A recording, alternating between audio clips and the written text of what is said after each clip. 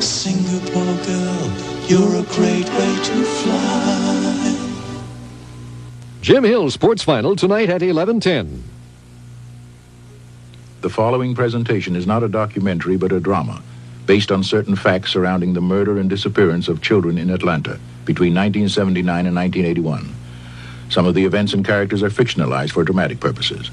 Certain scenes may be disturbing to young viewers. Parental discretion is advised. Tonight, a CBS world premiere motion picture of one of the most baffling cases in the annals of crime. 6 children have died for no apparent reason. 2 years of terror that ripped into the heart of a community. Somebody's got to stop these crimes against children. And before it was over, a city would go crazy. Anybody who ain't straight, ain't gonna be no ifs, ands, or buts. No way. We're gonna cave in his skull.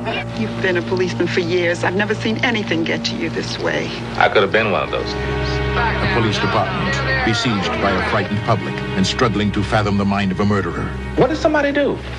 Wake up one morning with no previous record and go out and kill all these people? Give us an answer, please. You want us to make a statement that there's a Jack the Ripper killing the poor black children of Atlanta? You guys are so desperate for a suspect that it's affecting your faculties. And when an arrest was made, the events that followed stunned a nation. The fact is, my client is charged with killing one man of 21 and another of 28. The jury will see that other side of him. The side that just might take little children by the throat. So I haven't killed anybody! Jason Robards, Rip Torn, James Earl Jones, Martin Sheen, Morgan Freeman, and Calvin Levels. The case was closed, but the mystery continues. Now, the Atlanta child murders.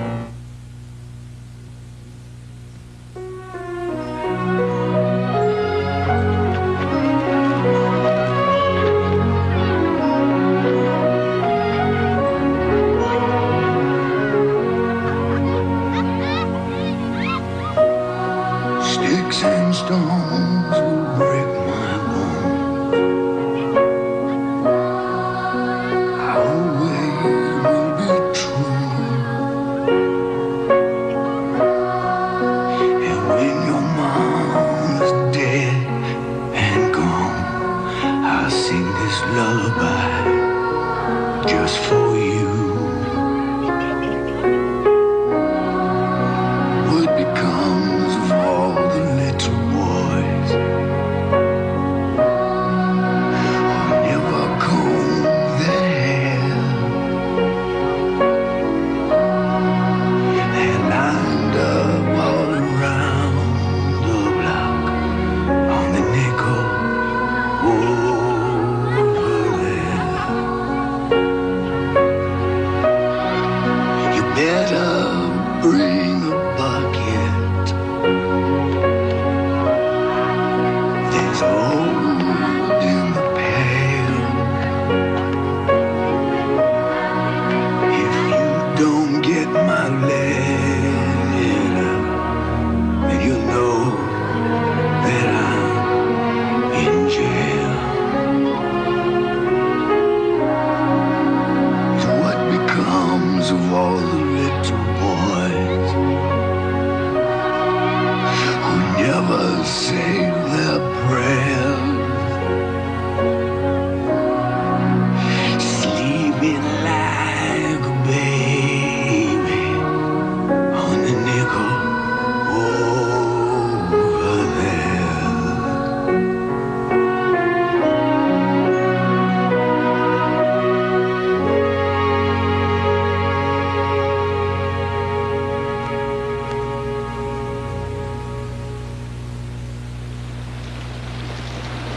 On June 28, 1979, Dr. Nathan Sack of Columbus, Ohio, a well-known surgeon, and his wife, had come to Atlanta for the annual convention of the Association of Nuclear Medicine.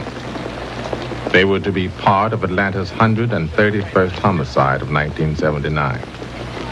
Atlanta's catchphrase was that it was a city too busy to hate. Now it was beginning to have another name. The murder capital of the world. Looking for Clark Gable and Vivian Lee to suddenly appear around the corner. Well, there's a restaurant called Aunt Pity Pat's, but that's the closest you're going to get to it. Wait a minute. We'll give you everything. Give me your rings, too. Give me your handbag. Hurry up.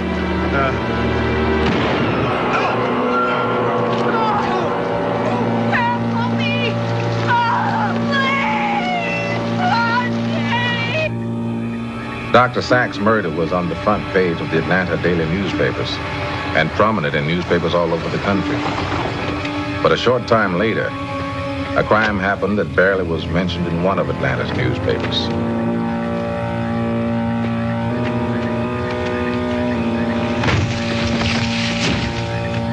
In all likelihood, the boy was already dead when he was brought to this spot. He was 14 years old. The second boy was last seen on his way to a skating rink. He too was 14 years old. This was the beginning of a case that was to be one of the most baffling in the crime annals of the United States.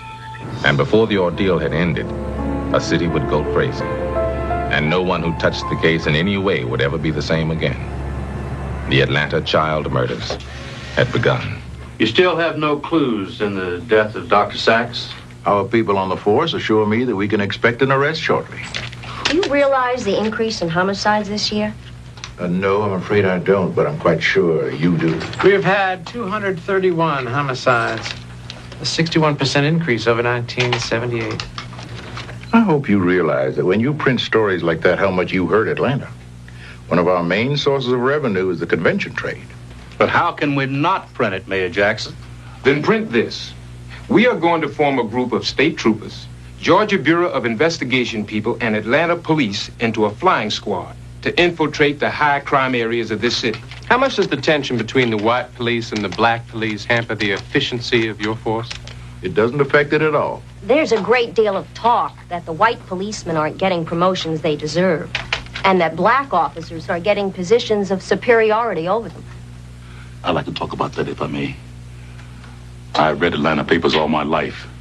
There have been crime waves before, but I've never read this kind of criticism of our police force before. Why are you doing this? What are you intimating, Major? You know what I'm intimating. We now have a predominantly black administration in this city. Are you suggesting that our newspaper has a bias? Why don't you speak out about what happened during our predecessors' administrations? Why don't you write about how they used to treat black suspects? Why don't you write about how they used to treat black cops? You used to have to change it to why, because they might be too sensitive to look at our black bodies and the corruption that was rampant. You didn't write about that, did you? Major, this is the highest crime rate that Atlanta has ever had. The city is 66% black, and we are going to have a proportionate number of black officers, whether you like it or not. They will make mistakes, but by the time we're through, we will have as good or better a police force as any in this country. And why don't you put that in your papers?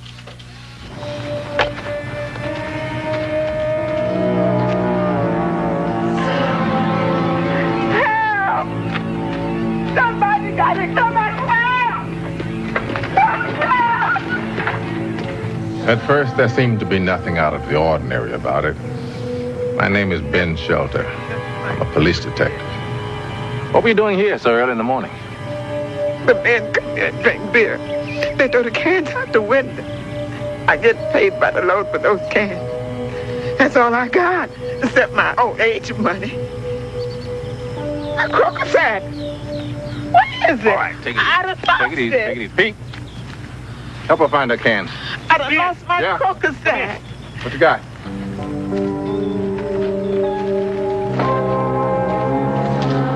Here's another one.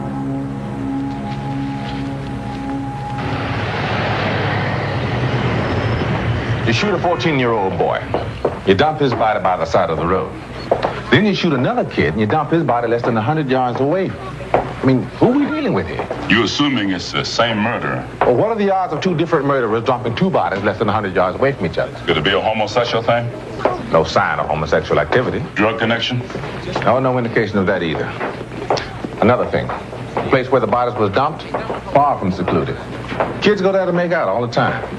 It's just yards from the road. Jake, it's almost as if somebody wanted those bodies found. You've been spending a lot of time on this. Well, I still got to talk to some of their friends, teachers. Ben, you were at the press conference Wednesday. Yeah, I was there. We got to make more progress on the cases we're getting the most heat from if this administration is going to have any credibility. I want all your time on the psych thing. You're the best man I got on this force. You know it, and I know it. What about these kids on Nisky Lake Road? We'll give it to somebody else to handle. But all the good ones are tied up on the same kind of thing. Cases of middle-class victims that are drawing heat. You think we're the only ones that have this problem with the crime rate going up the way it is? You solve the cases with the most heat on them, then you go on from there. So we put everything we got into solving the Sack case. Just forget about Alfred Evans and Evan Hope Smith. Ben, just swing with me on this. You get the Sack thing out the way. Then I promise you, I'll back it to the limit. We'll launch a campaign against all the people that are preying on these kids.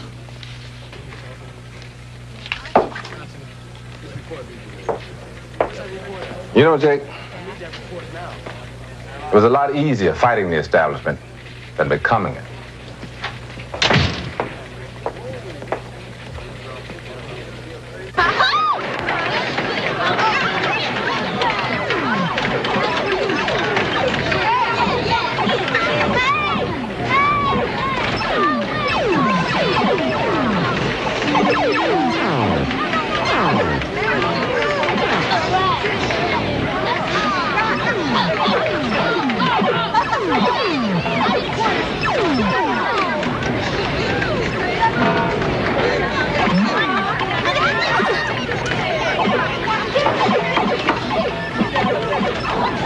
Would you like to play? Well, I don't have any money. Well, I'll stake you. Gee, thanks, son. All right. Yes, I like this game. On November 5th, 1979, another boy was found. His name was Leroy Millard James. He was 14. He didn't want to go to school because his new shoes were tight, and he was too embarrassed to wear his old sneakers.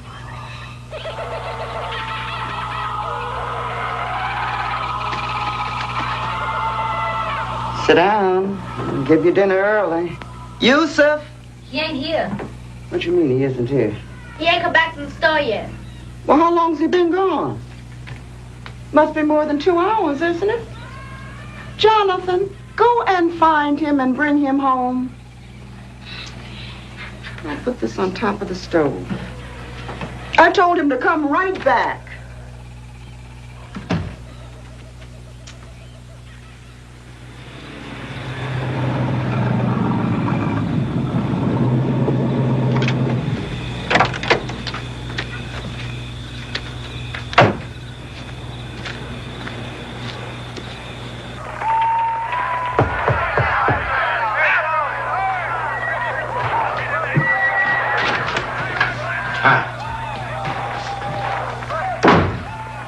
Brought your check. What's the matter? Shut that thing off. Yusuf's gone. What do you mean Yusuf's gone? I let him go down to the corner store. I mean, just to get a tin of snuff for Miss Pearl. Then he hasn't come back since. If it was one of the other kids, I wouldn't be so upset. But Yusuf's never done anything like this before. Well, you lost him. You find him. Don't talk to me like that. You this liberated woman think you can handle a job day and night and take care of 3 kids? It's a surprising you can't keep track of them. I keep track of them. Look, I'm a good mother. I'll find him. I don't need your help for anything. Nothing. How long's he been gone? He left here about 4:30. All right, I'll go look for him. Don't worry.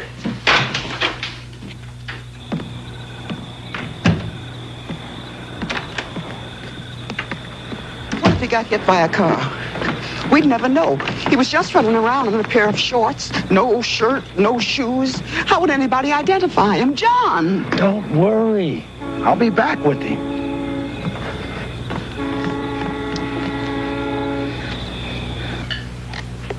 Did he ever complain about paying support?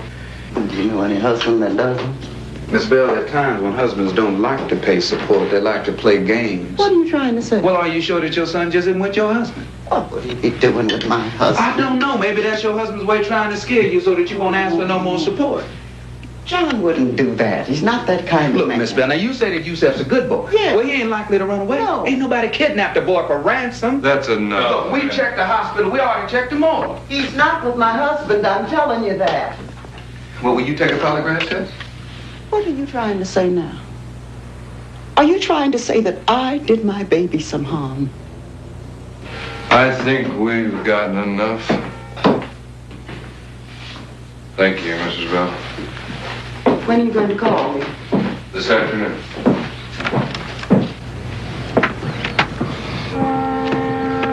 It's the husband, Mike. You're sure of that, are you? Well, what else could it be?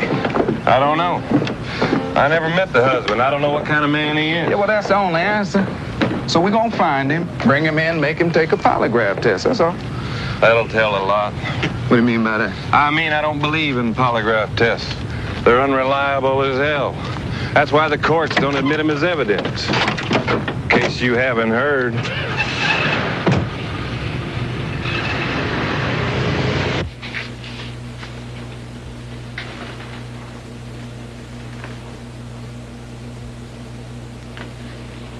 Do you know where Yusef is?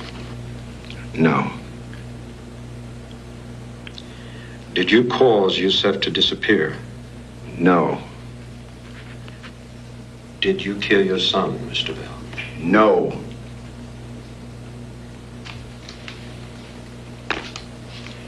Sit quietly, Mr. Bell. Test is over. Well?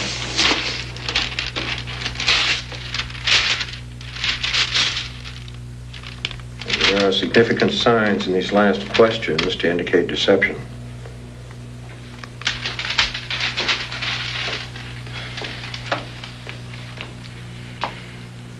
Where's your son, Mr. Bell? I don't know.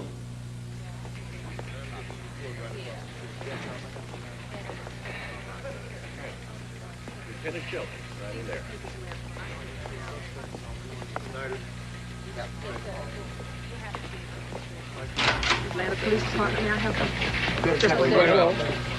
you? You know, Yusuf, you know he wouldn't run away. No, I don't think you would. Come on, sit down. He wants to come to see you. Yeah. Sat in this chair.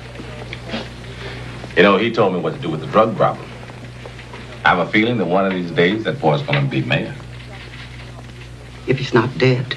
Don't say that, Camille. We don't know anything yet. Can you help me?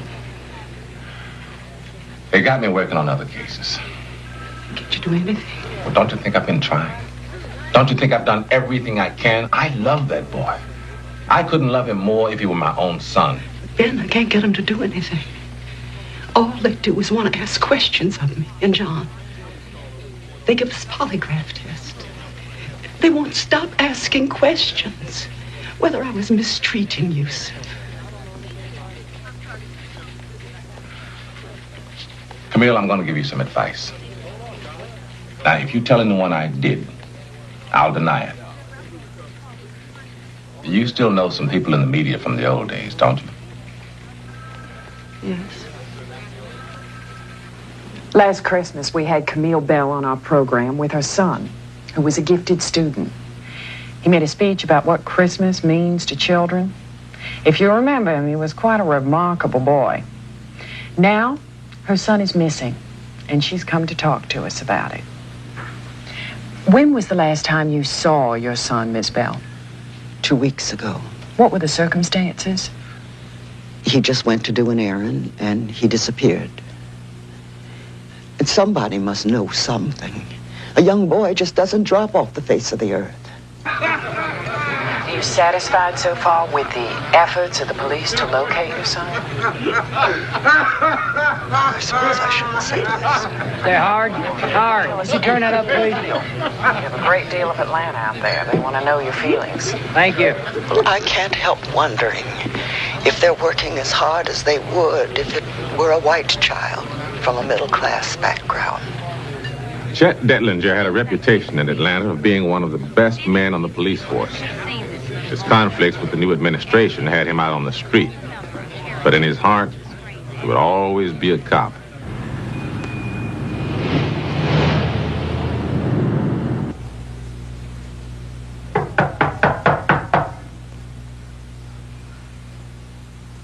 What is it?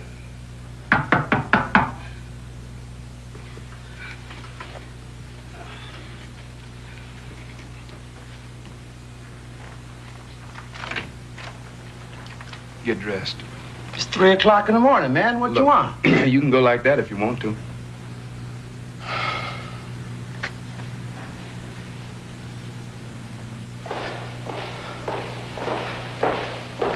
Why are we here?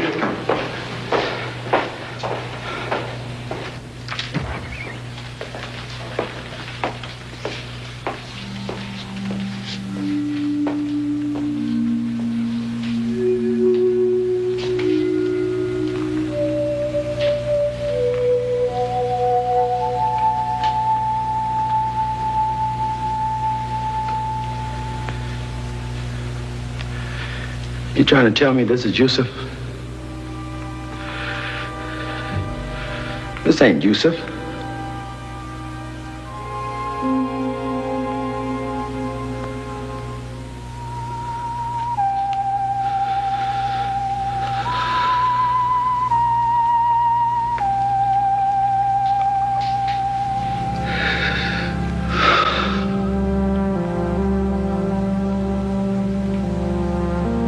It's almost as though he was too good to survive. Yeah, I know. How did it happen? Autopsy showed signs of strangulation. Head injuries. I wish I'd had myself fixed so I couldn't have had kids. Would there have been a better chance of saving him if they'd done something right away? I don't know. Is there any connection with the other murders? I don't know. The way they treated John. Now they admit they don't have enough to arrest him on. Now, there are 2 crimes done against us. First against Yusuf. Next against us. I don't know how, but I'm going to make sure that everybody in the world knows what kind of place this is. This is a place where black babies are hunted down and killed like animals.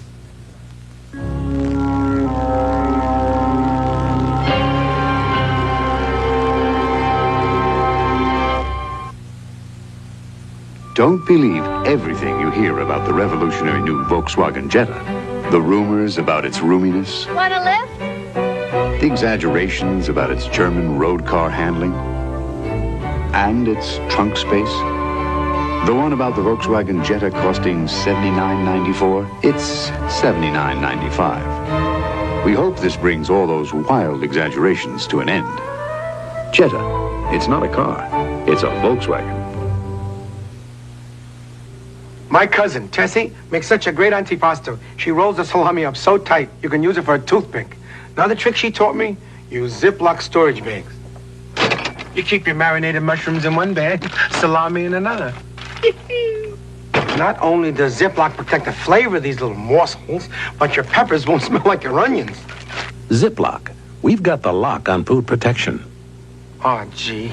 I hope it's enough. Oh, musty odors. We need Arm & Hammer Maximum Strength Carpet Deodorizer. More odor-destroying ingredient than these combined. And while those sit on top, Arm & Hammer Carpet Deodorizer penetrates, destroys deep-down odors. The whole room's fresh. They work better, cost less. You put the Arm & Hammer baking soda in the freezer. It's not a mistake, Harry. 1 box to absorb freezer odors and a fresh box to absorb refrigerator odors. Freshen the fridge and freezer with Arm & Hammer Pure Baking Soda. Mom! Stevie put my best dress on Wellington. It's filthy. Don't worry. We can get those stains out. A-L-L? A-L-L cleans all kinds of stains. How does it work? All goes straight to the stain to lift it away and get everything clean. It's all clean. Come on, Wellington. Let's go try on some pajamas. Come on. Lift stains away with concentrated ALL.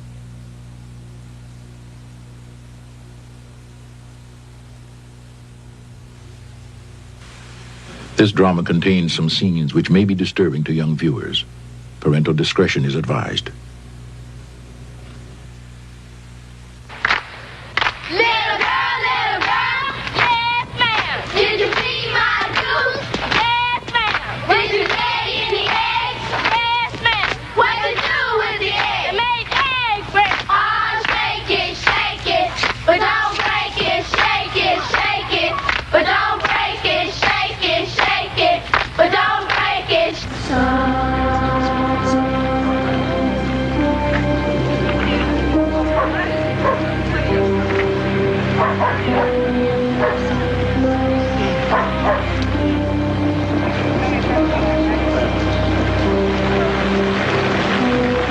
How long has she been here? A couple hours.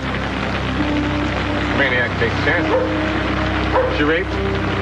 There's trauma in the pelvic area that shows that she was possibly sexually assaulted.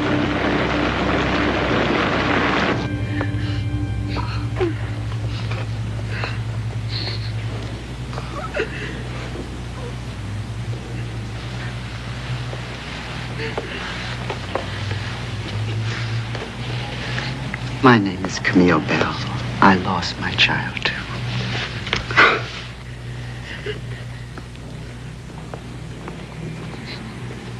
You better close the casket. No, I want everybody to see it. I come to the city and 7 weeks later my baby is missing. Raped and tied to a tree. I want everybody in Atlanta to see it. So, I want the casket open.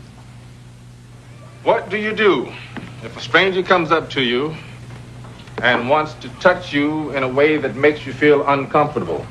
Patrick Balthazar. Depending on what he's touching. Somebody wants to touch your private parts or put his hands on you in a way that you know is wrong. What do you say? I say no. You do that, you liable to draw back a nub. But this person keeps on doing it. Then what do you say?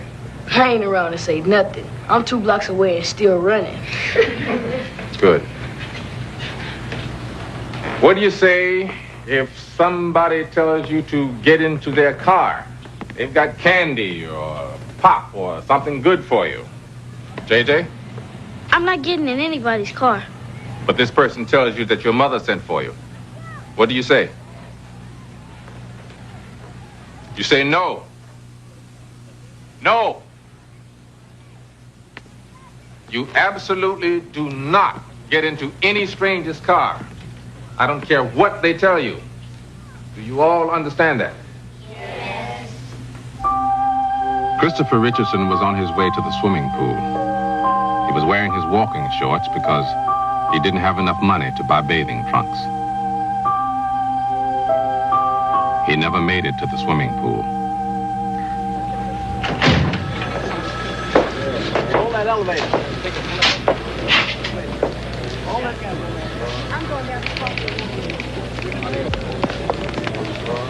We have nothing on the boy missing from the swimming pool. He's been missing 2 weeks now. It's another murder. What makes you think it's another murder? We have 4 dead children. And now another one missing under mysterious circumstances. Don't you think it's about time we treated it as something out of the ordinary? Don't use that tone with me, Mike. I'd like to have Perry and Clark with me investigating this. Perry and Clark are busy on other things. As a matter of fact, you got some things on your plate that haven't been cleared up yet. Tell him you've been investigating this. I've been telling him. Take it easy, Mike. Sheila doesn't make the decisions around here. I do. You address your remarks to me. I've been talking to you for the last 3 months, but I'm not getting anywhere. I am your superior, and I will still make the decisions around here. It's a new regime now, Mike. Also, I imagine you find it a little difficult to take orders from a black man. There are kids being murdered all over the streets of Atlanta. But they don't matter because the department doesn't make any points if it solves their murders, does it? One more word like that, Mike, and I'm gonna ask you for your badge. Well, you don't have to ask for it. Hey, hold on, both of you. Jake, this is one of the best men we have left on the force. Mike, what's the matter with you? You've been a cop all your life. You know once you're on the outside, you're on the outside. You think you know how to run a department. Some of the best cops this department's ever had have been passed over for promotion by guys that have just become radio operators. Now, I know there were abuses in the last administration, but you're not going to make up for it now at our expense. And I'm not going to be anybody's nigger. We'll survive without you. Jake, go ask him back. I'd rather turn in my own badge. What if some of the other good white cops resign along with him? We'll ride it out. The press is going to go to Detlinger again now that Edwards is left. He'll make a few comments on his own, and his comments can be devastating. And he's a bigot, no matter what he says. I couldn't give a damn in hell if he's a bigot or not. Jake, somebody's got to stop these crimes against children, or there's no telling where it will end.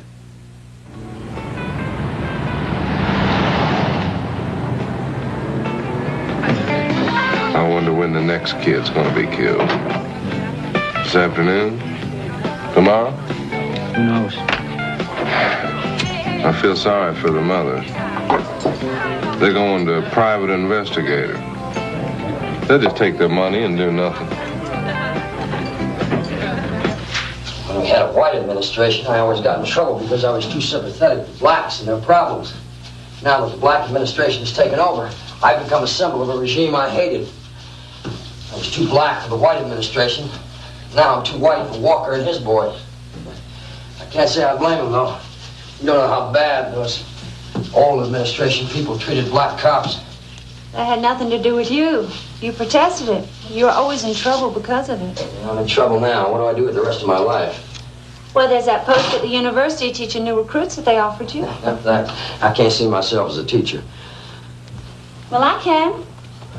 I think you make a damn good one. You always like telling people what to do.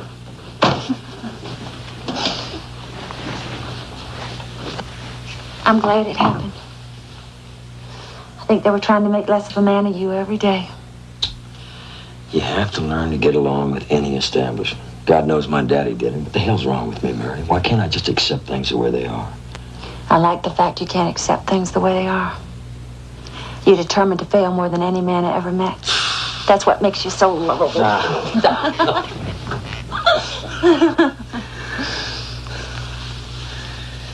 It's what's happening to those kids that's getting me. Well, if you feel so strongly, why don't you do something about it? What do you mean? I keep reading articles about the mothers, about how they feel that nothing is being done to solve the murders. Perry and Edwards have left the force too, haven't they? Yeah. So why don't you join with them, investigate the murders? You could form your own agency.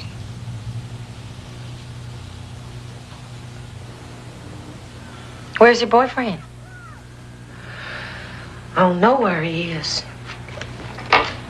You resent Christopher? No. Did he hit him? No. I wouldn't have let anyone hit Christopher. Did Christopher run away from home?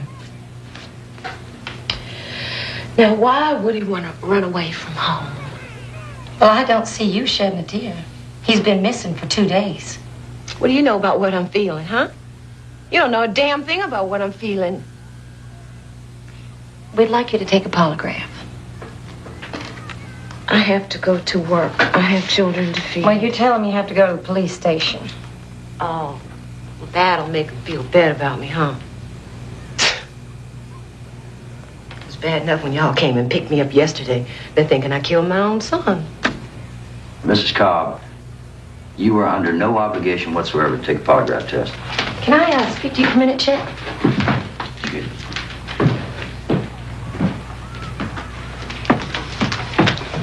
What the hell are you trying to do? I'm representing some of the mothers of the victims. Represent them? How? Perry, Edwards, and I are working for them as investigators on our own. Some people stoop to anything to make money. This Good thing you're not a man, Lieutenant, or you wouldn't be left standing. And not that it's any of your business, but just for the record, we are doing this gratis. Now, I know that when kids are murdered or missing, a lot of the times it is family related, but this is a special case, and you're not going to get any more out of her by putting her through all this. You don't know them the way I do. They have children like rabbits. They don't care what happens to them.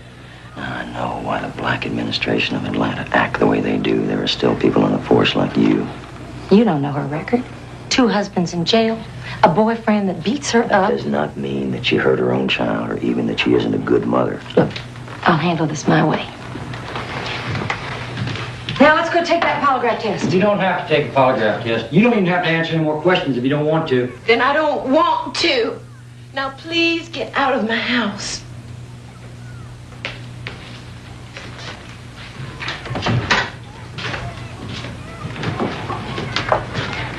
You don't care if you ever work for the city again, do you, Chet? No, I burned all my bridges. But I'll tell you, it ain't a bad feeling.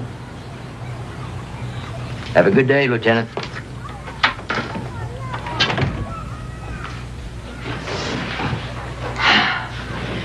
You know something, Chet? I've been kicking around all my life, and I tell you, a lot of the woman in me has been used up. But if I feel like giving it all up to Jesus, I just think about Christopher. And that's the reason that I can go on for one more day.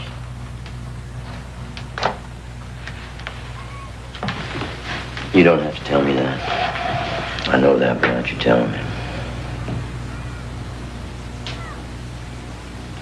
Oh, God.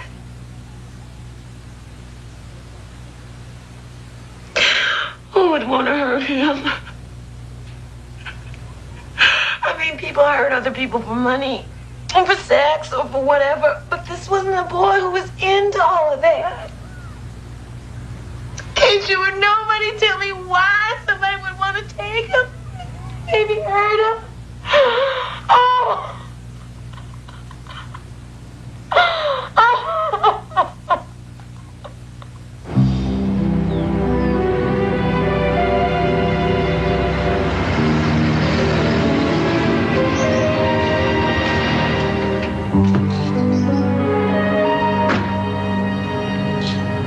Hello.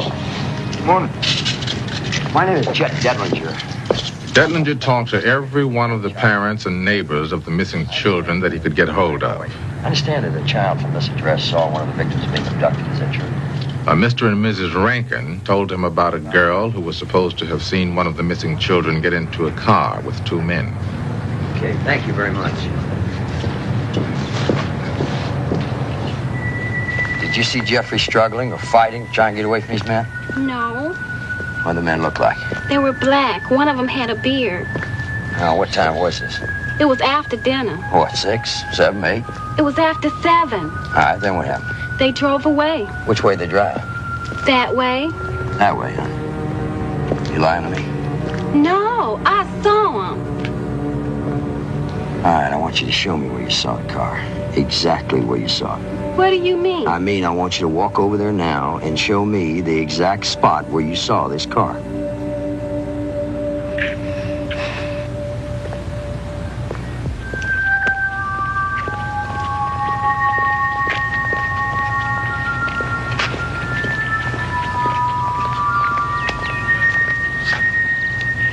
Right here? I told it to a couple of other policemen, but they didn't believe me. Yeah, well, I believe you. How come? Because this is the only place in the block where there's a street lamp. Mr. Detlinger, you have publicly disagreed with the Atlanta police force that there is no connection between the 6 murders of children that have happened in recent months. Yes, sir, that is correct. Why do you disagree? Well, sir, first of all, 6 children have died for no apparent reason. Now, usually when a child dies outside of natural causes, it's either family-related or it's an accident. But that has not been the case with any one of these 6 victims. Nobody knows why or how they died, and that in itself ties them all together. Is there anything else? Well, most of these kids were street smart. I mean, they were small, but they were tough. Yet there are no signs of a struggle found on any one of the bodies of the victims. It's almost as though they were somehow accomplices in their own murder. Is there any suggestion that you would like to give to the Atlanta Police Department? Yes, sir, there is, if I may refer to this map that I have drawn up recently. Of course. These little houses are where the victims lived. The circles are where they were last seen or where they disappeared from, and the crosses are where the bodies were found. And what is the significance of that? Well, the significance is obvious in that everything has happened on just these few streets, particularly here along Memorial Drive. All of the victims lived, disappeared from, and were found dead on just these 12 streets. And what are you saying to the police force? I am advising them, I am pleading with them to concentrate their efforts on this geographic pattern and to put stakeouts here, here, here, and here in order to help prevent the next murder.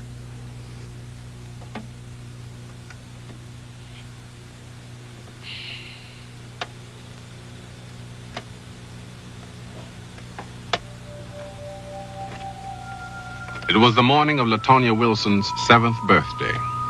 As unbelievable as it may seem, somebody actually removed the window pane closest to the lock, reached through, opened the lock, then opened the door and stepped in. That person picked her out of her bed, where she was sleeping next to her sister, then walked past her brother, who was sleeping in the next bed, and took her out of the house.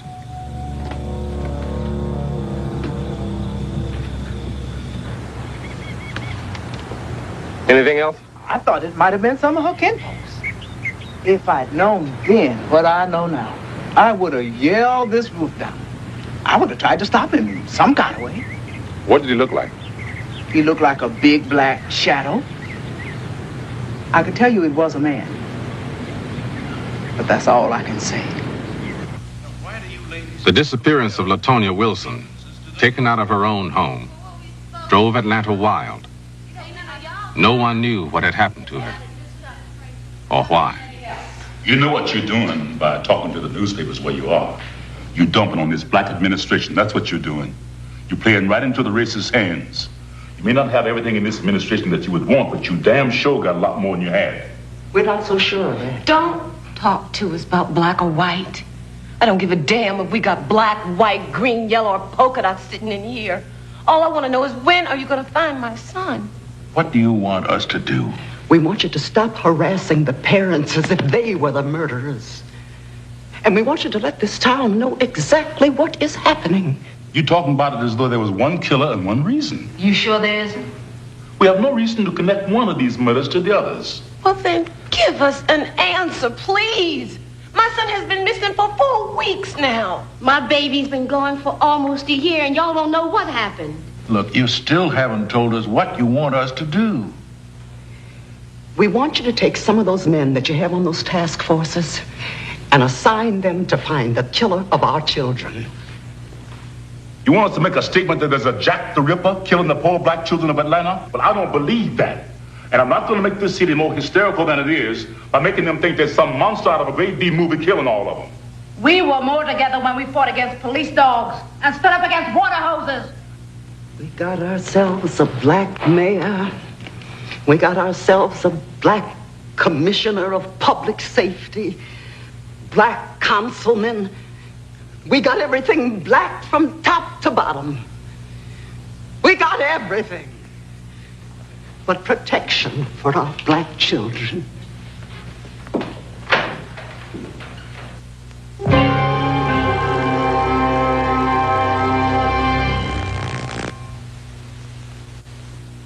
Some pine cleaners have what it takes. More pine. Some pine cleaners don't. Pine Saw Cleaner has more pine to clean, deodorize, and disinfect for a complete clean. The latest contender, not enough pine here to disinfect, to deliver a complete clean like Pine Saw. Pine Saw, the more complete cleaner. Through the centuries, a wine has evolved with a unique taste, the taste of selected European vinifera grapes.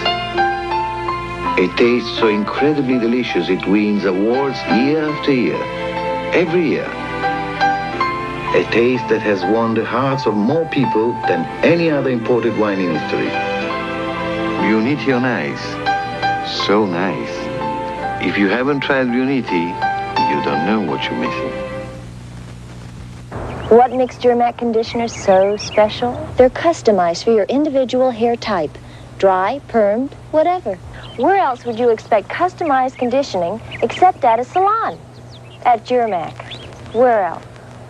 If the skin under your arms is as sensitive as mine, I've got terrific news for you. Almay has an antiperspirant. It's hypoallergenic, 100% fragrance-free. Almay antiperspirant, because everyone can have sensitive skin. The top. To reach it takes sheer performance and steadfast stability. The confidence to make quick decisions and adapt to an ever-changing climate. And do it all with unassuming grace and elegance, which not only explains why the new Audi 4000S is the perfect vehicle to see you to the top, but also why it's so lonely there.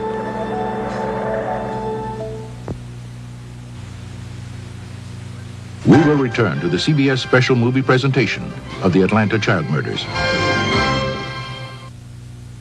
Monday, when Lee and a top military man are kidnapped, it's up to Amanda to come to the rescue. I taught her everything that she knows. Scarecrow and Mrs. King. Then, Kate and Allie can't seem to give Chip enough attention. Nice try, Chip. And a new heart hits Valentine's Day and love is in the air. Thank you. We had to clean out 3 septic tanks to get it. Then, It's my private business.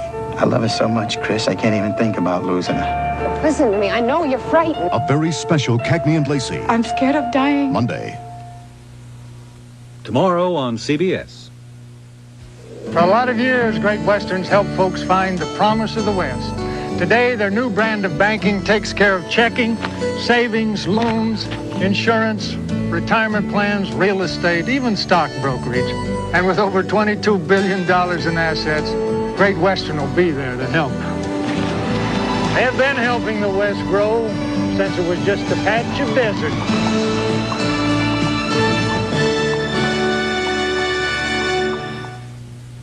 Right now, in my 40s, I feel better about myself than I ever have. And one reason is new Ultress. I think it's the best hair color that's ever been. Ultress is the first permanent hair color that's a gel. It has twice as much conditioner, but best of all, the color is fabulous. Rich, soft, radiant, real, not brassy. Try new Ultress from Miss Clairol. Come be the best you've ever been. New Ultress from Miss Clairol. Escape to lush Micronesia, Monday at 7:30. We now return to the television premiere of the Atlanta child murders. Our sons and daughters are missing from our homes. Nobody seems to be able to tell us where they are. If they can't find them, then we'll find them.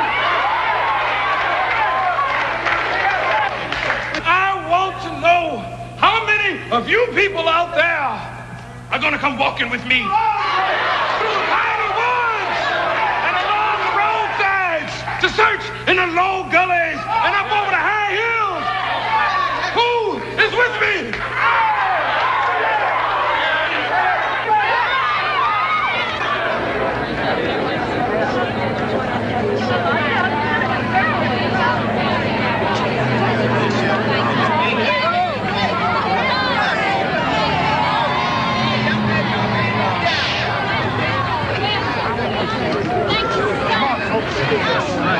Came to let you know that you're not alone.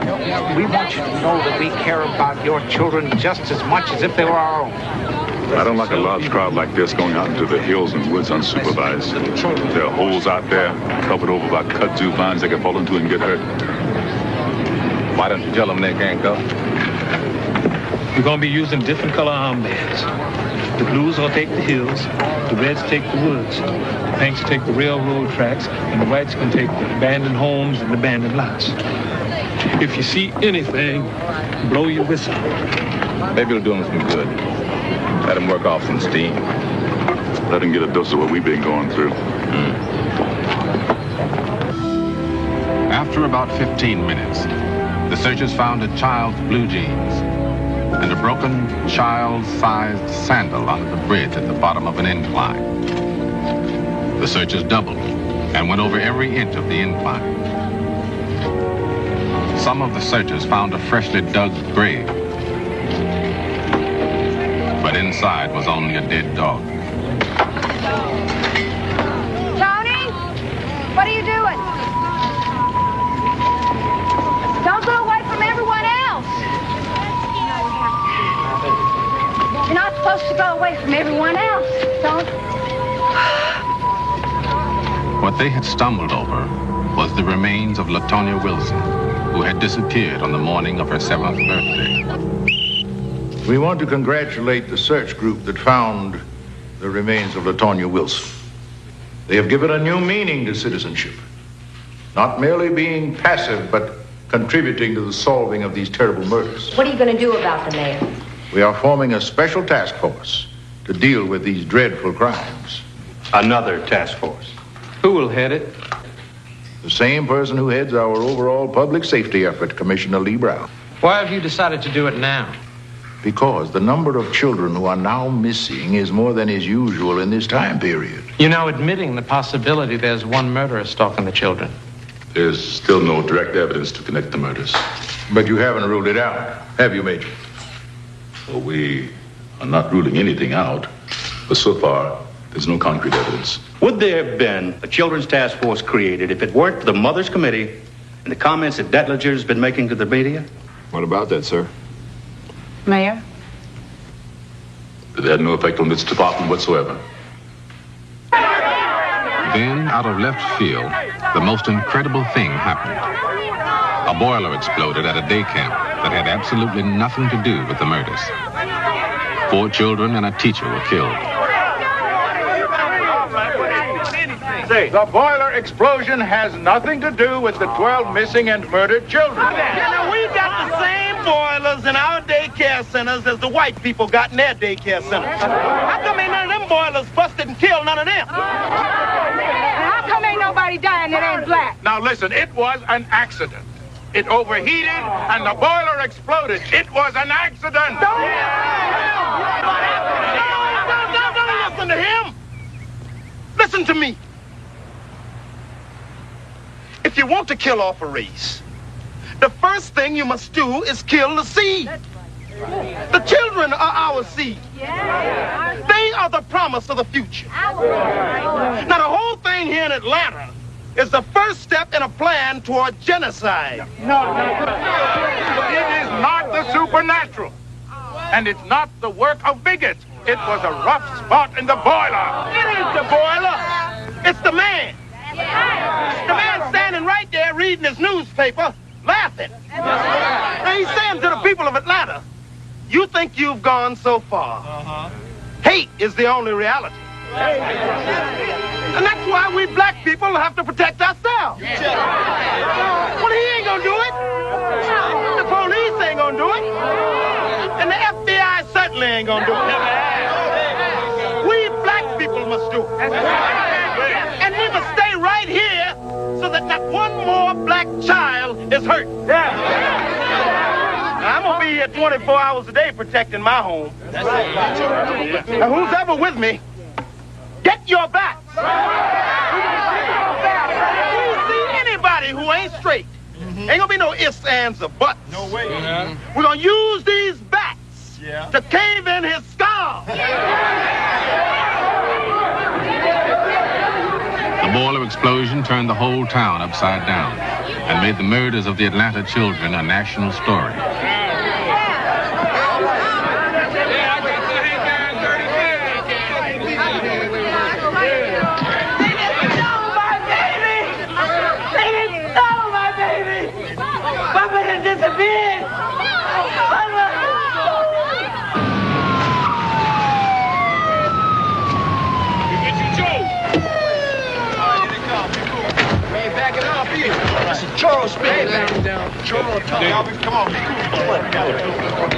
All right, Joe, don't hand over the rifle. I'm not handing over anything. That's right. Now, somebody got Bubba Duncan in the 8 blocks between the school and his house right here. That's right. He's probably dead this very minute.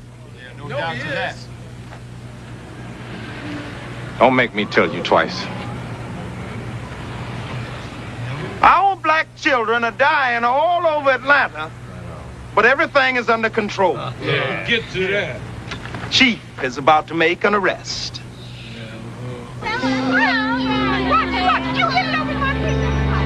Clifford Jones was strangled while collecting aluminum cans for pocket money. You could say he was killed for a penny a can. Michael, Sarah, come away from there. You hear me? Michael, Sarah, do y'all hear me? Well, look who they let out of the rabbit hutch. Michael? Now we really are in trouble. Come away from there, all you cheering. Or we may just pull the chestnuts out of the fire for all you street cops that get all the medals. Well, it will take more than a few pieces of lint to do it. My pieces of lint, as you call them, are a hell of a lot more reliable than an eyewitness. Well, I wish I understood it all. See this stuff here? Now, this might have come from the clothes that the murderer was wearing. The guy you've been looking for over a year now might have come from a doormat in front of his house, from the cover of a couch, from the floorboard of the car that he's driving. Fibers have density, texture, color.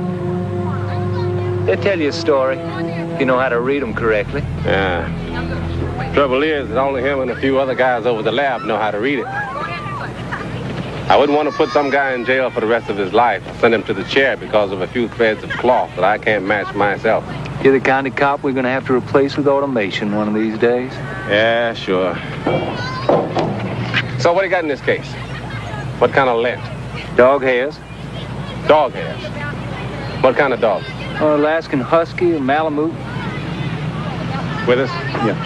Get up to the kennel club, veterinarians. Get the names and addresses of everybody who's got a dog registered like that. Anything else? Wait a minute. What? Now, this fiber is very similar to some of the ones we found on the other body. It's a green carpet fiber. It's very unusual because the cross-section of the fiber shows a trilobular design with one short leg. Trilobular design? Mm-hmm. That's right. Come on, Mark. Come over here. Well, I'll still settle for fingerprints, motive, old-fashioned things like that. What do you want to bet when we find the murderer? He's got a green carpet in his house?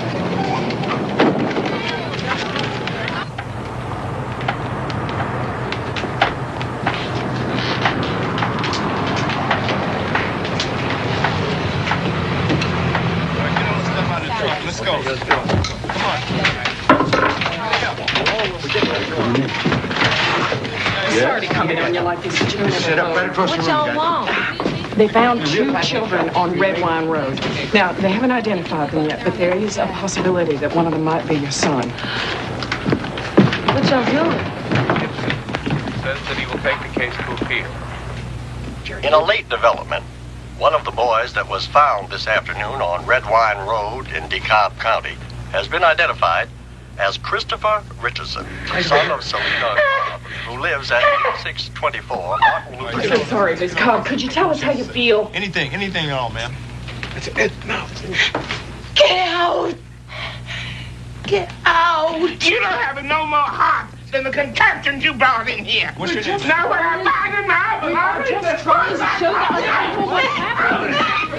Get out! Get out of my house! Come on, get out of here! Get out of here! Get out! Get out! I'm sorry.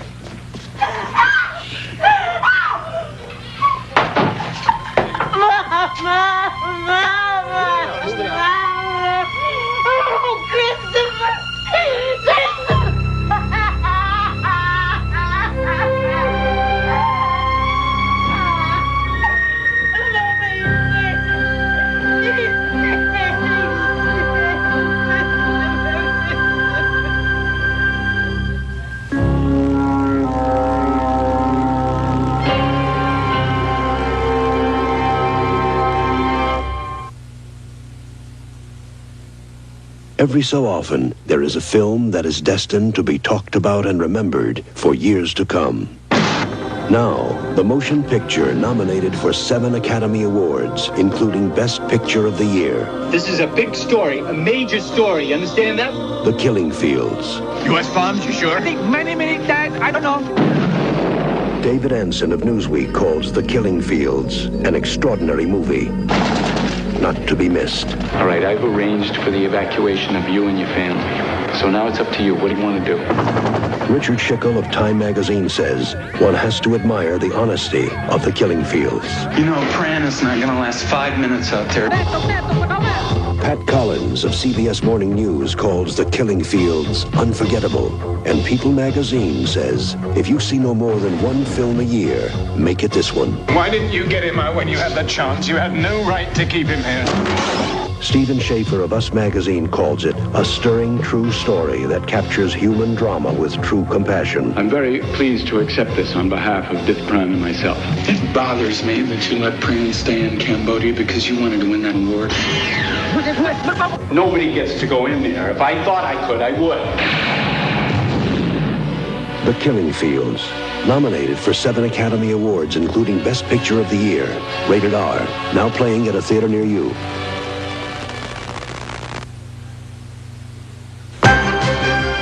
We will return to the Atlanta Child Murders, starring James Earl Jones and Martin Sheen. Tonight, at a special time, they call it the Jinx ship. a pleasure cruise becomes a nightmare for Jessica's niece. She's being terrorized. Is Jessica treading into dangerous waters? I have motive for killing you. Leslie Nielsen, Vicki Lawrence, Linda Day George join Angela Lansbury for Murder, She Wrote, tonight.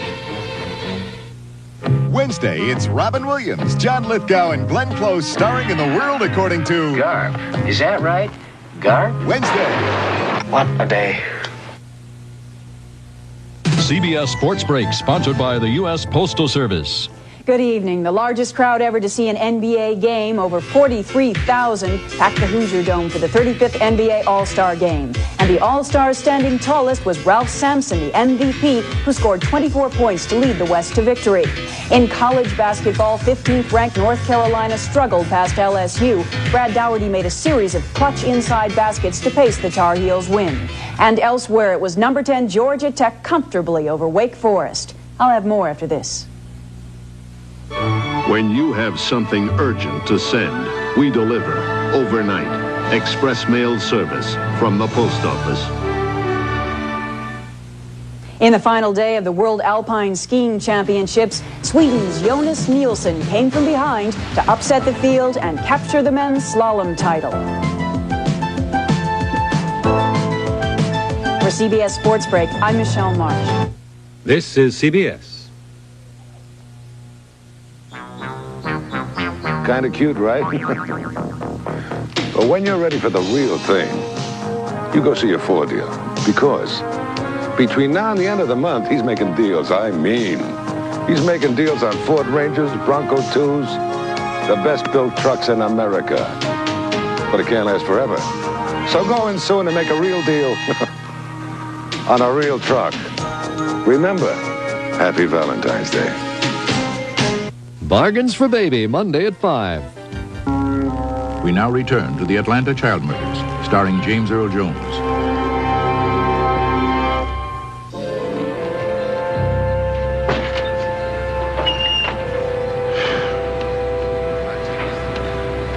Number 18, you know, sometimes I think it's somebody laughing at us, taunting us.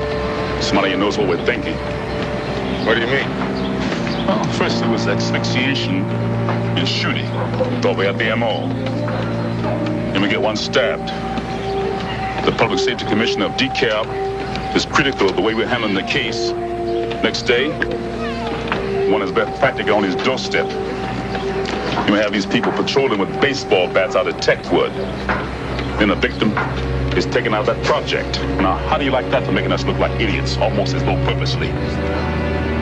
It's been almost a year now, Ben. We don't know much more now than we did at the beginning. If this is some kind of a genius... What are you trying to say, Jake? Could it be somebody in this department? It's occurred to me. If he's white, and I never believed it could be a black man, it would explain how he can get in some of these neighborhoods without attracting attention. If it were a person of authority, say a minister or a postman or a cop. Ben, could you check without causing too much of a stir on where members of this department were on the nights of those disappearances? I'll go further than that. I'll check on any rejected applicants, just in case somebody bitter about being turned down for a job. I want you to put tapes in their cars. You mean you want me to bug our own people? Yes, I do. You'll have to get somebody else to do that, Jake. All right, then. I'll get somebody else. Sorry. This thing will work itself out.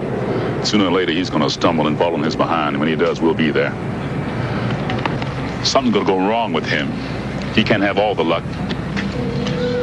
Well, he's not supernatural. He's not Merlin the magician. He's not a demon. That's right, isn't it?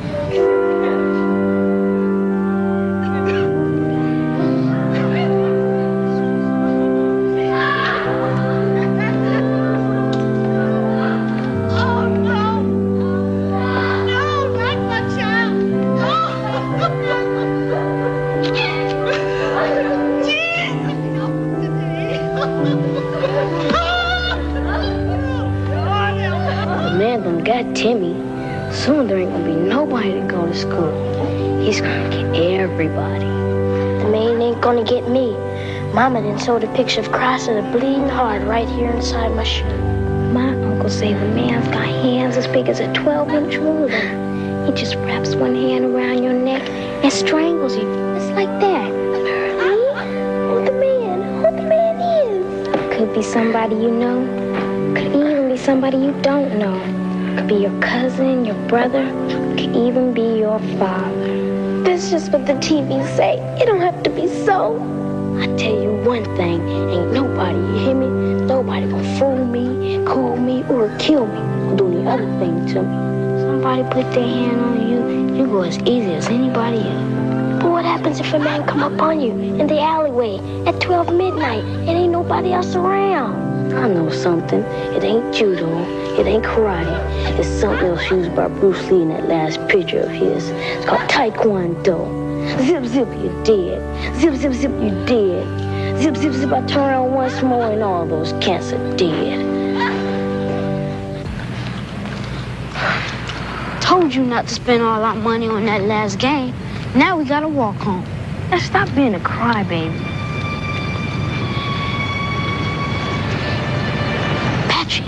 What? That car's following us? It's your imagination. Let's turn in here and see if he still comes.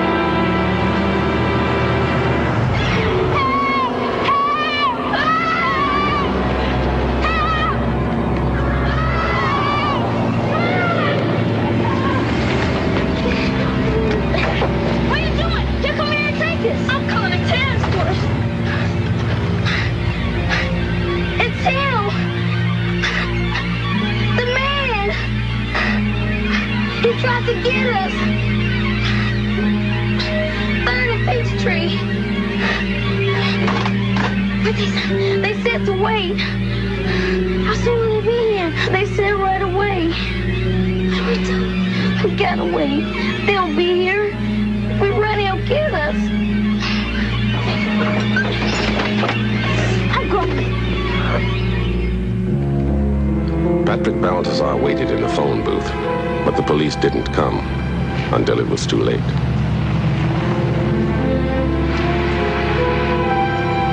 No one here. I told you it was another one of them phony calls. Patrick Balthazar was found a month later behind an office building, killed by strangulation.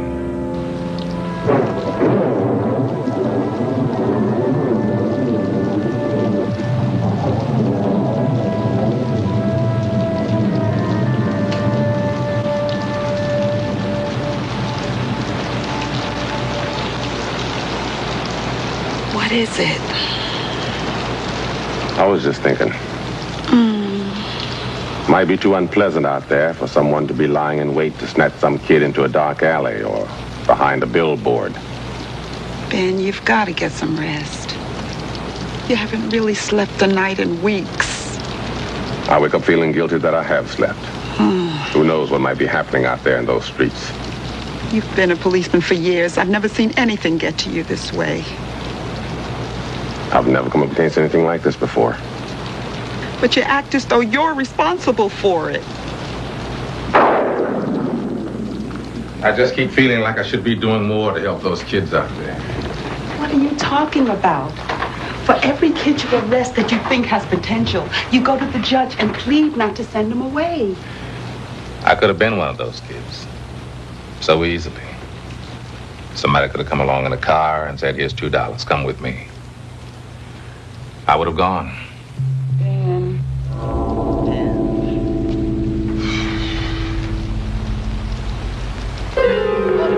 Jimmy Ray Payne had made 2 attempts to take his own life while in youth detention. His second attempt was almost successful. Oh, be cool, Jimmy. Hey, I think he's breathing. Jimmy, you're going to be getting out of here soon. I'd like to think you're going to make it. The thing is, don't let your life get lost because of useless bitterness. It was easy for a white middle-class psychiatrist to tell a young black who had no father and whose mother did not have the bus fare to come to visit him to keep his chin up.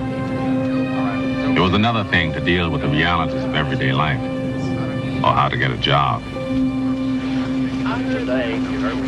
It seemed for a while that Gloria Masters might be the ray of hope for Jimmy Ray. They met at a church picnic. 4 days before he disappeared, Jimmy Ray Payne wrote Gloria a love letter. In the letter, he said, I don't have a job. It may take me time to find a job. If I had a job, I would try to give you what you want most in life. Why? Because I love you. By mid-March, the pattern of deaths changed again. Bodies were being dumped into the river. They were older. One was 13, 5 were in their 20s. Among them, Jimmy Ray Payne. How long was he in the water? There's no way we can know that. You tell when he was killed in and out of the water. That's difficult to know, too, on a body so decomposed. No way of knowing anything. That's what's so frustrating about all this. So, do we put him on the task force list? Well, there is usually a pattern of hemorrhaging in the eyes and the heart and the lungs when there is smothering or strangulation. Nothing like that here. The body was clad in red bathing-type shorts. Could have been drowning. But I think we have to mark this mechanism unknown. Well, that's one you don't have to worry about. Mary 125, Samantha. Now, over here, I want to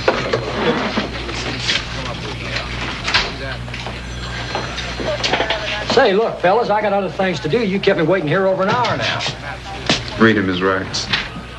My rights? This is to let you know that anything you say may be held against you. You don't have to read me my rights. I've read them to enough people myself. What am I charged with, man? You're a suspect in the case of the missing and murdered children, Chet. Man with a mustache. Does Walker know about this? Walker doesn't have to know anything about this. It figures. I know he got no part of this farce. Look, it's my opinion, and it's the opinion of a lot of guys in this department, that you know just too damn much about the case. You guys are serious, aren't you? Chet, we've been watching you for a long time. Look, there's only one way that a white man just gonna walk into one of our neighborhoods, not even be noticed. What way is that? If he were a figure of authority. See, now that would explain a whole lot of things, wouldn't it? It would explain, for example, how come he wasn't noticed. It would explain how come a child just gonna get into a car, not even protest. It would explain how come there was no struggle. You see, a kid just isn't going to expect a cop to kill him. This whole damn town's going insane. Oh, come on, Chet. You've been a little bit too bright. Okay, your maps, your predictions. See, the murderers escaped arrest for a year and a half. A year and a half. Now, he had to know procedure.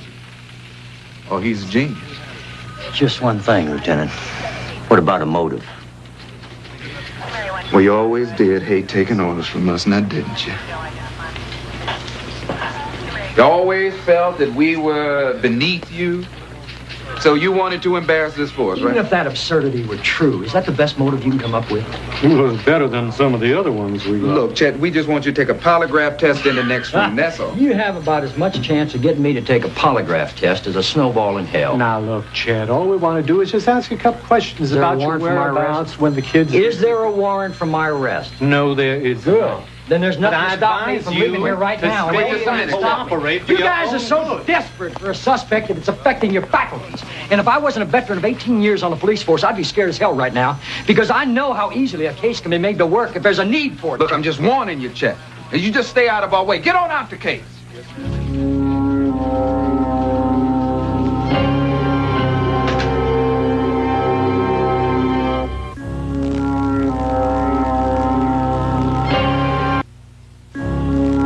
We now return to Calvin Levels, starring in the television premiere of the Atlanta child murders. The American Plasma Corporation was an institution where desperate men sold their blood for $30 a pint. 138.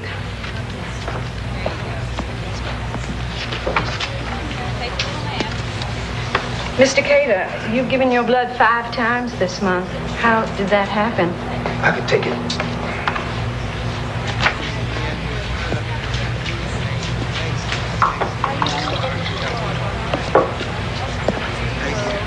Here, now you drink this. And you can rest on the cot over there, and then you go. I ain't gonna get my $30. No. And you shouldn't want me to take any more blood out of your body. In the American Plasma Corporation, Nathaniel Cater was just another number who gave blood. But to his family, he was someone who had lost his way, who might have been something else in another time and place.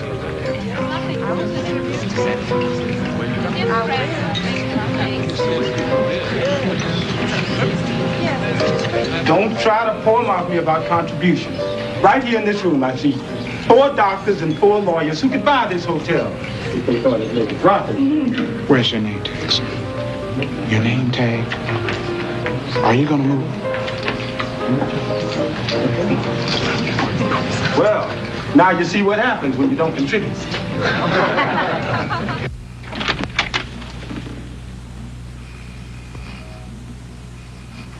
Wake up. Damn it, I said wake up. I just passed the desk clerk down there and he said you ain't pay your half of the rent this week. Man, why you ain't pay up this week? You had some money, I know.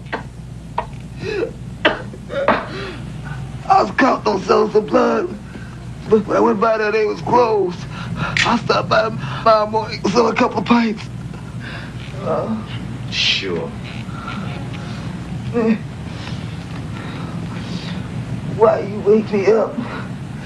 Well, when I don't want to wake up. You hear me? I don't want to wake up. Man, cry to somebody else. I don't want to hear it.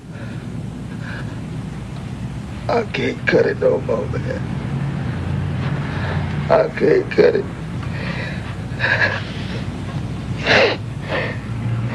I can't even stand the way I smell. Well, going over to the sink and wash up, you'll feel better. I don't want to go over there.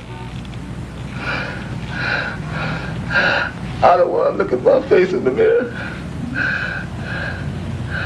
I can't even stand and look at myself. How did I ever get here? Oh, Mama. Mama, how did I ever get here? Cater was going to become more important to Atlanta in his death than he ever dreamed that he could be in his life. Did the kids call? No. Why? I was supposed to pick them up and I had trouble with the car.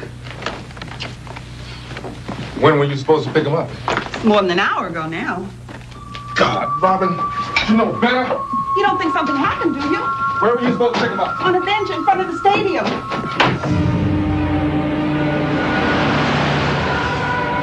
That night, I understood what the parents of Atlanta were going through.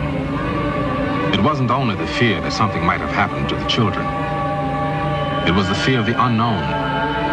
The fear that terrible, crazy world out there.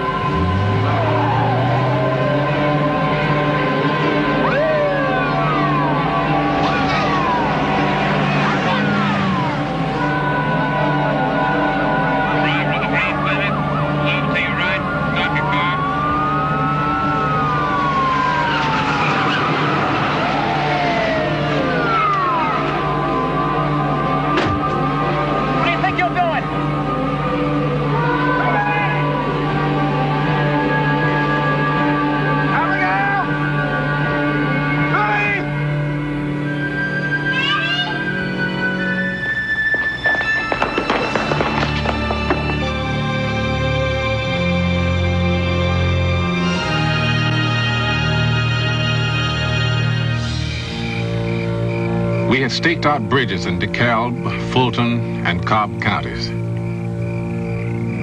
It seemed unlikely in the extreme that a murderer would throw a body off one of these bridges, particularly since it became public knowledge that we were staking them out.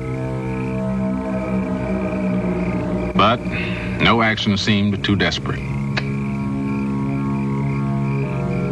There was no effort we weren't ready to try.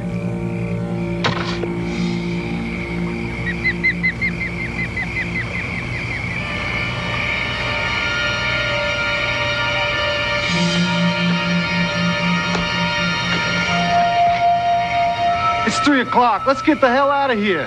No, you guys are supposed to be staying until 4 o'clock, and you're staying until 4 o'clock. It's scary as hell down here.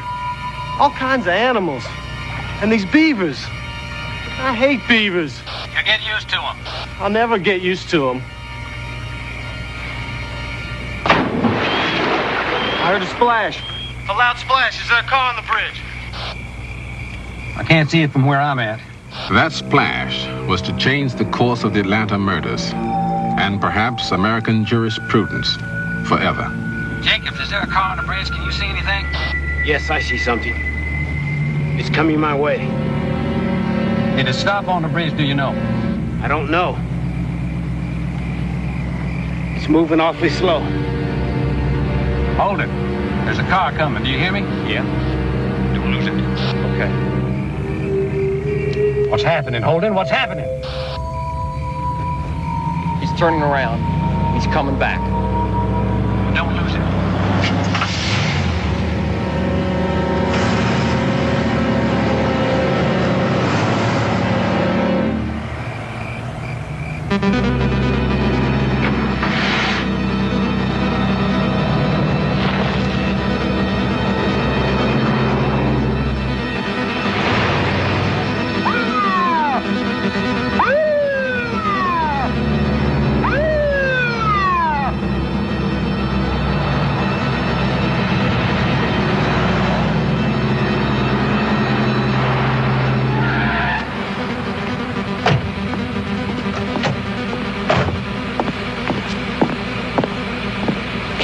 Let's see your identification.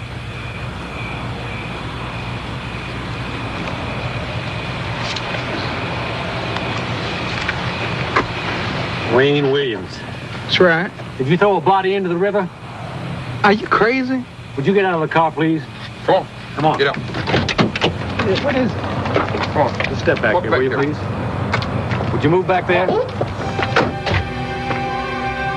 Had we come to the end of what we were looking for 2 years?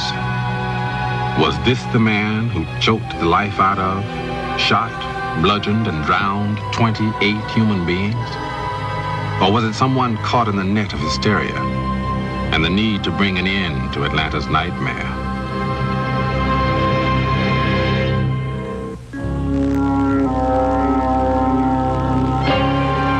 We now return to the CBS special movie presentation of the Atlanta child murders. I think we're going to take this on down to the lab. Who is it? They know? Wayne Williams. Wayne Williams? You know him? I thought everybody in Atlanta knew him. Seemed to me I'd known him all his life. Can you imagine a 14-year-old boy building a radio station in his own home with 2 other kids? The idea of a 14-year-old boy creating a radio station intrigued some of the most important black people in the country. His picture was on the cover of Ebony magazine with Roy Wilkins. Among the people that went to pose for pictures with this genius of a 14-year-old at his radio station was Andrew Young, the former ambassador to the United Nations, and the man who was to be our next mayor. They moved to larger offices. His mother and father began pouring their savings into it. They purchased expensive first-class broadcast equipment on credit. Friends and relatives put in money, too. But the novelty wore out. The shutdown of WRAC came the same year that Wayne graduated from high school. Next thing I knew, he was at the Atlantan passing out brochures. The brochures said, "Can you sing or play an instrument? If you're between the ages of 11 and 21 and would like to become an entertainer, you can apply." Where's Davy Brewer? Right here, further down the line. Okay. You don't want to sing the solo at Wheat Street Baptist Church on Sunday? That's me. Okay, now here, you take my card. I want you to come around to the Atlanta studio tomorrow afternoon at 3 o'clock, and you sing the same thing that you sang on Sunday, all right? I ain't got no money for that stuff, man. Hey, now, who said anything about money? You got talent? I'll stake you. Hey, my brother can play the guitar really good. Stay right here. I go get it. Never give up, do you, Wayne? You used to have a radio station. Then you wanted to be a policeman. Then you wanted to be a newspaper reporter. What next? Well, you tell me, how does a poor black guy at 20 get ahead? I mean, he can either punch his way through like Muhammad Ali, or he can become a stand-up comic who puts down whites like Richard Pryor, or he can sing or dance, right? Huh? So what's in it for you? Well, I'm gonna manage it. See, now, we always been entertainers, and it's always been others who have ripped us off. So what we're trying to create here, we're trying to create something homegrown, something that we have control over, and we get the dividends ourselves. This is my brother, Mr. Williams. I go round the boiler shop. You see, there's talent everywhere. Now someone had heard a splash on the Jackson Parkway Bridge. Wayne had been on it, and everybody was asking, was this the monster who strangled the life out of children of 7 and 9 and 11 and threw adults into the Chattahoochee River? Was this the monster who plagued and tormented and savaged Atlanta? Ben, we're tired. We've been up all night. We'd like to go home now. I know, but I just want to get things straight, okay? But I talked to Gurley, one of the scuba divers. He said he found a safe, a Thompson submachine gun, a Checkmaster machine, and some assorted jewelry, but no body. I talked to Ingram's helicopter pilot. He made a search of the area. He said if there had been a body floating, he would have seen it. So I just want to get things straight, okay? Campbell, you heard a splash. Now, could it have been a beaver? There are a lot of beavers around here. They splash their tails in the water. It could sound like a body. I know the difference between a beaver splashing his tail and the sound of a body. You do?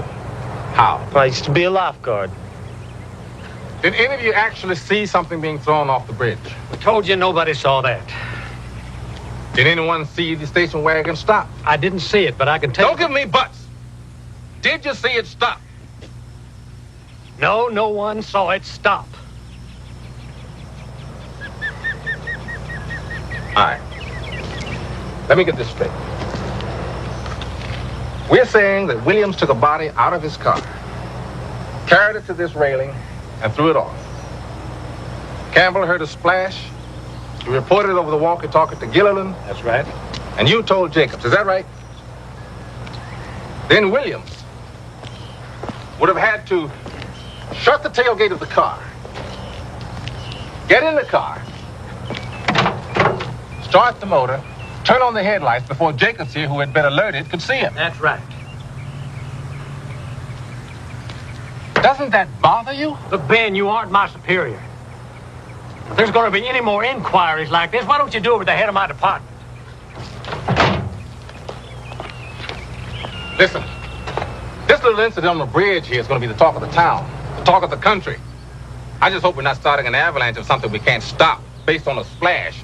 Somebody throwing a body off a bridge that nobody has seen or nobody has found, and the murderer getting back into a station wagon that nobody saw stop.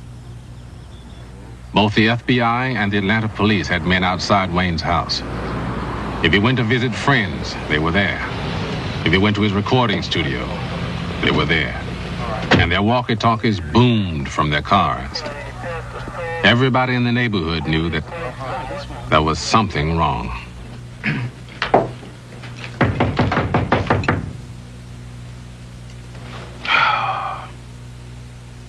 What can you do, Wayne? I'll show you.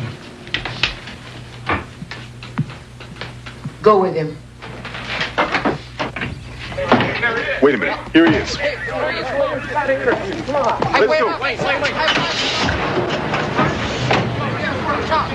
There you go. A few words. Come on. Right there. Hold that. Wait, just a few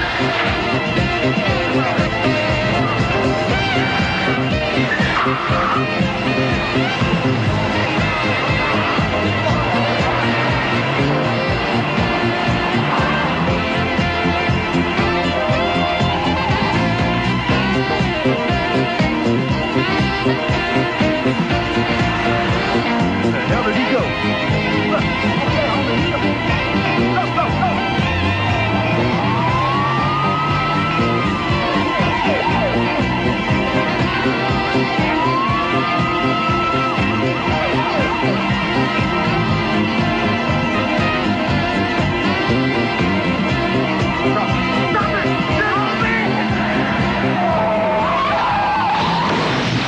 I don't know what Wayne thought he was doing. Maybe he thought he was playing Smokey and the Bandit.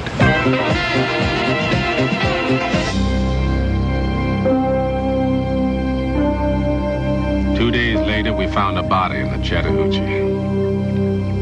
Right away, there was speculation that it was the body that Wayne had thrown overboard. Asphyxiation, strangulation. You've been whacking the body into the water? Could be 2 days, 5 days to a week. 2 days? That's it. That's the body that Wayne Williams dumped into the Chattahoochee. Could a body get that decomposed in 2 days? The gases cause the body to rise. Exposure to heat and sunlight makes it decompose very rapidly. Well, I've seen a lot of bodies in my time, but I've never seen one go that fast. The body turned out to be Nathaniel Cater, who sold his blood to make a living.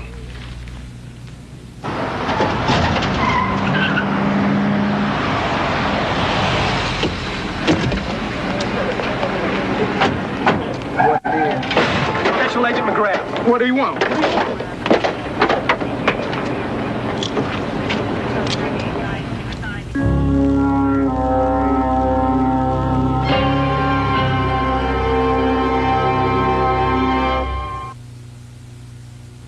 The killer wants a listener. Anderson. It was me. I killed her. The reporter wants a headline. He may be entering Pulitzer territory. He won't talk to anybody else. But this time, the story is coming to him. If I wanted you or your girlfriend, it'd be so easy. Kurt Russell, Mariel Hemingway. Malcolm! The Mean Season, rated R. Starts Friday, February 15th at a theater near you. Check your newspaper for times.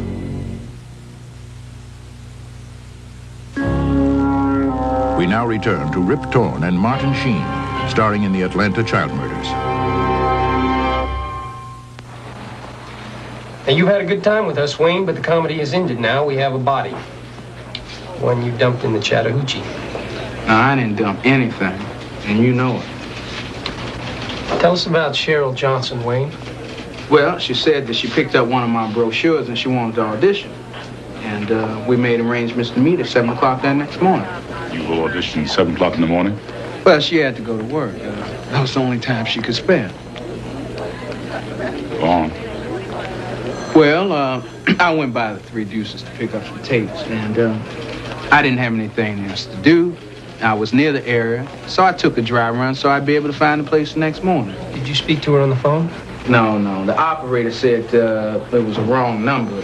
There's no Cheryl Johnson, Wayne. It wasn't a wrong number. There's no such number. We talked to the telephone security officer.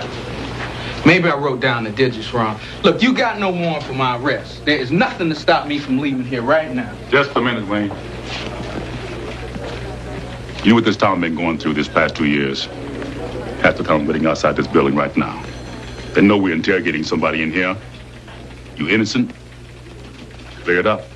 The sooner the better. All right, step back now. No. Here there. You don't know that. You don't know nothing else. Stand back.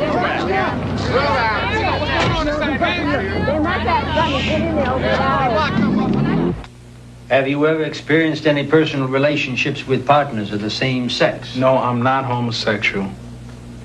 What about your feelings about children? Look, I like them. I don't feel any different about them than anybody else. Did you put Kata's body in the Chattahoochee River? No. What's the hamburger and shake, Wayne? No thanks. Tell me, what do these lines read? Well, I have to advise you that it is my opinion that you have, in fact, caused the death of Nathaniel Kata on the night and early morning of May 21st to 22nd, 1981, and discarded Kata's body into the Chattahoochee River. Am I under arrest? No. Can I leave? Examination was given to you under your own free will. You can terminate it anytime you choose.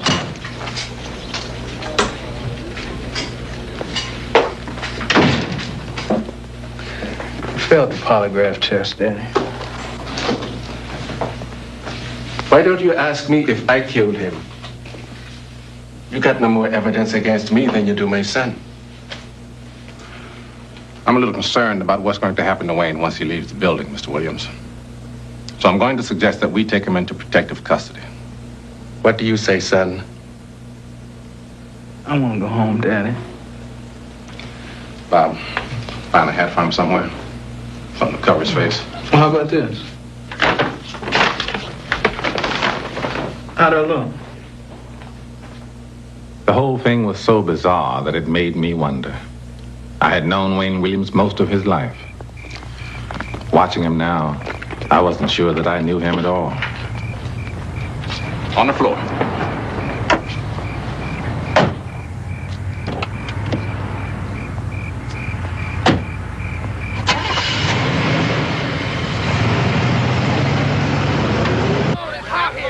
I came over the next morning, and I found what looked to be a minor rock concert. Crushed soft drink cans everywhere, fast food wrappers and pieces of hamburger on the lawn.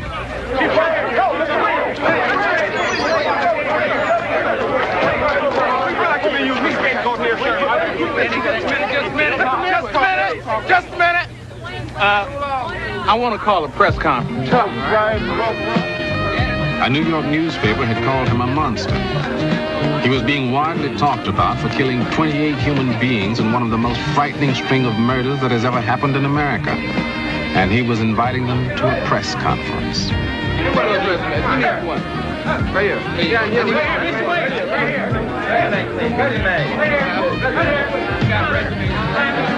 He was passing out his resumes. I looked at it and couldn't believe my eyes. He listed himself as having had record deals with major record companies and having worked as manager for a local television station. I knew none of that was true. He was feeding himself to the wolves. I got a question right here. I'm sorry, but I can't hear you all at once. Ken, go ahead. Miss Williams, why are you doing this? I want to clear the air. That's right. Okay, let's clear the air. What did you drop in the river? What did I drop in the river? Yeah. Nothing. Do you know any of the youngsters who have been slain or who are missing? No, I don't. You don't know any of them at all? No. Why do you think the police are interested in you? Well, they put a lot of federal money in this project. And the pressure is on them to get somebody. But I tell you, I don't really think that they got interested until they put a tail on me. On you? Why would they be interested after that? Well, they had a little bit of an accident. What kind of an accident? Well, see, now they've been following me everywhere, right? So I decided, hey, they want a car chase? Hey, I'm going to give it to them. What happened? They rear-ended each other.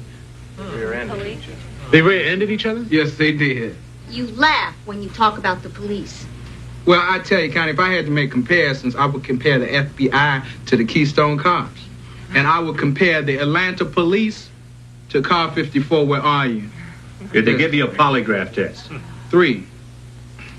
How'd you do? I failed them. Oh, 3? Yes, I did. There wasn't a judge in the country that would allow the results of a polygraph test to be told to a courtroom. But Wayne was telling it to the whole country, voluntarily. He needed a lawyer. He needed something. But none of these stalwart citizens were going to tell him. Now, you sound very confident, are you?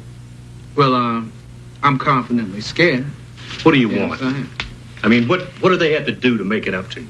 Well, I tell you, I'm asking for a public apology from the FBI. I'm asking them to say without a doubt that they know this man is not a suspect.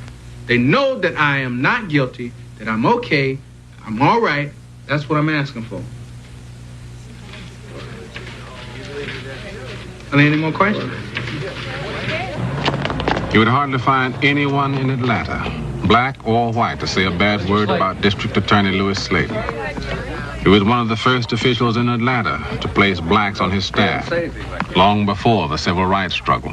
What about it? Is there going to be an arrest of Wayne Williams? We might be able to make out a pretty good case against him for lying, but to prosecute a murder takes more than that. It takes hard evidence, and we don't have that kind of hard evidence as of yet. What kind of evidence you got? Well, we picked up some things from Williams' home and from his car. What things? Fibers, dog hairs, carpet samples, sweepings, clothing that some of our people think is similar to those found on 10 or 11 of the bodies. According to some man in the FBI and the police department, there's enough to make a case. Well, the FBI doesn't have to prosecute this case. They can go home and they can announce to everybody that they've solved the case, but I'm the one that's going to have to prosecute it, and I'm not going to do it no matter what anybody says until I'm convinced we have the evidence.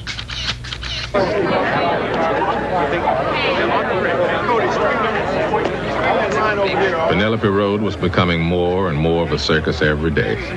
When a face appeared at the window, the cameras rolled. When anyone left the house, questions were shouted.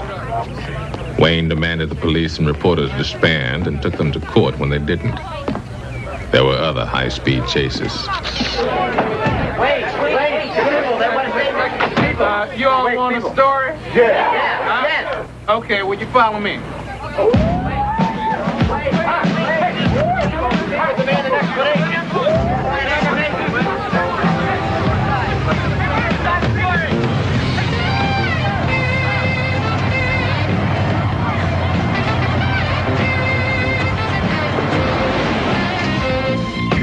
Then began the damnedest procession that Atlanta has ever seen.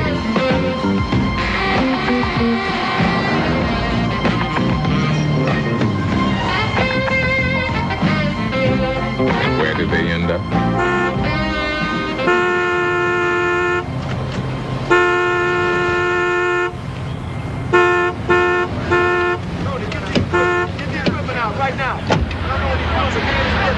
Mayor Jackson! Mayor Jackson! You said I wasn't a suspect. You said that you weren't gonna harass me and my family. You said that you weren't gonna have me followed anymore. Well, what the hell you call that? Mayor Jackson!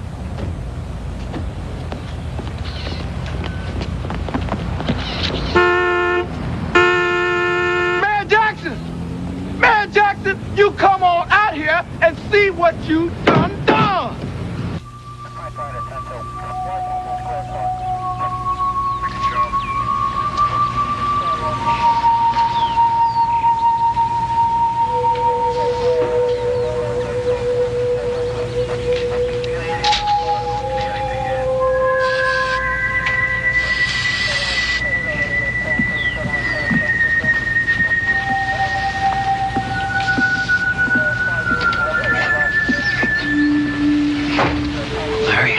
What do you got? Look at this. Is there a dog around here? There's one in the yard. Larry. All right, let's not get too excited now. We've had false alarms before. See what you can find in the bedroom, all right? I'm gonna take this right down to the lab right now. Come on.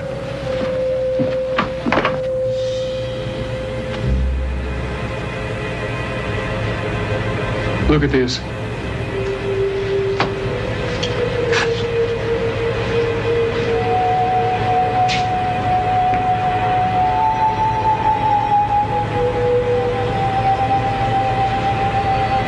Green carpet.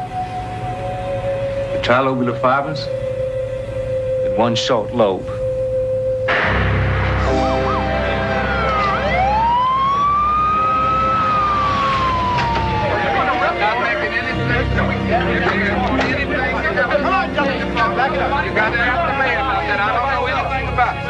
That's another body I don't know anything about that.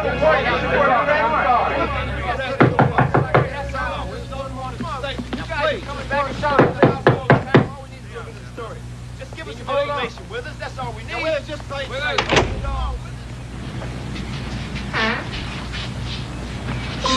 Wayne!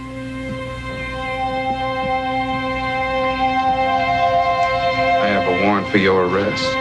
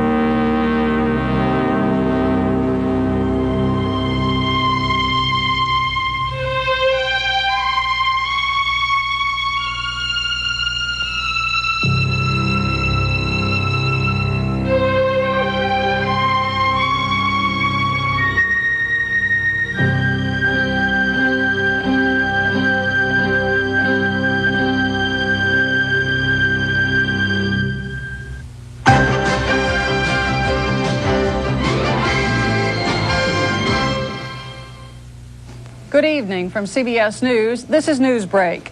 The White House has turned down requests from supporters of South Korean dissident Kim Dae-jung that President Reagan cancel a planned Korean-U.S. summit. Kim was not allowed to leave his home again today. Saudi Arabian King Fahd arrived in Washington today in hopes of starting a new Middle East peace initiative. Meanwhile, Israeli jets bombed the site of a PLO camp in eastern Lebanon, and 2 were killed. Now this. Regularly scheduled programs will not be seen tonight, so that we may bring you the following special movie presentation. The following presentation is not a documentary but a drama based on certain facts surrounding the murder and disappearance of children in Atlanta between 1979 and 1981. Some of the events and characters are fictionalized for dramatic purposes. Certain scenes may be disturbing to young viewers. Parental discretion is advised. Tonight, the conclusion of a CBS world premiere motion picture of one of the most baffling cases in the annals of crime. An arrest has been made, and the city breathes a sigh of relief. But for some, the mystery is just beginning. The prosecution. This case is going to be to you like a jigsaw puzzle. The defense. Keep looking. The mother's in the courtroom and wondering what they're thinking. Do they think I'm trying to get the murderer of their sons off? The evidence. That gentleman sitting right over there.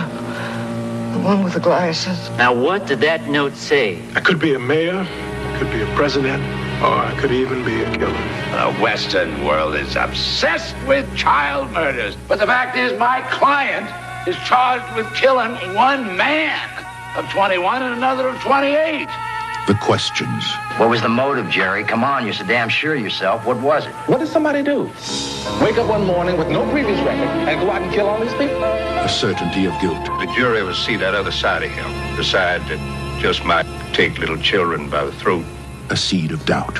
Are you sure the murders have stopped?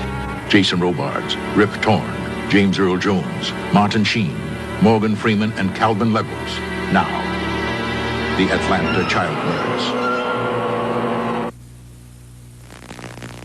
This CBS special movie presentation is sponsored by Dodge, makers of ram-tough Dodge trucks and cars that will revolutionize your perspective of the road. We are Dodge, an American revolution.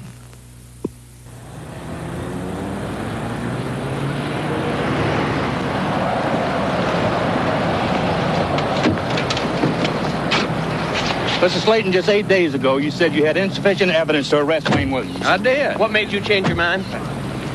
I finally found I couldn't corroborate Williams' story that he had crossed the bridge at 3 in the morning to visit a woman who he was going to interview for a musical audition. But now, in your own words, you said you might have a good case for lying, but not for murder. Yes, sir. What about But now, I've gone over the fiber evidence with the Georgia Bureau of Investigation and Larry Peterson, and I found it's much more substantial than I had believed. And there's something else. There's a great possibility if we don't move on this, Williams may leave the country. Mr. Slayton, I hate to ask this question. I think you're one of the finest officials this state's ever had. But there are persistent reports that pressure to prosecute Wayne Williams was brought on you at a meeting at the Capitol. you comment on that? I've been in office for 8 years. If I had visited the governor's mansion, there would not have been any such pressure that I would have recognized. There were no threats. There were no ultimatums, no deadlines. All right, sir. Would you elaborate exactly what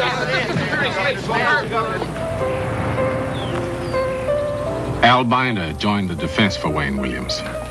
He was one of the best criminal lawyers in the South. In the courtroom, he sometimes affected the talk and dress of a hick. But Al Binder is no hick. I want you to join a defense team in an advisory capacity. I understand you know more about the Atlanta murder than anybody else. Well, what do you pay him? Nothing. That's an attractive offer. Well, what the hell do you think I'm getting? I can imagine. The one thing that makes it almost irresistible is what the expression on the face of the Atlanta police force might be if they discover that Detlinger is part of the Wayne Williams defense team. Thank you. I have a problem, though. I'm not so sure Wayne Williams is innocent. I could be a dangerous man to have around. I mean, while I'm investigating the case, I could come up with evidence that says he's guilty. Chance I ought to take. May I ask why you're taking the case? Well,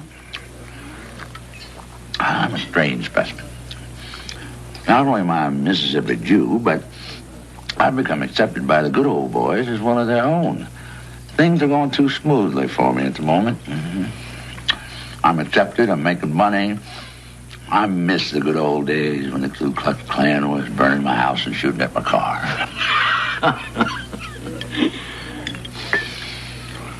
Now, you know what Wayne Williams is up against. Federal Bureau of Investigation, Georgia Bureau of Investigation, Atlanta Police Force, newspapers. And who has he got to protect him? Me. If that isn't enough to make the old adrenaline go and feel alive again, nothing is.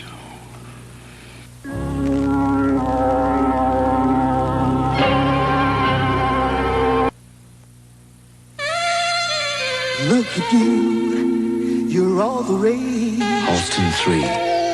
Look at you, look how you've changed. From head to toe. Just look at you, and J.C. Penney's changing too. The Halston 3 collection. Because there's nothing more beautiful than a confident woman. You're looking smarter than ever, J.C. Penney. Wednesday. We're going to start our own franchise. Big business bites Buddy when he gets Charles in charge of a maniacal money-making scheme. What are you going to call it? Charles or Us? We're ready! And meet Garp's girlfriend. Not tonight. I have a headache. Garp's mother. You have a daughter. I have a son. He's lusting after your daughter. Garp's best friend. I was a tight end with the Philadelphia Eagles. See Garp's house. Robin Williams, John Lithgow, and Glenn Close in The World According to Garp, Wednesday. Passion, technology, business, health. The CBS Morning News. Watch it in the morning, use it all day.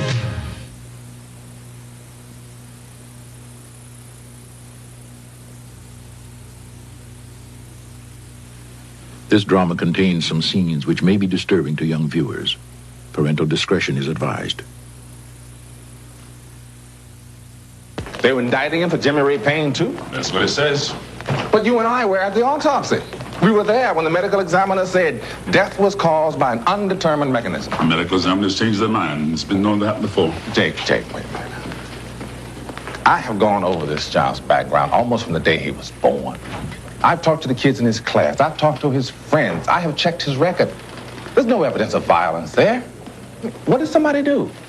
Wake up one morning with no previous record and go out and kill all these people? Ben, you know Slayton. He's one of the few men of the previous administration we can trust. Do you think he would have allowed this boy to be arrested if he knew he could be innocent? Do you think there's a conspiracy? No, I don't. But this town needs to put these murders behind it if it wants to survive. So it desperately wants to believe that Wayne is guilty. I mean, even some very nice people are saying that maybe he's not guilty, but we ought to convict him anyway. Ben, it's not our business to decide whether or not he's guilty. It's Slayton's, and it's that jury's, and it's the state court, and the Supreme Court.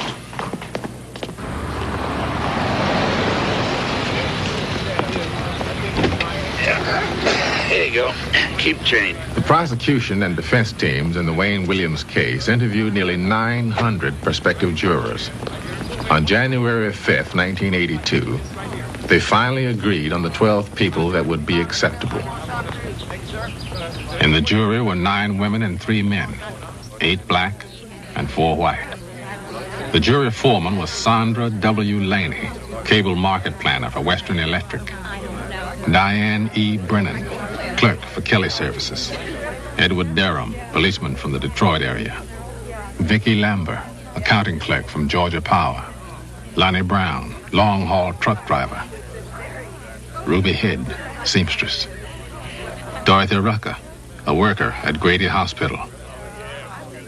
Walter Brown, Jr., research technician for State Transportation Department. Clarice Jones, manager for Southern Bell. Jolene Willingham, State Public Health Auditor. Julia M. Wing, a retired bank clerk. Gail Thomas Jones, manager for Southern Bell. Will everyone please rise? Court is now in session. The Honorable Clarence Cooper, judge presiding. Sitting on the bench was 40-year-old Judge Clarence Cooper. Please be seated.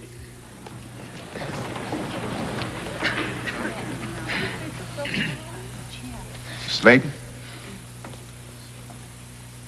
Ladies and gentlemen, I'm Louis Slayton, District Attorney for Fulton County. This case is going to be to you like a jigsaw puzzle with a whole lot of pieces fitted in. At the conclusion, there'll be enough pieces so you'll be able to see the big picture. The witnesses which will be presented to you are not willing witnesses. They're reluctant. They're nervous. They know that Mr. Binder here has a reputation for being an expert in cross-examination. And they know that whatever they testify to might be twisted around where it may seem like they're not too smart. But I want you to sit back and enjoy yourselves best you can. We'll try to make it interesting enough for you so that we'll keep you keenly alert throughout the whole trial. And at the conclusion, I believe you'll be satisfied with the result. Thank you.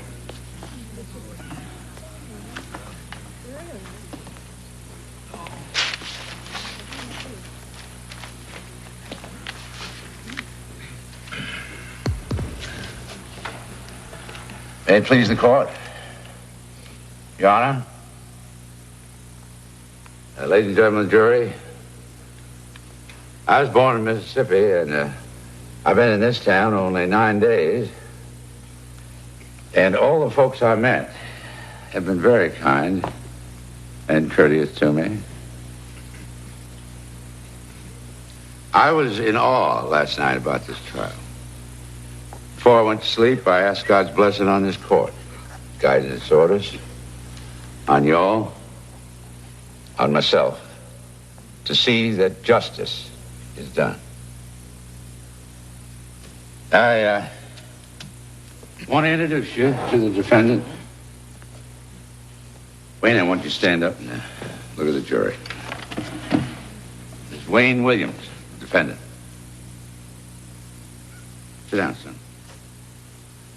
Now, Wayne was born late in life to Fay and Homer, who were school teachers in this community for years. They own a modest home, and they lavished all their love, money, and attention on their young son, the only child they had. At approximately 3 a.m. on May 26, 1981, a recruit named Mr. Campbell heard his flash.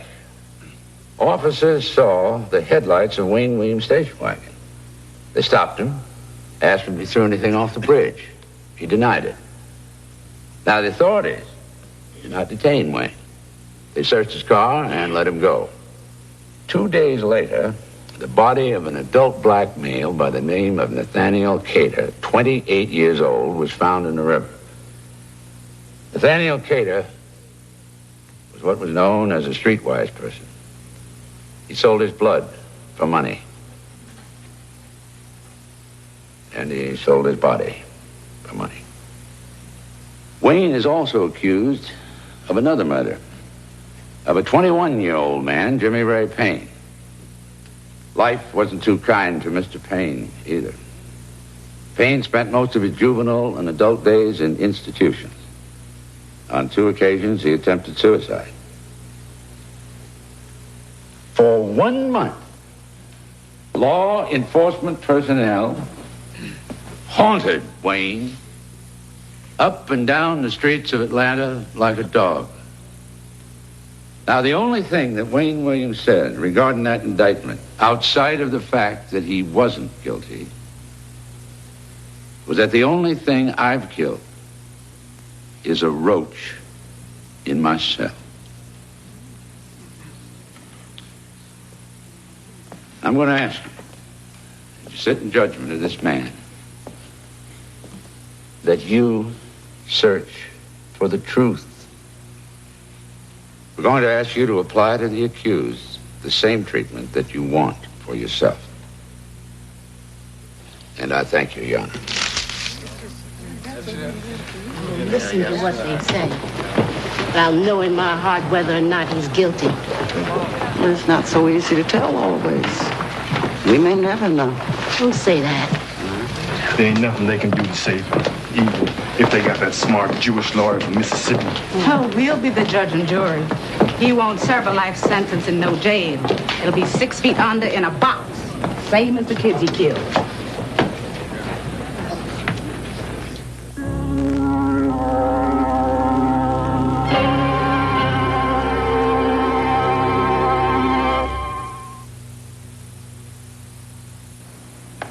All truck companies talk tough, but only one puts its money where its mouth is. Dodge. Because only Dodge gives you a 5-year, 50,000-mile warranty on engine, powertrain, and outer body rust-through. It covers new 85 full-size pickups, wagons, vans, and Ram Chargers, making Dodge the best back trucks in America. That's guaranteed.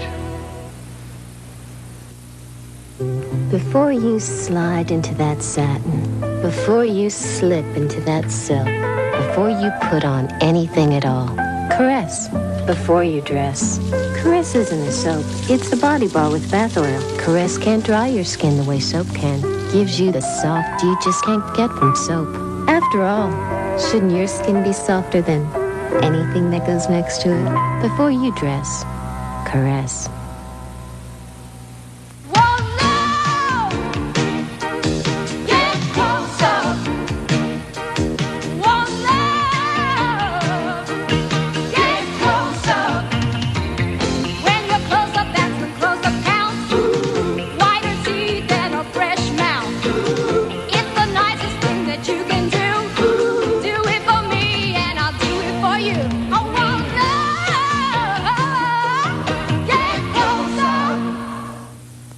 Come on, America, on your feet. We keep you out there working. We keep you out there playing. Contact keeps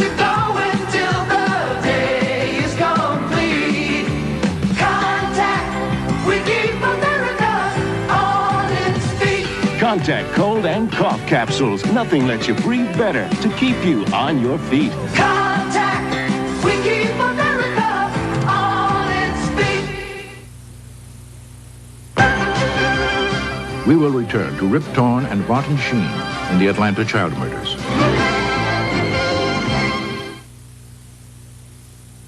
Friday, from pre-Beatles to country classics to new wave, it's Anne Murray with guests Bananarama, Dusty Springfield, Anne's brother Bruce, and Miss Piggy. Anne Murray, The Sounds of London, then on Dallas. Don't push me this way. As JR's world falls apart, the brothers close ranks to save Ewing Oil. I'm talking about getting down in the mud and slugging it out. And on Falcon Crest, passions explode as the big day approaches for Melissa and Cole. Nothing is final until you say I do. You take this woman to be your lawful wedded wife. Friday. This is CBS. I don't even know why I go out. I don't enjoy myself. Not since you went away. What makes country music special is that the words to each song tell a story.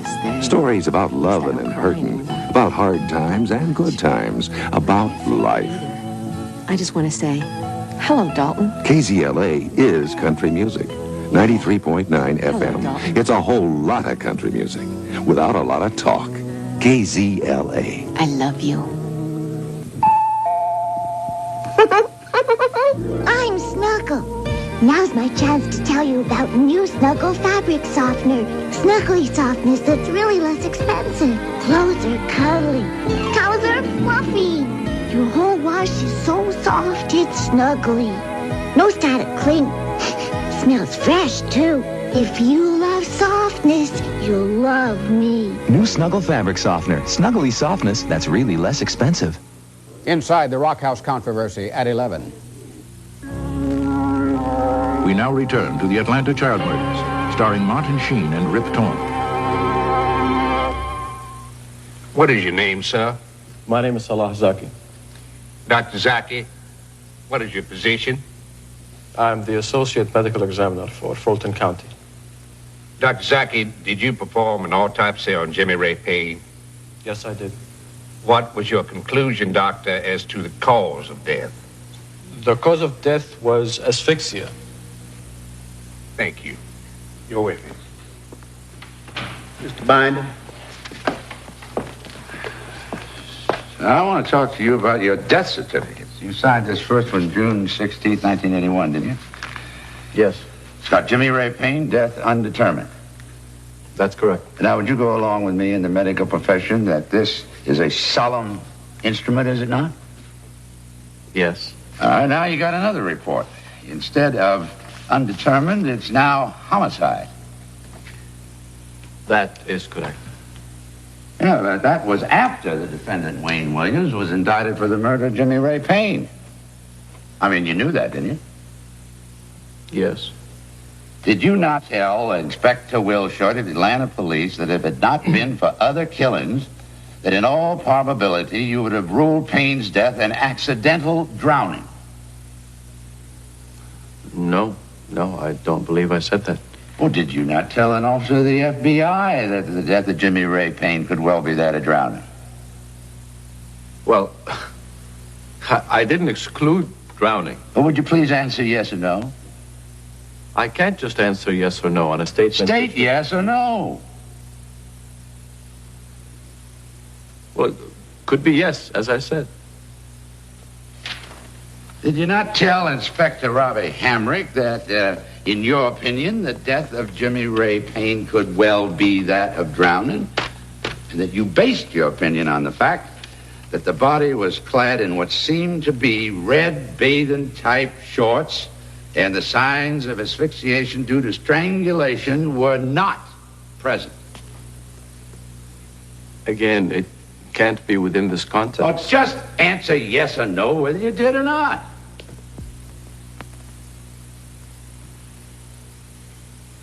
I don't remember. Did you ever say to officers of the law that the height and weight of the victim was underestimated by someone and that you thought it was done diabolically?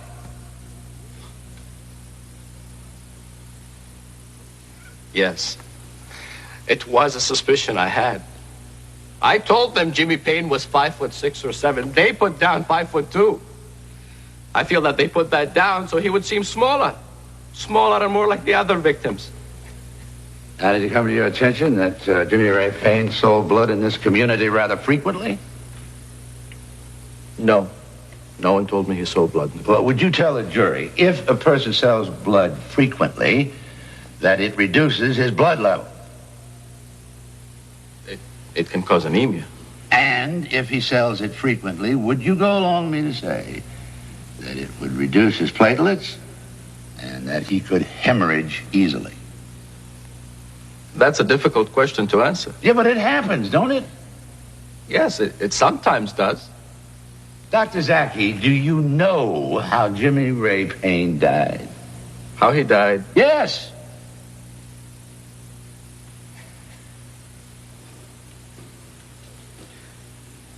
I have not been able to establish an exact mechanism for it. Thank you, Dr. Zaki.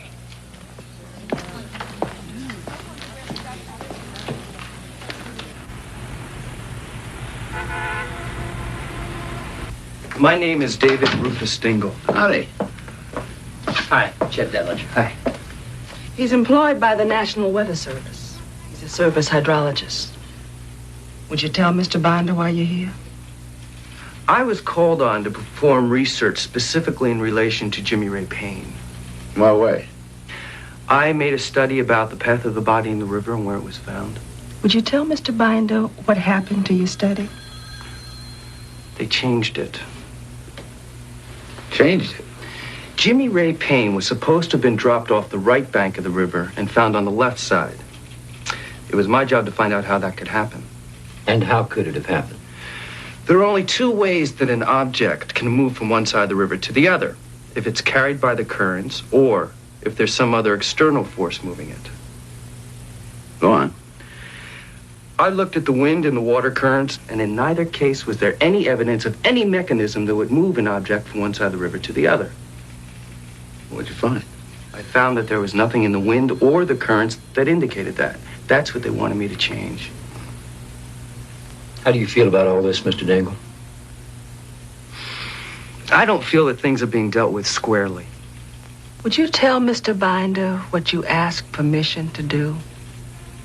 I wanted to construct a floating dummy of the approximate size and weight of Jimmy Ray Payne so that we could monitor how an actual human body would move in the river along the river bottom. What'd they tell you? They said they didn't need me to do the research at this time and wouldn't give me any expenses for it. Supposing we paid your expenses to make these tests. I don't know how it will come out. There's always the possibility that my research may end up being damaging to your case. Go ahead and make your experiments, Mr. Dingle.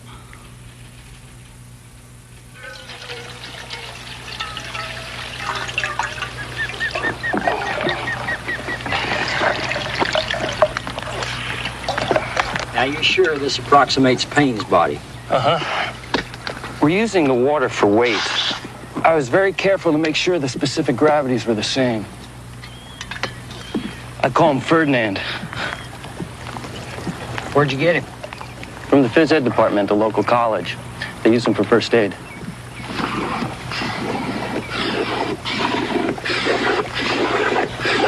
Should we lower him in now? Yeah. And roll him over with the face down. Okay. All right, now push him out.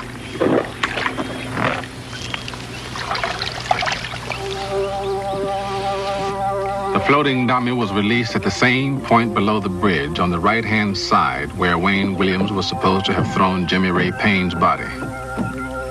Dingle tracked it as it moved downstream with the current.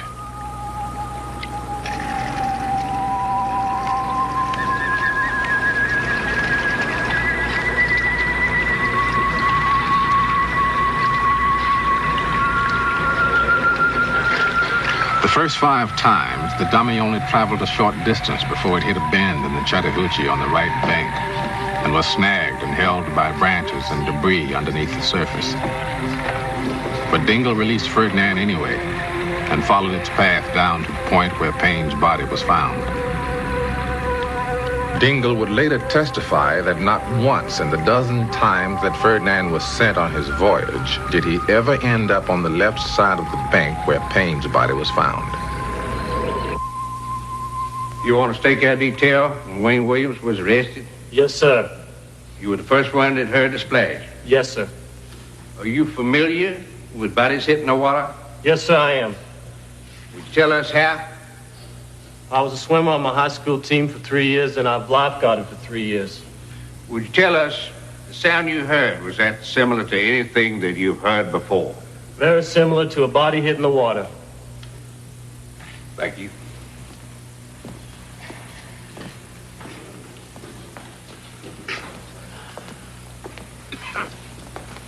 Now, would you agree with me that along about 3 o'clock in the morning, it gets pretty dark outside? Yes, sir. I remember I had a Boy Scout troop once. You ever Boy Scout? Yes, sir. We used to camp out a lot. You camp out a lot? Yes, sir. Yeah, when you wake up in the middle of the night, the slightest noise sounds loud, doesn't it? Yes, sir, when you wake up at night. Sure it does. Was it difficult for you to stay awake all the time? Frankly, I was totally uncomfortable down there with all the animals and the noises. I wasn't going to let any of them animals get to me. The first night I was there, a beaver got very close to me. Did it scare you? Yes, sir, at the time. I didn't know it was a beaver. Yeah, you just don't like meeting them in the dark, do you? I didn't like meeting anything in the dark under that bridge. How many did you see? 30 to 50. Oh, well, the beavers always stay on the land or they jump in the water now and then? Both. Now, you were up there on the bank and you heard a splash. Would you tell the court and the jury whether or not the moon was shining? Do you remember? At the time, I don't believe it was. Well, where was your flashlight? Next to me. Did you shine it on the water after you heard the splash? Yes. See anything? No.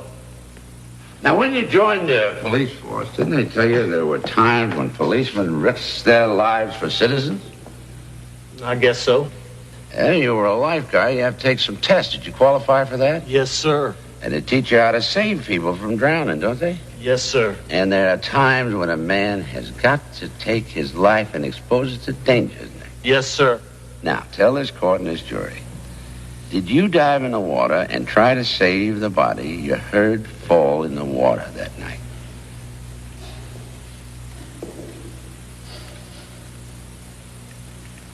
No, sir. You didn't use the training you had to go in there and try to save that which you thought was a body in the river? No, sir. You just failed the Boy Scout test. Later in the trial, the defense introduced another recruit who had been on the bridge detail. What, if anything, unusual did you ever hear Mr. Jacobs saying on the radio? The most unusual thing we heard, probably from anyone on all the bridges, was the ghost stories. Oh, what did he say in that regard?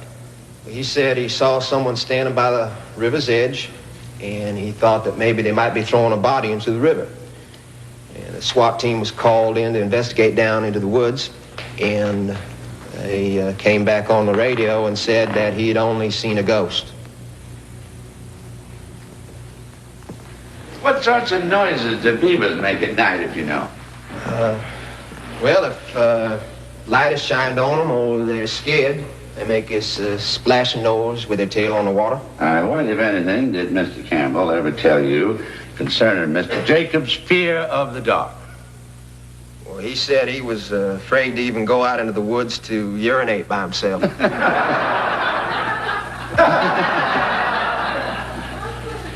Were you ever told, along with other recruits, that your status as a civilian employee rather than as a regular police officer might result in any kind of enrichment for you? Lieutenant Dick Weber told him, you guys know you'll be able to collect a reward, don't you?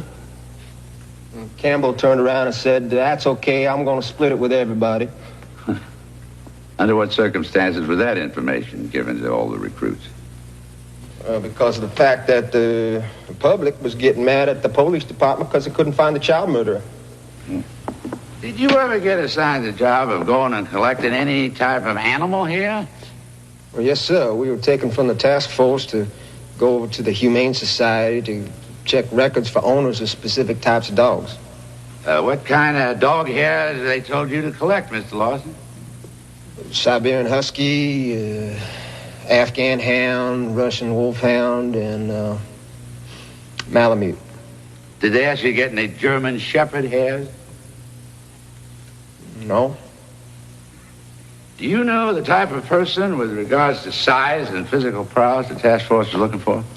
We were told numerous times, they were looking for an extremely large, strong person. Did they have any suspects that you knew of at the time? We had composite drawings of about 12 or 15. They were hanging on the wall there at the task force. Did any of them look like Wayne Williams? No, sir. I don't recall any of them even looking close to Wayne Williams.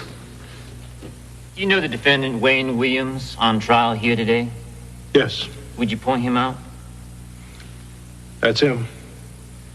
Now, I'd like to, if you will, refresh your memory and go back to the first time you had an occasion to see him. Would you tell us about that? Well, I was in this record store downtown, and I picked up this flyer. Well, a young lady that worked down there, she gave it to me. Said this guy was in the music business. So I said, yeah, well, I'll give him a call because I'm trying to sell some of my own music productions. As a result, did you meet Mr. Williams? Yes, I did. Now, did you have occasion to see Wayne Williams at the Atlanta studios? Yes, I did. Now, did you ever have any conversation with Mr. Williams that seemed strange to you? Well, I talked to him about the murders once. Said what a shame it was that those children were getting killed now. Well, how did the conversation go? Well, I asked him what did he think about it. He just kind of said point blank. I think they ought to keep the damn asses at home. Now, anything else occur with regard to a note? We were sitting down in the studio once, and he gave me this note. I think Corla Bailey snatched it out of my hand and threw it away, or whatever. Tell us, as best you recall, what that note said and your reaction to it. We object, Your Honor, unless he can produce it. His memory, Your Honor, he can testify as to what he recalls. He's subject to cross-examination. Okay, I'm gonna let it in. Thank you, Your Honor. Now, what did that note say, so far as you recall? I could be a mayor. I could be a president. Or I could even be a killer.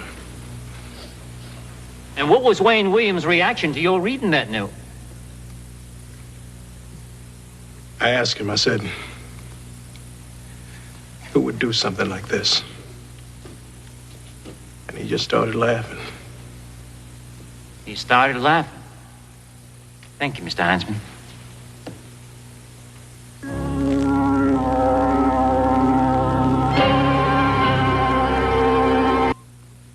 Did you know Nathaniel Cater?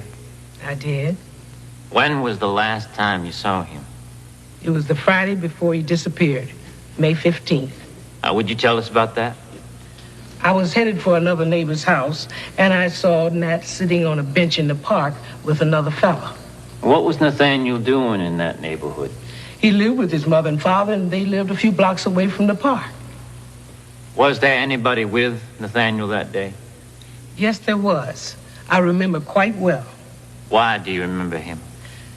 The reason I noticed him was that he was a well-dressed man, and I had never seen Nat sitting with a man that was dressed like that.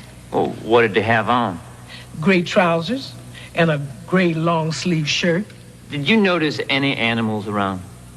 There was a dog, a German Shepherd. Do you see the man in court that you saw on the park bench with Nathaniel Cater? Yes. Would you point him out? He's sitting between the lady and the man, right there, in the blue. He's with you.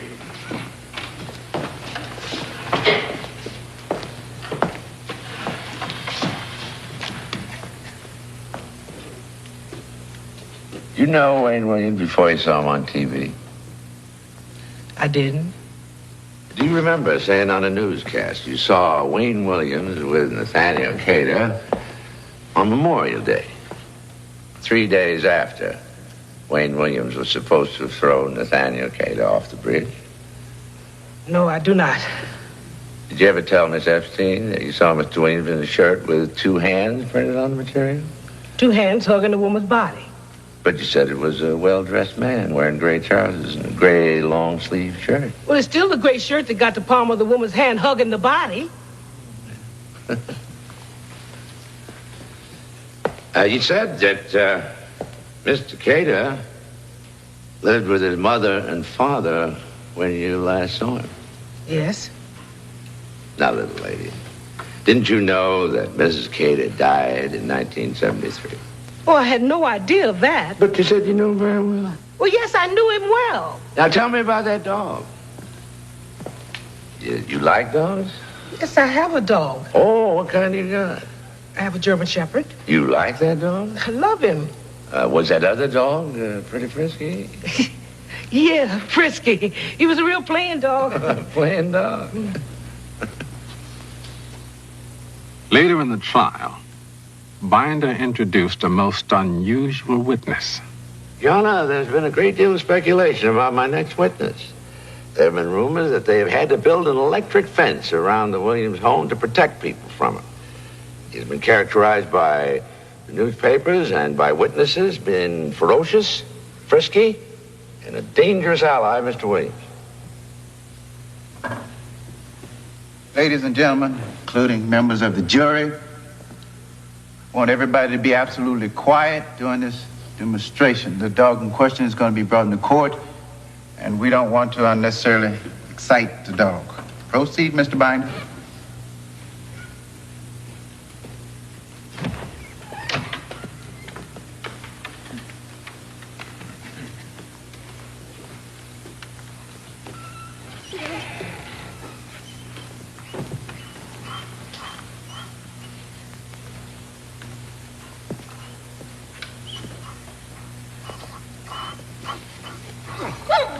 Let the record reflect that the dog in question was brought into the courtroom.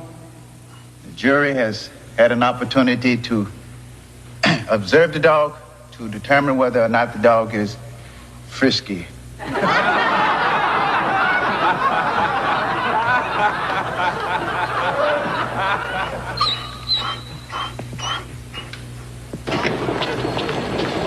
Mr. Slayton, how you think the trial's going? Well, how you think it's going? We tend to think that your apprehensions about Mr. Binder, that he might make the witnesses not too smart, is happening. Well, I enjoy watching Mr. Binder work. He's a brilliant attorney. But still early in the trial, some of the fiber evidence, for instance, I believe the jury will find overwhelming. But there's some feeling that fiber evidence without further corroboration is not sufficient to convict a man. If you excuse me, I better get back to my law books. As you can see, I have to do my homework to keep up with Mr. Binder. Whoops. Sorry. No, come on in, Chet. I'm a diabetic. My wife says to give me a shot or else all sorts of strange things happen to me. Well, I just want to tell you, I think you're doing a terrific job. Thank you. Most important thing's coming up tomorrow, though. The fibers. Yeah, I know. More travesty of justice than true justice is perpetrated by trace evidence in a courtroom. Juries like it when a district attorney parades a lot of scientific paraphernalia in front of them. It gives them a mental image of white smock, stainless steel gloves, glass and porcelain. And they put great credence in scientific showmanship. Yep. He had a heart attack last year, too. I'm not an invalid yet. Keep looking. Mothers in the courtroom and wondering what they're thinking. Do they think I'm trying to get the murder of their sons off? They keep looking at Wayne. Wonder what they're thinking about him. Now, these fibers are taken from the green carpet found in Wayne Williams' bedroom, and ones that were taken from the bodies of Jimmy Payne and Nathaniel Cater. Can you explain the shape of the green carpet fiber found in Williams' home? The appearance of this fiber shows a tri-lobal-like carpet fiber. It is uncommon because of the unusual design used by the Wellman Company. Miss Pearson, could you look over here, Exhibit 638? Now, these represent two fibers which I recovered from the shorts of Jimmy Payne. Now, the bedspread that was found in the Williams house seemed to be darker in appearance than the fibers which I recovered from the shorts of Jimmy Payne.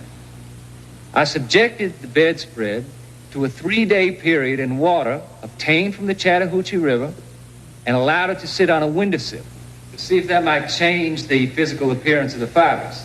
There was a bleaching effect. What are these other fibers over here, sir? 637. Now, these are 8 other fibers that were found from Wayne Williams' environment on the bodies of the victims. Thank you, Mr. Peterson. Would you take the stand again, please? Did you have occasion to make comparisons of the animal hair you recovered from Mr. Payne with the animal hair that you recovered from the Williams dog? Yes, I did. And what is your conclusion? I found that they were consistent. Based on your examination of the fibers and hairs found upon Jimmy Payne and Nathaniel Cater, and the comparison of the fibers and hairs found in the home of defendant Wayne Williams, do you have an opinion as to the significance of these comparisons? In my opinion, the combination of these fibers found on one or more of the victims make it almost impossible for them to have come from any environment other than Wayne Williams's. Thank you, Mr. Peterson. You may inquire.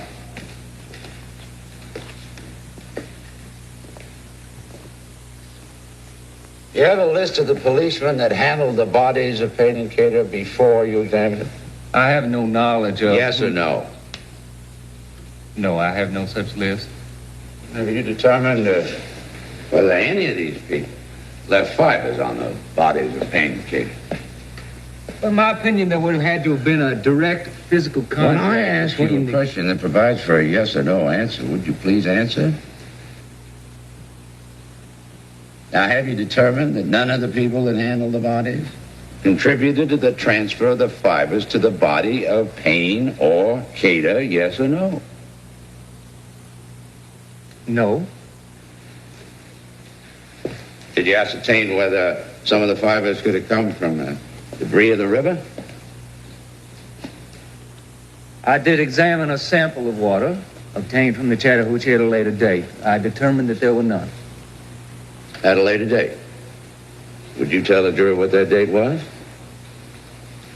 September 14th. You're not pretending to tell the jury that on September the 14th, the composition of the water was exactly the same as the day that the deceased body was found 4 months earlier, are you? I don't know what the difference may have been in the composition of the water. What was the total number of fibers you removed from Mr. Payne? I don't know the exact number. 100? Yes, hundreds. You looked at those fibers, and if you didn't find none that would match in a Williams home, you didn't look no further, did you? I compared the fibers... Answer yes or no. Well, I don't believe I could answer that with a yes or no answer. Well, I am asking you as a scientist and an expert. Just tell the jury. Honestly. Did you or did you not go any further? Yes, I did consider them further. Oh. Go down to homes of Payne and Cater and see if any of those fibers were the same types that could be associated with their living environment? No. You go to the place where Payne and Cater hung out? Well, I have no personal knowledge of where Mr. Payne and Mr. Cater frequented, so... So, the answer is no, isn't it? That's correct. You get down to the Falcon Hotel and go in the room and do a search for dog hairs yourself? I did not myself, no. Can you specifically state that those dog hairs were necessarily from the breed of a German Shepherd? Not specifically, no. Well, prior to Wayne Williams coming to your knowledge, you all were looking for Malamute or Husky dog hair, weren't you? I had made the subjective evaluation to determine that a husky or a Malamute may be involved. Yes or no? Yes. Now, isn't it the truth? When you found that dog down there at the Williams home, the Malamute and the husky went out the window, and the fibers on the body became that of a German Shepherd. The hairs, which I examined, were consistent with that type breed, not to the exclusion of others. You can't tell much by a dog hair, can you? Now, those fibers from the shorts and those you found from the bedspread as a scientist, chemist, or expert, those light fibers, they bothered you, didn't they? Couldn't get the match you were looking for, could you? When the comparison was first made against fibers pulled directly from the bedspread as against the questioned fibers, the difference was significant in my mind, yes. And you started experimenting, and you never could get it the right color, could you? Well, I managed to get them very close, but not exactly the same. The answer is no.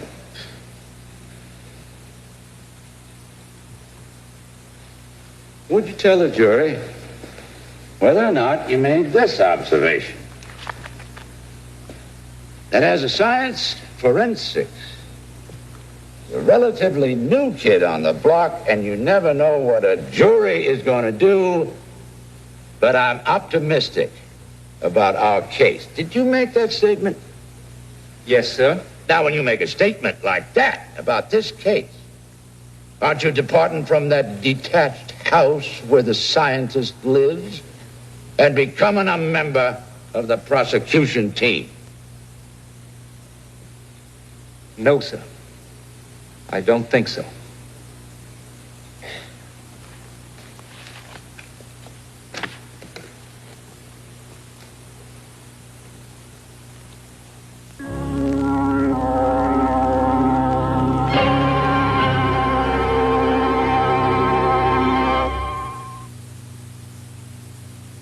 There is much to be said about the rightness of design.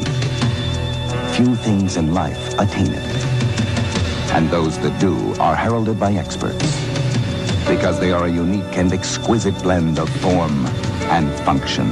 The Audi 5000S wagon has that rightness of design. While others may leave their best ideas on the drawing board, we put ours on the road. Audi, the art of engineering. Don't you two ever sleep? She's got double trouble. Can't sleep. Achy, too. Take new Sominex 2 pain relief formula. The aspirin-free pain reliever plus the sleep aid most preferred by doctors. New Sominex 2 pain relief formula. Double relief or double trouble. You're wasting toothpaste. I want all this protection. You want triple protection Aquafresh. Cavity-fighting fluoride, breath-freshening gel, gentle effective cleaners in one complete toothpaste. Mother's preferred. Triple protection Aquafresh, a complete toothpaste. What would you call a Zenith that's ready now for TV stereo sound? Smart. With a remote that lets you switch from VCR to computer to cable to games with one easy touch. Smart. Plus the new Zenith Chromacolor Contrast Picture Tube for superb color. Smart. The Smart Sets, advanced System 3 from Zenith, designed with Zenith computer technology when you want everything smart. Jane Seymour in Le Jardin de Max Factor. Le Jardin. They say romance is back in style. I say it never went out. Le Jardin says it too. It says it subtly. It says it softly. Because if you want romance to come on strong, you have to come on soft. Le Jardin de Max Factor, the incurably romantic fragrance.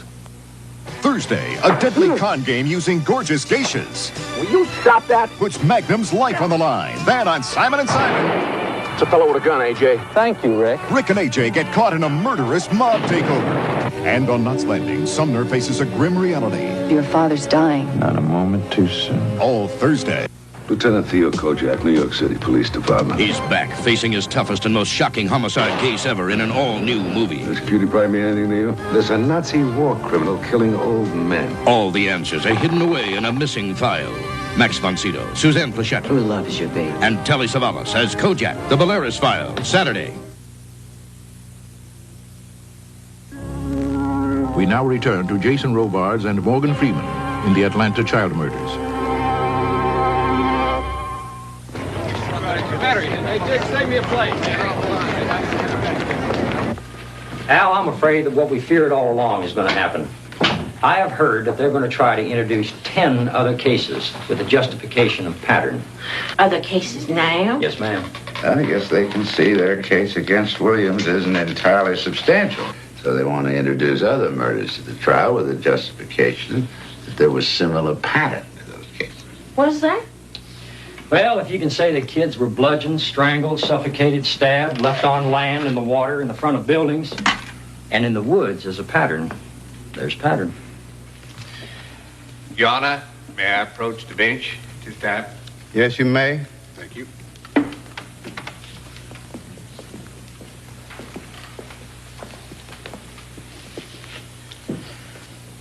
The state is prepared to present at this time an evidence of the murders, which will tend to prove plan, scheme, pattern, bent of mind, and identity. Your Honor, the introduction of other murders would be so inflammatory that my client would not possibly receive a fair trial. Either they indict him for the murders they want to bring in, or they let it go. Under the authority of state versus Johnson and various others, it is the obligation and responsibility to introduce patterns.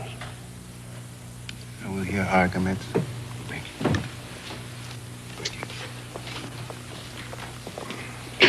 The jury may be excused.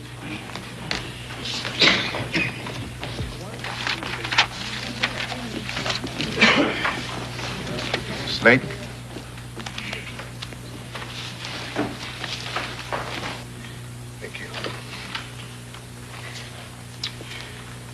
The first case where there is a pattern is the case of Alfred Evans. We are dealing with a victim, black, male, comes from a situation of poverty, a broken home, a street hustler, vulnerable to being picked up. There's no evidence of forced abduction. There is a method of body disposal which is quite unique. People apparently are killed and then dumped. There are fibers from the bedspread of the defendant, carpet fibers, dog hairs, various other fibers. Next case, Eric Middlebrooks, street hustler. Again, disappears and then he's found, dumped, laid out on his back. Pat Baltazar, again a street hustler. May it please the court, Your Honor. I don't think he should refer to these deceased as street hustlers. The only thing these poor children had in common was that they were poor. But if that is justification for pattern in America, the courts would be filled with requests like this. Overruled. Proceed. Lou Begira, young, black, poor family, street hustler, strangled, and you could say the same thing in these 5 other cases. That's Charles Stevens, JoJo Bell, Larry Rogers, John Porter, William Barrett, all murdered in the same way, all vulnerable to being picked up. No forced abduction. Unusual method of disposing the body. Killed and dumped. As in many cases, there are fibers in which there is a match. Thank you. binder. Your Honor. Your Honor, there is no pattern here. Pattern would lead you to believe they all died the same way, but they didn't. Asphyxiation. Strangulation by an object. You heard the doctor. Blunt trauma to the head, stab wounds. Where is the pattern? If there is a pattern, it is in the minds of those who indicted the defendant. Nowhere else. Slayton? Connections run through these cases unmistakably. A pattern is obvious that it has caught the attention of the entire Western world. Oh, the Western world is obsessed with child murders. But the fact is, my client is charged with killing one man of 21 and another of 28. Your Honor, the public confidence depends on facts in a courtroom being developed within the rules of evidence. It is imperative that evidence be excluded, which may unduly prejudice the defendant based on uncharged crimes. Court will take this matter under submission.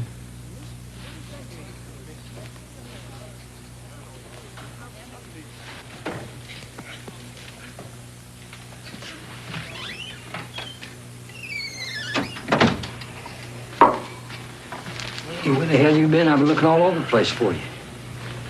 You all right? Chet, I'm whipped. They're gonna introduce pattern. I just heard. I really didn't believe they would. It wasn't enough. I had 2 murders against Wayne. I have so many documents and witnesses to interview that I haven't had time for. Now they want me to defend them against 10 more murders. Now look, my friend, you already had 1 heart attack 6 months ago. Let's put this out and get you upstairs. Yeah. You ready for this? Yeah. Okay, let's go. Shit, I'm tired. Say something nice to me. You want to hear something nice? Yeah.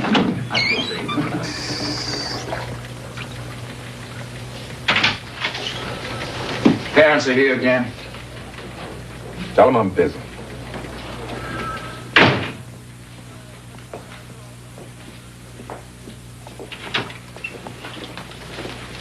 Why won't you see us, Ben?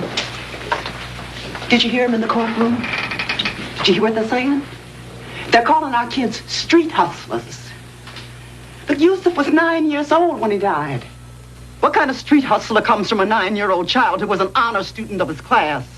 Who was only out after dark if he was doing some errand for some old person who couldn't get out of the store? When a white kid go out and earn $1 washing cars or running errands, that's just enterprise. But when one of our kids do the same thing, he ain't nothing but a low-down, dirty street hustler. Why do they have to lie about him? Look, people, you've come to the wrong place. Go to Slayton, go to Mayor Jackson, go to Lee Brown. I'm nothing here. I'm just an errand boy. They're the ones who run the city. If you've got a complaint, go to them. They won't talk to us. You know that. Every night I see my baby in my dreams. I had hoped that I would see some kind of meaning to their death, but there isn't going to be, is there? Look, I'm not God. I don't have a pipeline in Dwayne Williams' mind.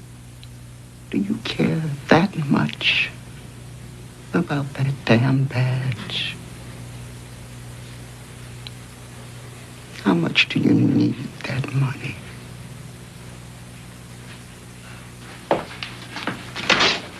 How much do you need that money? They're right. I'm no better than the others. You're not the prosecutor. You're not the judge. So what do they want from you? You know something? Walker said those same words to me. Murders never would have reached these proportions if people had stopped worrying about trying to protect their own positions. Well, what can you do? I could tell them about the witnesses that are coming up. Ben, you listen to me. I've seen you leave this house wet with fear to go out into the street into some scene where you could get the life blown out of you. I've seen you get up and answer a call when you were so tired that every inch of you ached. You can't lose everything you have. For what? What if he isn't guilty of the murders?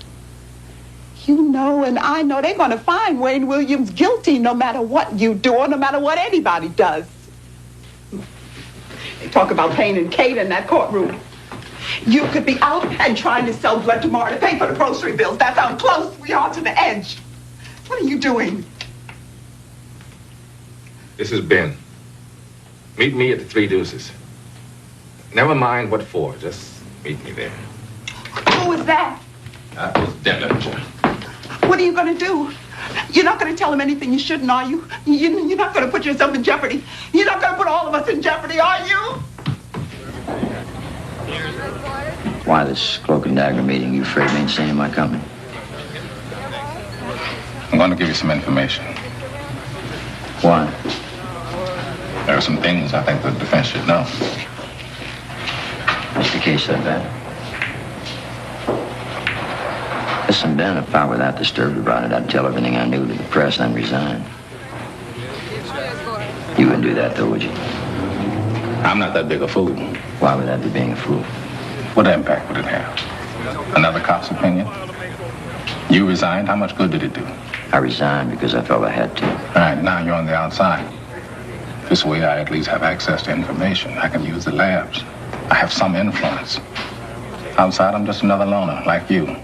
Scrounging around trying to find whatever without resources that might have been available to me. Yeah, well, I've done the same thing all over again, so save the lecture. Just tell me why I'm here. I want to tell you about a witness named Darrell Davis. Another one who calls himself Cool Breeze. I'm listening.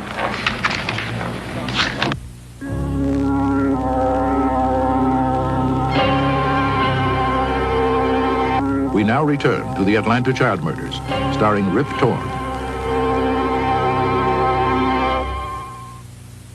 I want you to think back to Friday, January 2nd, 1981.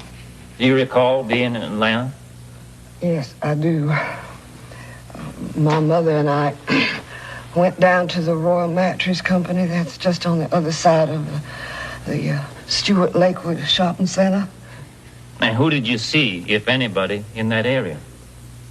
I saw a man and a boy about 20 foot from me, right at the old Sears outlet there. And were they talking? Yes, sir. And what else did you observe? The man was leaning up against the wall. Uh-huh. And I noticed on his face is what really caught me, because I was just standing around there, no one else around. And it looked like he had 2 scratches that was just beginning to heal up on his face. On his face? Uh-huh. Now, did you see them again? They started walking over to a green car. I'll show you a photograph marked LG21. Now, have you seen the person in that photograph before? It looks to be the same boy I saw that day. I ask you to look around the courtroom and see if you see that adult you saw with the young child. Yes, sir. Would you point in his direction, please? That gentleman sitting right over there. The one with the glasses.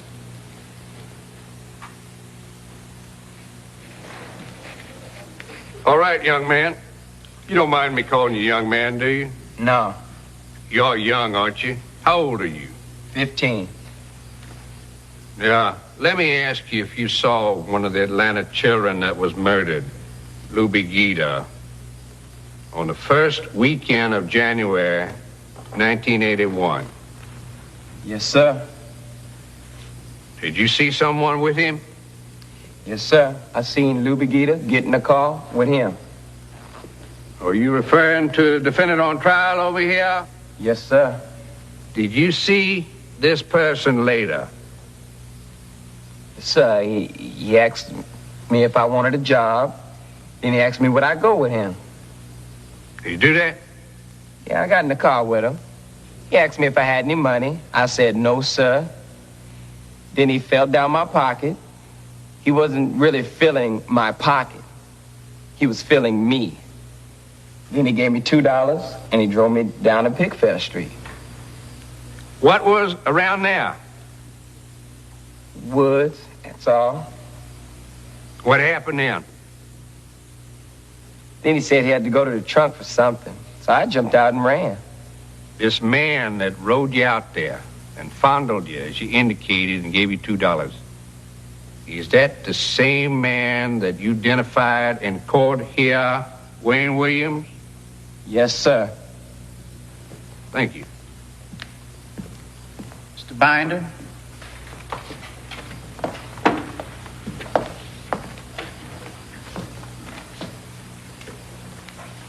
Tell me, what kind of weather was it that day you saw him? I don't remember that. Oh, you don't remember that? All right, but you do remember the man you saw in that car?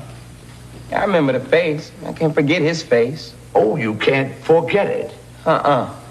Did they tell you something good would happen to you if you'd remember his face? I remember the face. I wake up in dreams at night thinking about his face. You do? It's right. It makes me sick. How many times have you been convicted of stealing? I don't want to answer that question. Oh, you'll answer it, son. You'll answer it. Objection. You can't impeach someone with his own testimony. I can ask a witness anything if it's in his knowledge. No, sir, you can't. He's a juvenile. There would not be a record of his conviction. Would you approach the bench?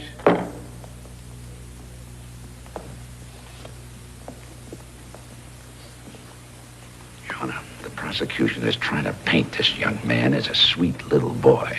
Now, I want to say for the record that my investigation of the matter shows that this boy is a hoodlum, has been arrested over 10 times minimum, and he's constantly in trouble with the law.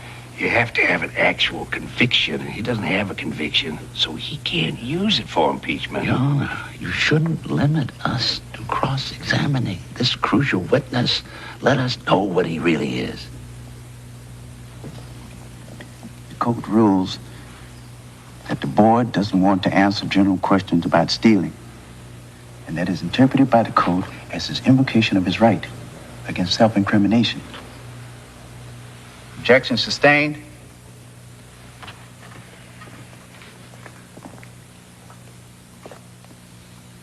Did you talk to anybody about any money for testifying in this case? No. Now, come on. Didn't you talk to somebody about some money for testifying?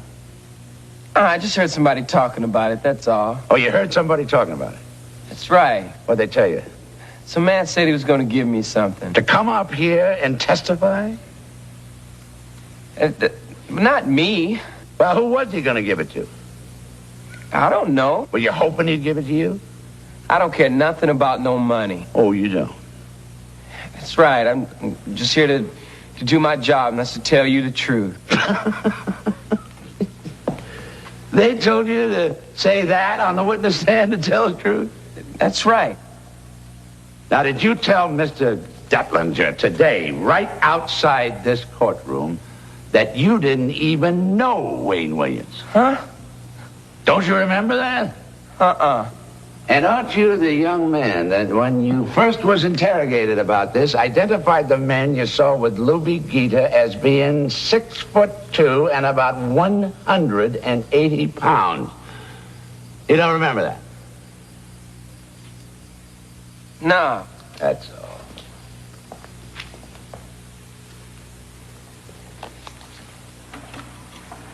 Did you know Nathaniel Cater? Yes, I did. Did you know him by nickname also? I knew him as Silky. How did you know him?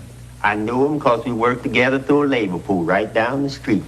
Did you have occasion to see Nathaniel Cater on the Thursday night before he was pulled from the river? I saw Nathaniel Cater coming out to the Alto Theater. Was anybody with him? There was a man with Silky, and there were two behind him. How would you characterize them? Well, the two behind him were dressed as women. But they appeared to be men because they didn't have any curves or anything like a woman. And the one with Silky, they were holding hands. Did you get a good look at this fella that was holding hands with Silky? Yes. Now, I want you to look around the courtroom and tell us whether or not you see this person in the courtroom. Yes, I do. Point him out. Sitting right there. He's with you. Now, when you saw Silky that night, was anybody with you? No, just me. Now, you mentioned there were two people behind Silky. Did you know them? No, I didn't. Did you talk to them? They just kept walking. When you say Silky was holding hands with Mr. Williams, what are you trying to imply? I'm not trying to imply nothing. Were you trying to imply they were homosexuals? I'm trying to tell the jury they were holding hands. Now, you saw Mr. Williams' picture in the paper, and you didn't tell anybody about it, the law enforcement officers. Did you feel that Mr. Williams had something to do with Mr. Cater? Yes. And you know he's been on trial here since December 28th, and we've been trying this case for 5 weeks or more? Right. And you didn't come forward and tell anybody that you knew anything bad about Mr. Williams during that entire time? No.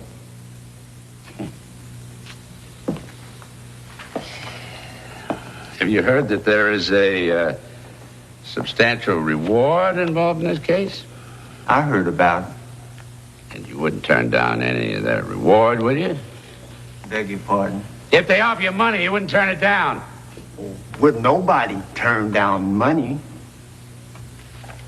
Are you the same Bobby Lee Henry that was arrested and convicted for larceny? Yes. Are you the same Bobby Lee Henry that was convicted for disturbing the public peace? Right. Are you the same Bobby Lee Henry that was arrested at East Point? Yes. And are you the same Bobby Lee Henry that was last arrested on 7th January 1978? I don't know. Could be. I've been in jail lots of times. Lots of times? Yes. Thank you very much. That's all.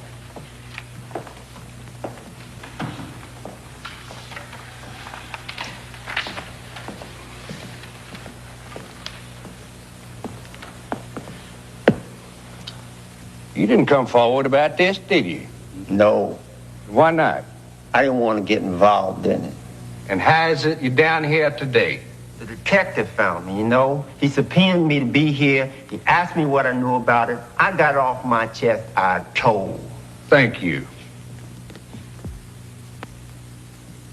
Homosexuality became such an issue that later in the case, Binder felt compelled to elicit this testimony from a singer named Gwendolyn Marie Harden. You know the defendant, Wayne Williams? Yes, I do. Tell them how long you've known Wayne Williams. About 11 years. Can you tell me whether he was serious about his music business? Oh, he was very serious. Little lady, I don't want to be personal with you, but I have to be. Tell this jury whether or not you and Wayne Williams were close friends, romantically inclined, or whatever. All of them. Did he ever kiss you? Yes, he did. Would you tell the jury whether you had affection for him? Yes, I did. Have you ever been intimate with him? Have you had sex with him?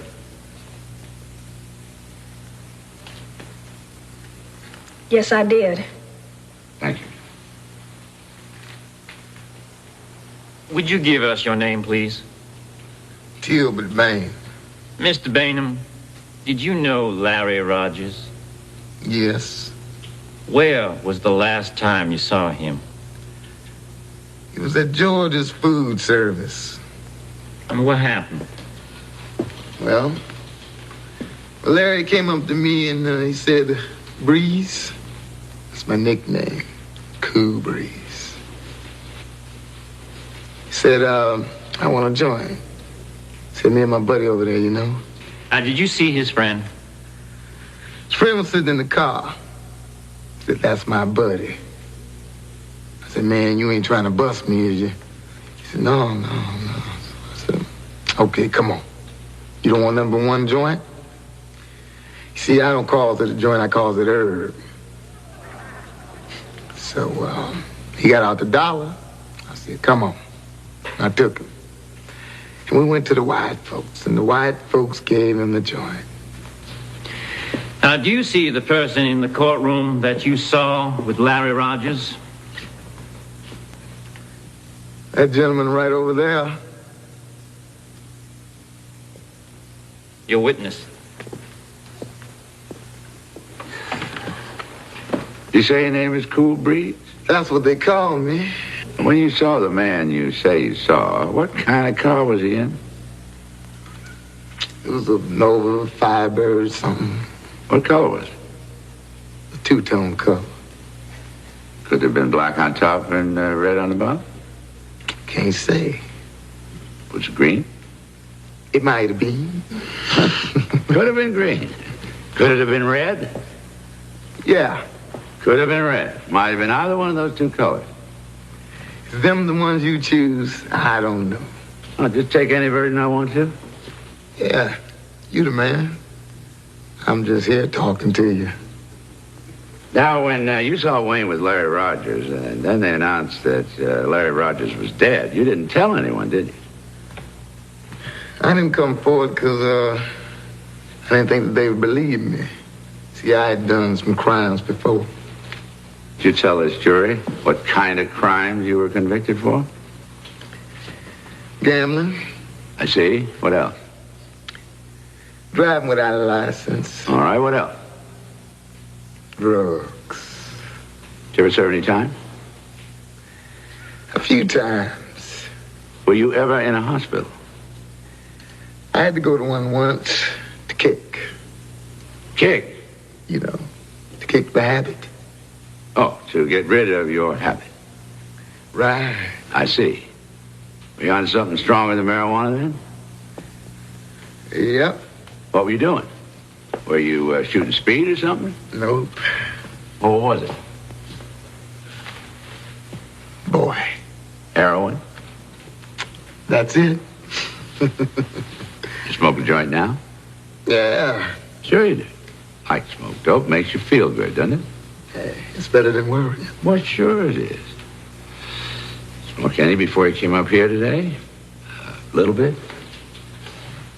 I had a coffee and herb. Had a little coffee and a little herb. Right on. Oh, yeah. Had old herb, you put it in your mouth and took a puff and it made you feel good, didn't it? I wish I had 2,700,000 of them.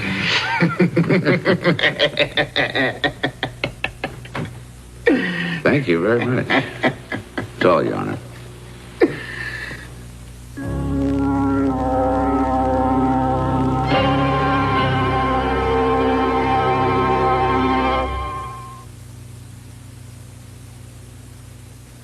Now, 70,000 physicians and dentists, part of a national sample, recommend aspirin-free Anacin 3 to their patients. It is a lot of doctors would feel safe and secure in taking it. The fact that it's aspirin-free is a bonus. But the bottom line is it has to work.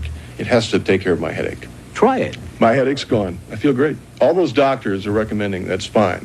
But the bottom line, it worked for me. I like the fact that it's aspirin-free. Doctor recommended aspirin-free Anacin 3. It's 100% aspirin-free. I have to look good every day. It's my first job. But I was worried about keeping my new clothes looking good. Then a friend at work told me how safe and gentle Woolite is. Now I use Woolite for all my fine washables. I don't worry about ruining them. Everything's fresh, soft, terrific. Woolite washing keeps the look and feel you love. I trust Woolite. Elsa Hair, uncover your highlight. Elsa Hair, discover your glow. Elsa Hair, every color of hair can be Elsa Hair. Elsa, 5 new Swedish botanical shampoos and conditioners for 5 different hair colors. Elsa Marigold highlights blondes. Ginger Red lights the fire of red. One just for you. Elsa Hair, uncover your highlight. Elsa Hair, discover your glow. Elsa Hair. Guten Morgen. Morgen. Wir nehmen den neuen Jetta. Ah, Paris. Introducing the new Volkswagen Jetta, the first affordable German road car. Allez-y. Exhilarating performance, precise, responsive handling. With the new Jetta, half the fun is getting there. Paris. Hey, der Eiffelturm. The other half is getting back. Jetta. It's not a car. It's a Volkswagen. Welcome to the world according to Garp. Meet Garp's girlfriend. Not tonight. I have a headache. Garp's mother. You have a daughter. I have a son. He's lusting after your daughter. Garp's best friend. I was a tight end with the Philadelphia Eagles. Garp's son. Don't be a baby, Duncan. Say Dada. See Garp's house. And this is Garp. You mind if I use your phone? We'll take the house. Robin Williams, John Lithgow, and Glenn Close star in The World According to Garp, Wednesday. On As the World Turns, Frank and Marco's undercover assignment leads them into a deadly trap. Frank! Marco, get down! As the world turns. We now return to Jason Robards and Calvin Levels in the Atlanta child murders. Mr. Tolan, where do you work? Southern Ambulance Service. Did you know Wayne Williams during this period? Yeah, I met him at the ambulance service. Now, did you ever have an occasion to see him exhibit his strength? Yes, sir, we got into scuffles at times. Oh, you look to be a pretty big fella. Tell us how much you weigh and how tall you are. 6'1", 260 pounds. Now, what would you say as far as Williams' strength? For a man his size, he was far above average strength, I would say. That little guy could handle himself pretty good. Now, did he ever confide in you his feelings towards certain elements of his race? He asked me, had I ever considered how many niggers he could eliminate by killing one nigger child? By eliminating that child couldn't reproduce, and his children couldn't reproduce, and so forth. Along those lines. That's all. Binder. Now, you talked a lot about Wayne's attitude toward people of his race. When you addressed him, did you always address him respectfully? No, sir, I never always addressed Wayne respectfully. And you know what words are offensive to black people, don't you? I know a lot of them. Let the record reflect that you are a member of the Caucasian or white race, aren't you? I appear to be, yes, sir. You remember ever being in his house? Yes, sir. You remember picking him up in front of his mother in a bear hug and holding him tight? I'm not going to deny it, but I don't remember. As in the fact that you shamed him in front of his mother, and he couldn't get away from you, and you was holding him in a bear hug right there in front of his own mother. I don't remember it. Are you, in your size and the state of your strength, are you afraid of Wayne Williams? I'm not afraid of anybody. No, sir, I'm not afraid of Wayne Williams either. You know he's no match for you in strength. Now, isn't that the truth? I personally don't think he could be, no, sir. Now, were you and Wayne Williams good friends on one occasion? Yes, we were. Now, can you tell me, from having seen him on numerous occasions and talking to him, if he had any particular hatred toward any particular segment of his race? Just the poor kids. Did you have an occasion to discuss this with Wayne? About his picking on kids when you pass some on the street? Yes. Tell us about that conversation. We were passing by some kids on the street who were up very late, and he said something to them. And I asked him, what in the world is wrong with you? He said, they need to be off the street. So I said, I know you don't like kids like that, but one day you're going to keep messing with these children and they're going to jump on you and beat you up. His reply was, they could not beat me up because I could knock them out. Now, did he indicate how he could knock them out? He said all you need to do is just take some part of your neck and press against it, and a person could be knocked out within seconds. Now, did he put his hand to his throat like you did just now? Yes. Now, I want to go back to the so-called bridge incident. Did Wayne come and see you? Yes. What happened? I said, Wayne, I go along with anything else, but just give me a reason why you be on the bridge. He said, don't worry about it, because he was going to sue. he was going to sue the news media and stuff, and he'd get money. So I said, well, you are playing a game with people's lives. I said, Wayne, will you confess before you get hurt? I said, if they get enough evidence on you before you get hurt, will you confess? And Wayne Williams said, yes. With friends like this, you don't need any enemies. Yeah, well, she is a friend of mine. I want you to ask her something. I want you to ask her whether she feels I can kill him. You don't want me to do that, Wayne? Yes, I do. I won't do it. Well, now, you told me once in cases that you try, the defendant has the right to call his own shots because it's his life that's involved. That's right. Well, I want you to ask her whether she feels I can kill anyone. Are you Wayne's friend?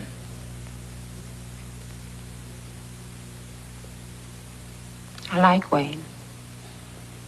When Wayne Williams was discovered at the bridge and then arrested, your friendship for him sort of passed away, didn't it? No. You really became ashamed that you even knew him, didn't you? No. It's just that I don't think the people understand that Wayne is weird, and he has a split personality. I think he needs help.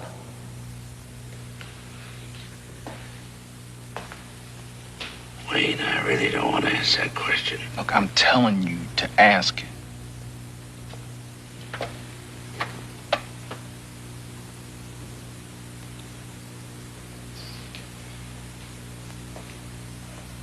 Are you trying to intimate to this jury that you think Wayne Williams killed somebody? Is that what you're trying to tell this jury?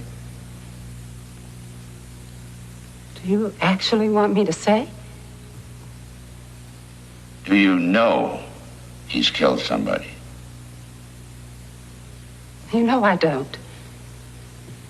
Thank you.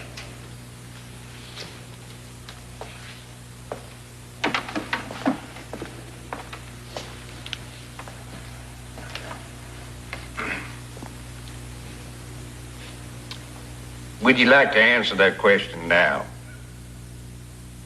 What question? I believe Mr. Binder's question was, do you think he killed somebody? Are you asking me, do I think Wayne Williams killed somebody? Yes, ma'am.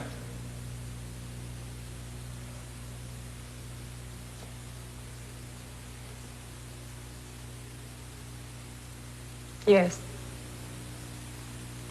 I do. I really feel that Wayne Williams killed somebody. And I'm sorry.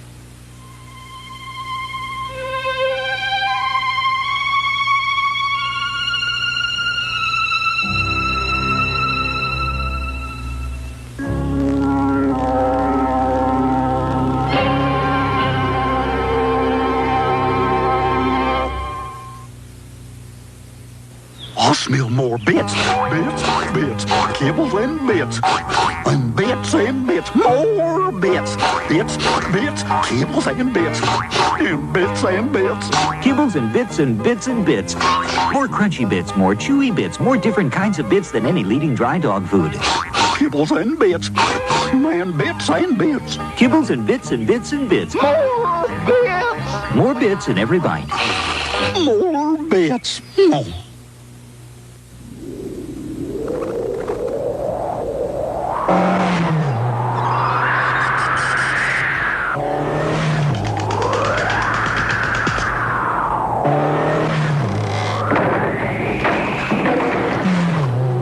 The 1985 Volkswagen Scirocco. German engineering, precision handling, outstanding performance. And you're about to see the most exciting thing of all. Scirocco. It's not a car. It's a Volkswagen. When does complete sinus relief come together? When you get maximum strength Sinutab with maximum decongestant to let you breathe again. Maximum antihistamine to dry up runny nose, watery eyes. Maximum non-aspirin pain reliever for throbbing headache. Complete sinus relief comes together in maximum strength Sinutab. You can't buy a stronger, more complete sinus remedy without a prescription. Clean a tub or shower with the foaming power of the only foam that's Lysol. When you clean the bath, take the easy path. Use the only foam that's Lysol. Lysol foams away dirt and soap scum. No scrubbing and no scratching. Because it's Lysol, you know it's not just surface clean. It's disinfected clean. And that clean, fresh scent tells you so. Lysol Basin Tub and Tile Cleaner. The only foam that's Lysol. Also available in Trigger Spray.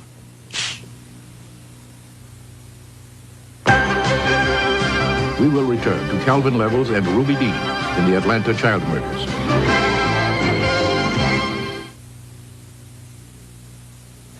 Good evening from CBS News. This is Newsbreak. President Reagan and Saudi King Fahd concluded their talks today on the Middle East. And following an announcement of a new Jordanian PLO agreement on negotiations with Israel, presidential spokesman Larry Speakes gave cautious approval. He added that the United States has not yet seen all the details and continues to insist on the recognition of Israel's right to exist. In today's election in South Korea, it appears that the opposition party, aligned with dissident Kim Dae-jung, now under virtual house arrest, has made a strong second-place showing. President Chun Do-hwan has been reelected. More mystery about the health of Soviet President Chernenko. His scheduled meeting with Greek Premier Papandreou was canceled today because of illness. Earlier, Soviet officials had said the 73-year-old Chernenko was out of the capital on vacation. 2 Republicans and 1 Democrat released a critical report today about the last 5 years of U.S. funding of the war in El Salvador. It charged that Congress has been deliberately misled about U.S. actions there. One example cited, while the administration has said economic aid exceeded military aid by 3-to-1, the report says it found only 15% of all U.S. aid has been used to address economic and social problems. Now this. Coming up on the Channel 2 News tonight at 11. Tonight's CBS movie sparks strong reaction coast to coast. Armored cars, tanks, even tow trucks are now being used in the war against drugs. Their primary target, those so-called rock houses. And it's time for a tan. Mac tells us how long this beautiful weather is going to last. And the new movie Breakfast Club goes up against the Franklin scale. All tonight and all on the Channel 2 News coming up at 11. Discover $500,000 tomorrow at 7:30. We now return to the CBS special movie presentation of the Atlanta child murders. My heart bled for Homer and Fay Williams. For over 40 years, they had been school teachers. Now they were shunned by even their closest friends. I do. Be seated. Mr. Williams, what kind of interest did Wayne develop when he was 12 or 14 years old?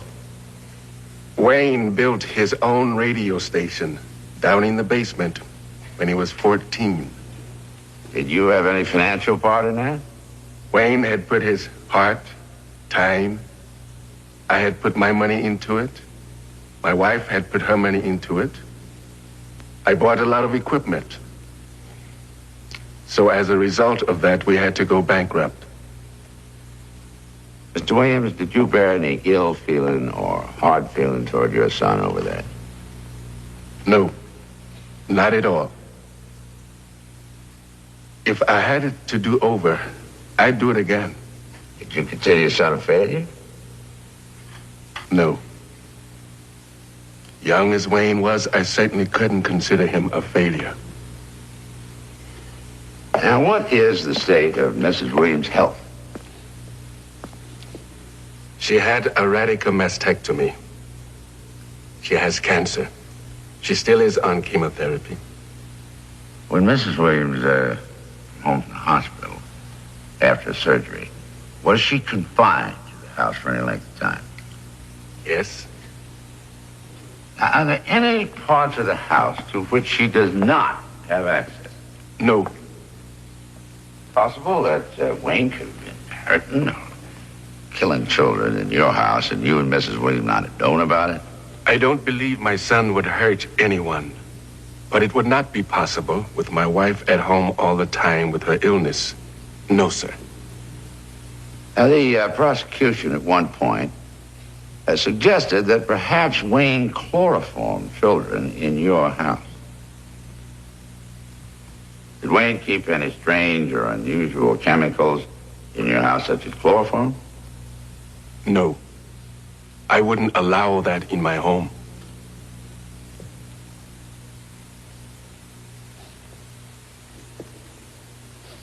I was a teacher in the Atlanta public school system. Would you be kind enough to tell us how many years did you teach in this city? 32 years. Would it embarrass you to tell the jury how old you were when Wayne was born? 41. Now, when Wayne was born, would you tell a jury whether or not he was a planned child? He wasn't planned. He was our miracle child. Now tell the jury, what did you understand your son was going to do in the music business? Well, he wanted to work with young people because the black music field was playing out, and he felt like that new talent needed to be introduced. Now, in those telephone calls you took, would there always be calls from young men, or were there any calls from women? I took calls from young, old boys, girls, black and white, inquiring about his group. Did they ever leave their telephone numbers if Wayne wasn't there? I remember a young lady calling, wanting to set up an appointment to have an audition. You remember her name? Cheryl Johnson. The woman my son went looking for the night they say that he threw a body into the water. Did she give you her telephone number? Yes, she did. And I wrote it down on a piece of paper and gave it to Wayne. Was Wayne a problem child in any way? No. Have you ever witnessed your son commit any type of violent act whatsoever? Never. Now, you've heard the names of Nathaniel Cater and Jimmy Ray Payne that your son is charged with murder. Have you ever seen or heard the names of those individuals regarding your son? No, I have not. And may I say something to add to that, if it's permissible? Yes, ma'am. Having worked in this community for about 32 years, I am a lover of children. I was very grieved for their parents. It hurt me, just like it hurt other people. But deep down in my heart, I don't think those children were killed by any young person. Like some...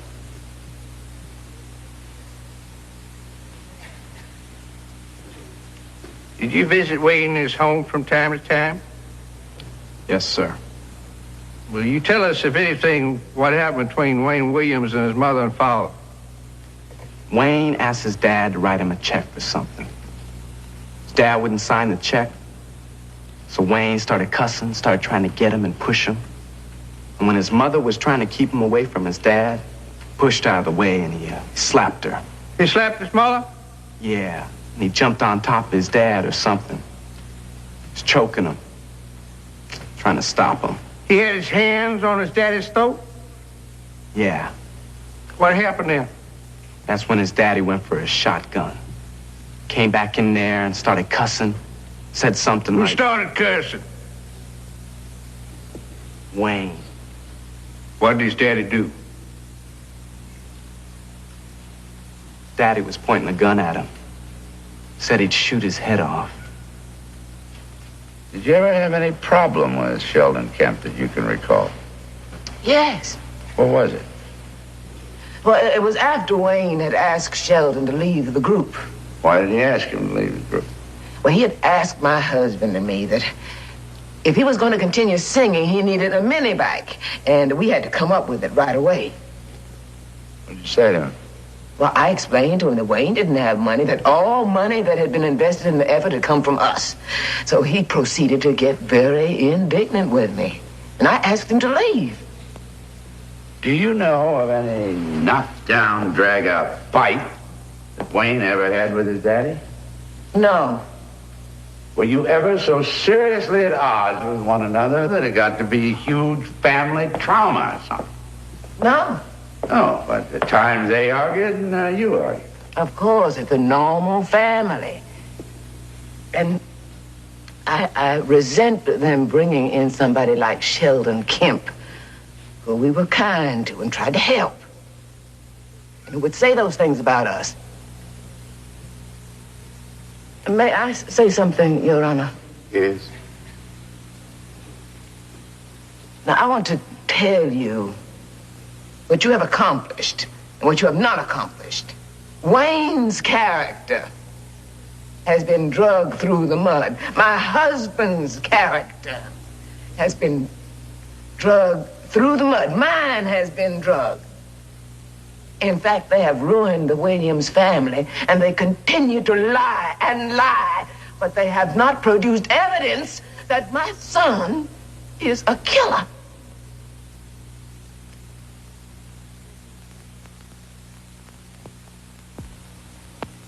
Now, Wayne, you don't mind me calling you Wayne, do you? No. We've been friends over these last few months, haven't we? That's right. I want you to speak out because this is your day in court. I want the jury to hear you. I'm scared. Now, somewhere or another during this trial, it's dawned on you that they have tried to depict you as a person who doesn't like poor people. You got that, didn't you? Yeah, I heard that. Now, Wayne, look at the jury and tell me, do you have anything in your heart against poor people? Look, I'm poor myself. I didn't even have enough money to pay you. Look at the jury and tell me whether or not you are a homosexual or have any sexual hang-ups. No, there ain't no way that I'm no homosexual. No, All right. Now, I mean, I put it like this. I don't have no grudge against them. I mean, just as long as they keep their hands to themselves and stay away from me, I'm all right. Hey, but just don't come near me. All right. Now, the boy was up here and testified that you was feeling it. Yeah, well, he's a barefaced liar.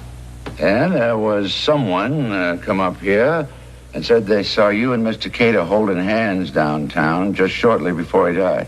Now, I ain't been holding hands with no man. You realize that you were charged with the murder of two individuals, Mr. Cater and Mr. Payne? Yes, I do. Now, tell the jury, Wayne, did you ever know either of these two men? I don't know them, and I have never seen them in my life. Have you ever taken your hands and put them around anybody's neck and choked them to death? Never. Have you ever taken a knife in your hand and put that knife into somebody else's body? No. Have you ever taken a rope and put that rope around somebody's neck and squeezed them to death? No, sir. Do you know the deceased Master Jojo Bell? No. Do you know Patrick Baltazar? No, I didn't. If I went down the list of every young person of the 10 patterns the judge let in, including Nathaniel Cater and Mr. Payne, would your answer be the same? Look, I haven't killed anybody.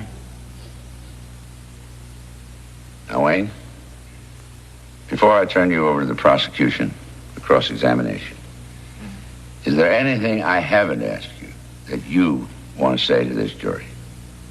Look, I know that I have not done anything wrong. That's all.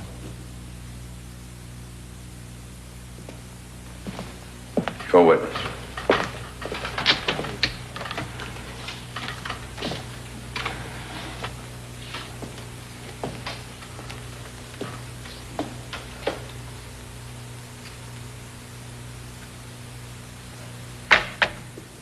Why did you select the name Gemini for your group? Well, it's my birthday. Or does it have another significance? Well, every birth date has a significance. I mean, if you believe in horoscopes, yeah. It means duels or twins, doesn't it? Like Jekyll and Hyde. No. Is this the evidence that you're threatening to unleash against me, Mr. Mallon? Now, Mr. Henry testified that he saw you holding hands with Nathaniel Cater. You have any idea why he would come in here and lie about that? Well, in the first place, he ain't see me holding hands with no man, mister. Because I done told you I don't hold hands with no man nowhere. Why did he do it then? With the reward as high as it is in this case, I'd probably get out there and lie myself. You ever threaten your father with violence? No. You never assaulted him, choked him? As big as my daddy is, no.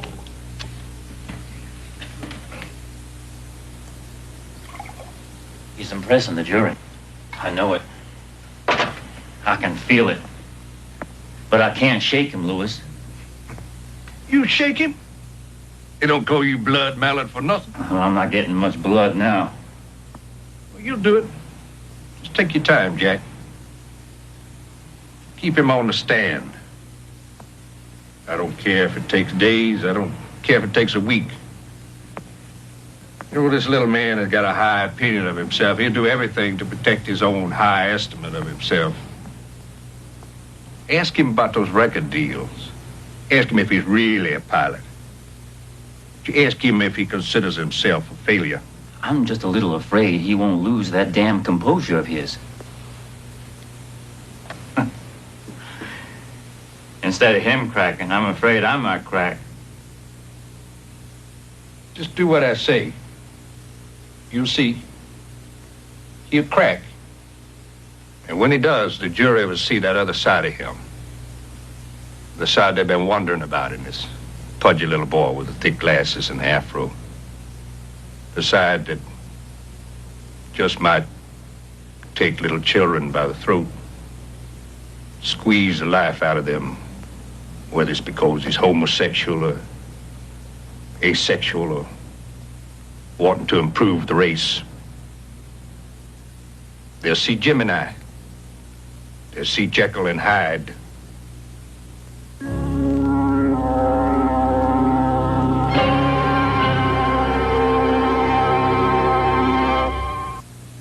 I'm not a doctor, but I play one on TV.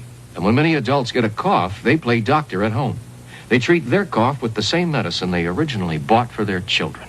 They need one of the adult formulas from Vicks for the coughs adults get with the strength adults need. Formula 44 for coughs, 44D for coughs with congestion, and now Formula 44M for coughs with congestion and a raw, irritated throat. The adult formulas. You can't buy anything more effective. The adult formulas from Vicks, of course. Friday, from pre-Beatles to country classics to new wave, Grammy winner Anne Murray sets London on fire. If you start me up, start me up. With special guests, the hot Bananarama, Anne's brother Bruce, her singing idol Dusty Springfield, and the irrepressible Miss Piggy. Anne Murray Friday. Suddenly, the family become rock idols in their other world. But as their fame grows, so does the danger. This is jeopardizing the whole family. Then he's back, facing his most shocking homicide case in an all-new movie. Max von Sydow, Suzanne Plachette. Who loves you, baby? And Telly Savalas as Kojak, the Belarus File, Saturday. We now return to the Atlanta child murders, starring Martin Sheen.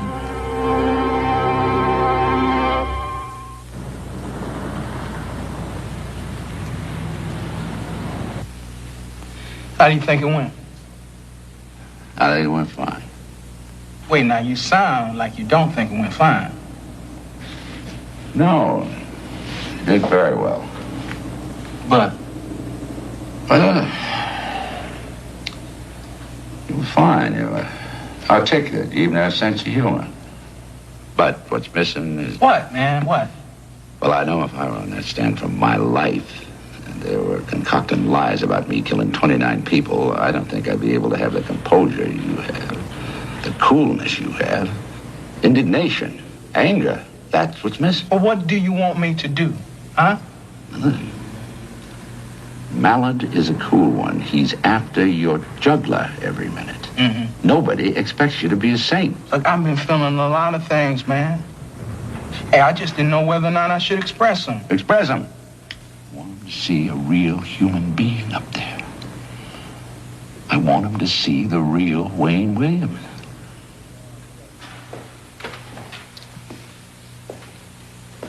Since graduating from high school, do you feel that you failed to receive that type of recognition that you earlier had in life? A lot of people have gotten attention. You felt because you had a radio station while you were still young, a teenager, that you were destined for great things? Look, you got a profile on who you believe done these killings in Atlanta, and you are trying your best to make these folk think that I fit into that profile. And part of your profile's got to do with attention. Hey, I'm not gonna sit here and aid you in doing that.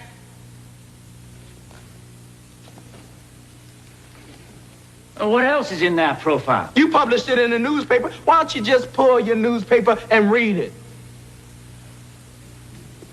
Don't you feel that you need attention? I just answered the question. Isn't it true that you've been gaining publicity from the first day you became a suspect? Yeah, it's true, but I didn't want it. And why did you hold a press conference on June 4th? Now, isn't it true that at least you fit the profile of being a person who needs attention? Isn't it true that this was your center stage, that this was your challenge of a lifetime? You must be a fool. Isn't it true that you considered this whole thing a contest between you and the police? No. Mr. Williams, were you playing cat and mouse with the police? Look, I don't have any intention of playing cat and mouse with anybody. You have harassed me, you have harassed my parents, my friends, and everybody else trying to put your little 2 bits worth of mess together. In fact, in your news conference, you bragged about it, didn't you? The point was, it was the sloppiest surveillance that there ever was. I mean, even a 2-year-old child could have made them. You were proud of that, weren't you? No, I wasn't. As a matter of fact, hey, it makes you all look stupid, not me. In your news conference, you said, I made them probably in the first hour or 2. Did you say that? I certainly did. And you were proud of that, weren't you? No, I wasn't. Do you remember the question asked you? You tend to laugh when you talk about the police. Do you remember that? I sure did laugh at him. Yes, sir. And you replied, I would say, if I had to make comparison, I would compare the FBI to the Keystone Cops and the Atlanta Police to Car 54. Where are you? I sure did, and I will say it again today. Now, there are witnesses who've testified that they've seen scratches on the top of your arms and your face. Yeah, well, I challenge you to find those scratches. My question is, did any of these victims scratch you while you were choking the life out of them? No. Isn't it true that while you were choking them to death with their last breath, they were scratching your arms? No. And did you experience any panic at any point? Doing what? At any point during the time you were killing these victims? Sir, I haven't killed anybody. You killed them. Isn't that true? I'm telling you what happened. I'm not lying about knowing any of these victims. I feel just as sorry for them and their families as anybody else in this world. I didn't want to see this happen. As a matter of fact, hey, I'm 23 years old. Who knows? I might have ended up one of those 10 persons out there. That's all. Thank you.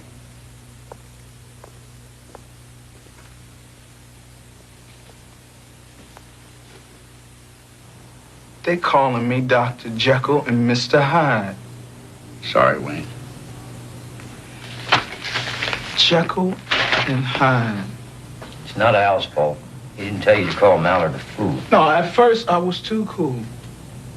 And nobody could be that cool. The next time you have a client who's on trial for his life, Mr. Binder, don't tell him to show his real feelings.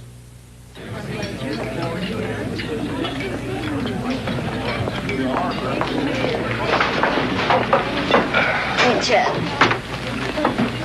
Would you people kindly take your trays elsewhere, please? What's the matter? We always have lunch with you. Now that the trial is over, I can let some of my real feelings show through. I think it'll improve my indigestion. Hey, there's no beef with us, Jack. We gave you plenty of space when you quit the force. You gave me space because you thought it'd make a good story. I guess you thought this would make a good story, too, didn't you? Yes, I did. Funny, I didn't see it like that. Maybe you and I went to 2 different trials. What'd you see? This young man was perfect for you from the beginning, wasn't he? Nobody can relate much to an oddball like Wayne Williams. He may very well be guilty, and then again, he may not. I'm saying I don't honestly know. I've been a cop for 18 years, and I've helped put people behind bars for the rest of their life, and I still don't know if they're guilty for sure. But you people never bother to entertain doubts like that, do you? Come on, he's guilty as hell. You're so sure of that? Of course I am. What was the motive? What was the motive, Jerry? Come on, you're so damn sure of yourself. What was it? He found fame at 14. From then on, his life was downhill. He needed attention. Downhill? He was 21 when the murder started. You trying to tell me his life was downhill at 21? What the hell were you doing at 21? He was a homosexual. He used those kids. Nobody ever proved he was a homosexual. And even if he was, and he did use them, why would he kill them? No, I think it's just the opposite. I think he hated homosexuals, and he was punishing them because he was afraid of the homosexuality in himself. He was washed up at 21. He was a homosexual. He hated homosexuals. He killed to improve his race. Boy, there's something there for everyone, isn't there? What are you so angry about?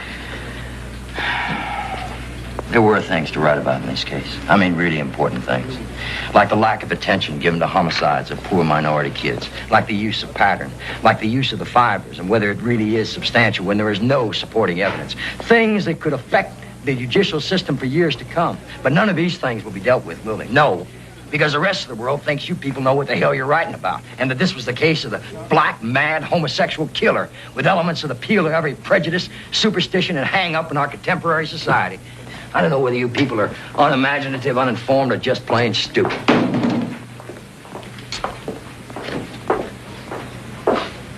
What a wild character.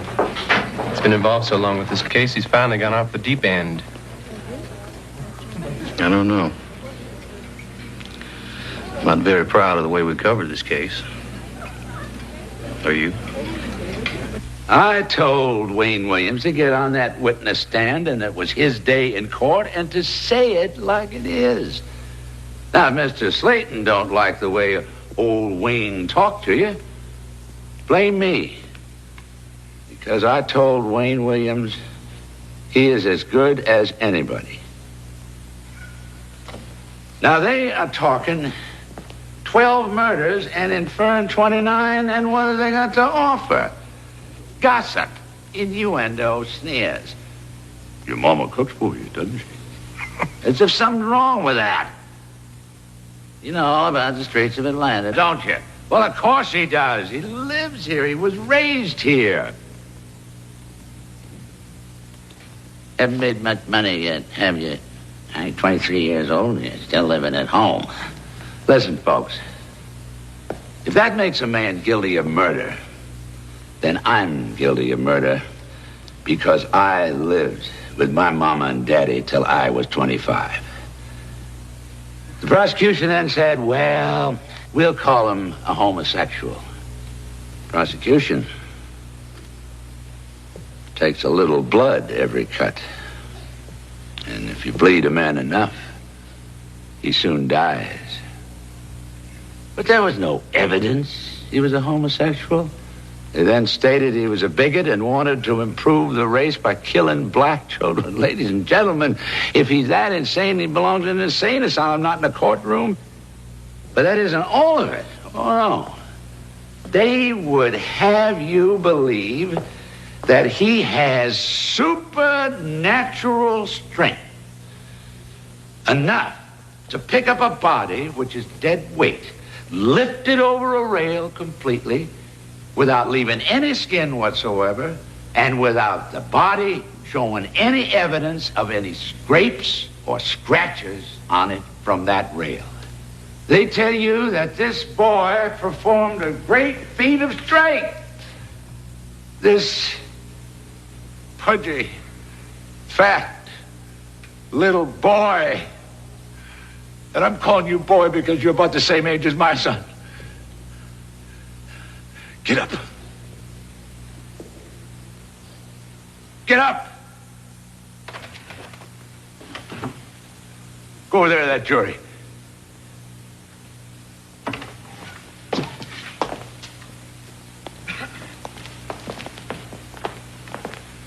If you think this is strength, put out your hands. Let them feel them. Feel his hands. Go ahead, feel the palms. But look at them. Touch them.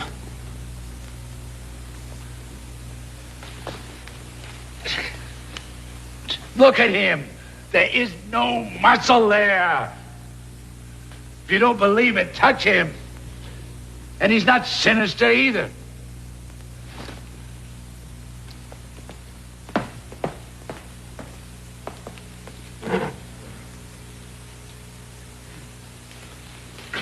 Do you realize that not one mother of any deceased child has testified against this defendant?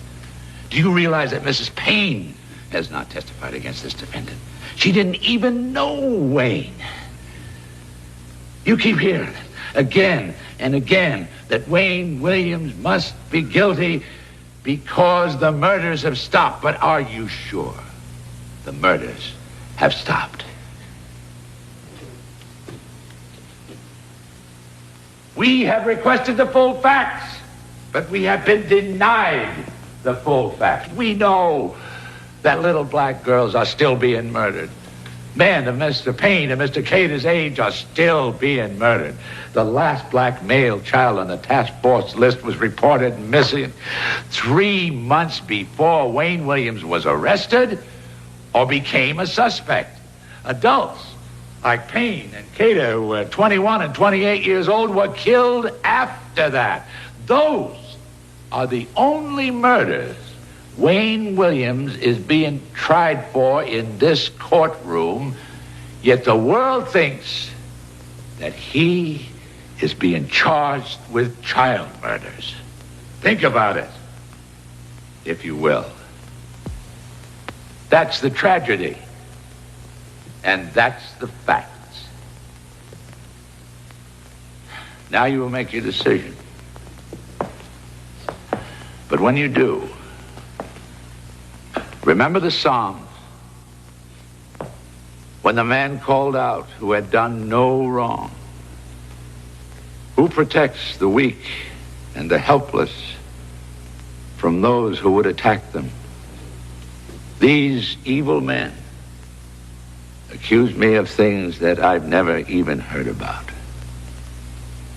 Who but you jurors can help keep Wayne Williams from things he's never even heard about?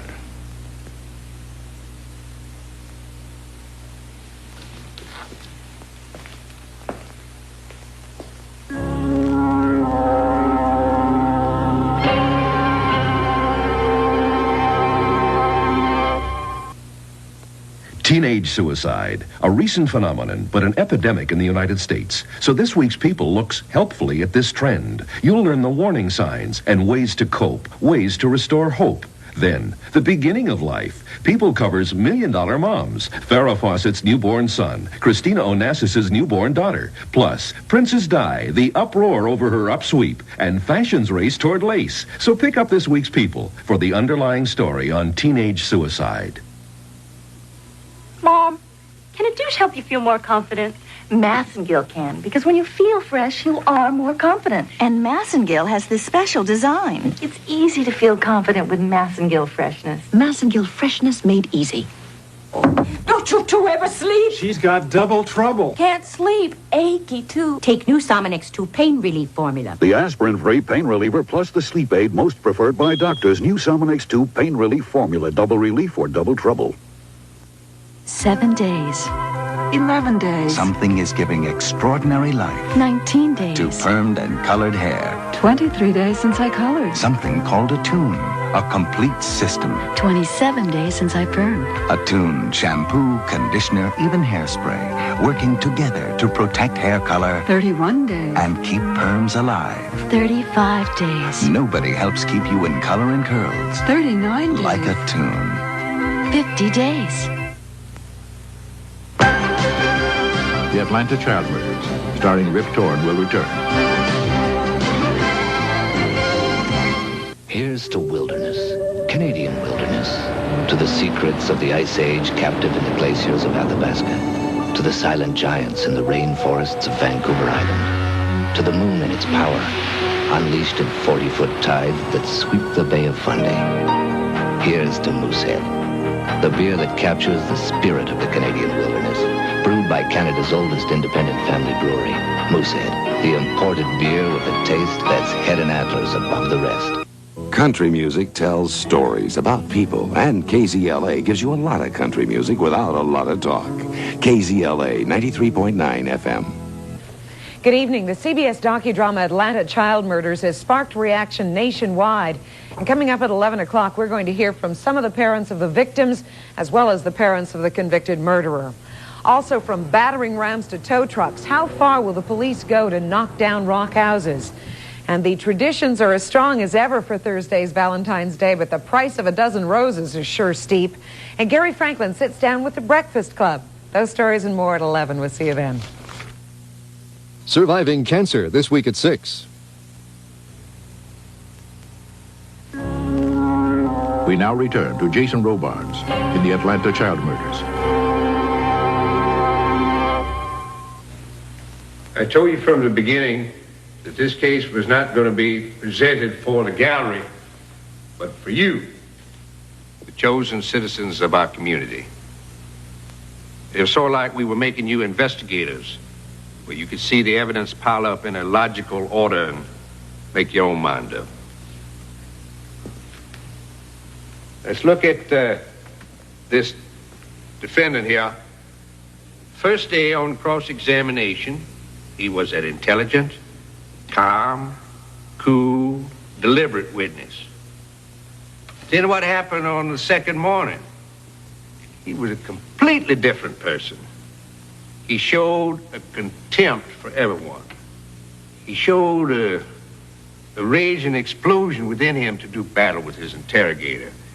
He let the curtain down on the second day. I knew sooner or later that you would see that other personality come out. The Jekyll and Hyde. The last killing done by the defendant on trial, Wayne Williams, was May 21st, 1981. There have been no murders in June or July, August, or September, October, November, December, or January or February of this year. None. Why? We've been with him. Either we've had him under surveillance, he's been in custody, that's why. I won't tell you some of the names of the witnesses that would have to have lied in this case. The defendant said they did. Freddie Jacobs had to lie. Campbell had to lie. Gilliland had to lie. Margaret Carter, Bobby Tolan, Robert Henry, Sharon Blakely, Sheldon Kemp, and this goes on and on. Well, some of us don't think they all lied. There's no evidence of any witness applying for any reward in this case. No, they haven't come forward. We've had to go out and find them. I suppose you could say that the mother and father would lie for their son. Well, I'm not sure that Mr. and Mrs. Williams aren't scared to death of him. I think they'd do anything he said do. 14 years old, whatever he was at the time, center of attention, then bankruptcy. Everybody said how smart he was. Gifted at an early age, and then he couldn't duplicate it. And the people he's killing and he has killed, they're not any more successful than he is, and they haven't had a chance in the world. But the FBI he compares to the Keystone Cops. And the Atlanta police to Car 54, where are you? He wants to outwit them. It took a stupid person to drop Cater's body from James Jackson Parkway. Just 'cause he'd cased it and see anybody, 'cause we had them hid. Call 54, Keystone Cops got him. He's failed again. Failed again. But the Atlanta police force, they took heat for months. They kept on doing their job the way the good policemen do their job. Steady. And things come out. I want to suggest to you, when you start thinking about sympathy in a case like this, that it's time that someone starts thinking about these poor victims. buried as a result of the same psychopathic killer. Wayne Williams is not in the community now. You will be responsible for putting Wayne Williams back in the community. It won't be us. It will have to be you. What were his words?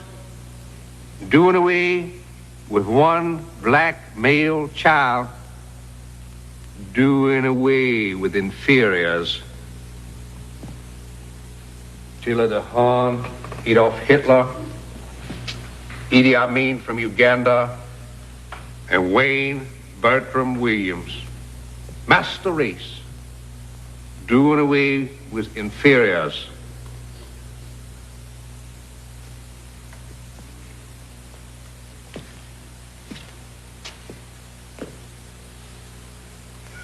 Ladies and gentlemen, all of us, the defense, prosecution, the court, appreciate you. I know all of you. I'm going to see you. We're going to talk about this case, and we're both going to say that we met our responsibility. Thank you.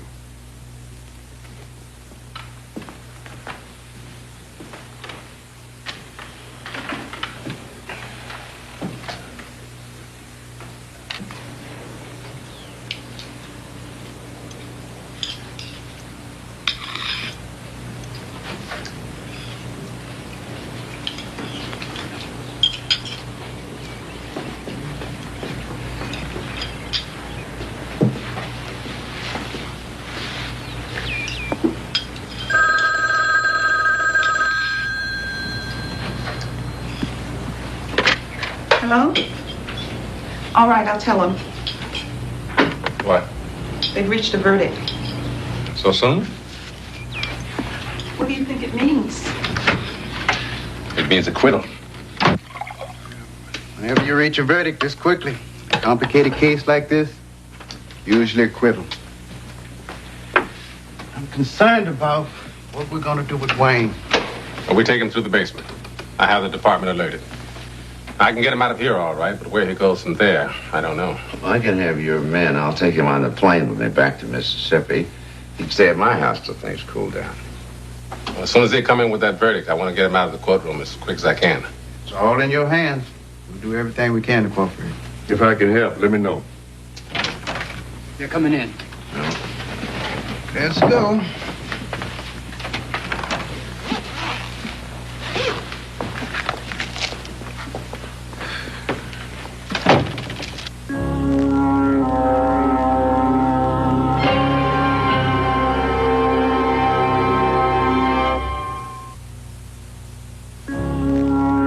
And now, the conclusion of the Atlanta child murders.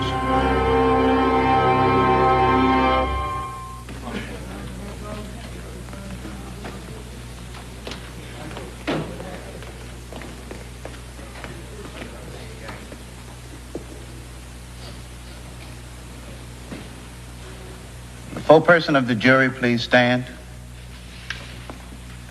Has the jury reached a verdict on each of the 2 counts? We have, Your Honor. You please examine the verdict to make sure that it has been signed and dated. Yes, it has. Mr. District Attorney, will you receive the verdict? So,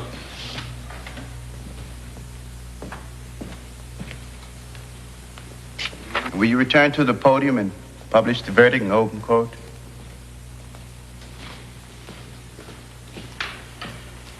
Your Honor, the verdict from the jury. We, the jury, find the defendant, Wayne Bertram Williams, guilty on count number 1. We, the jury, find the defendant, Wayne Bertram Williams, guilty on count number 2.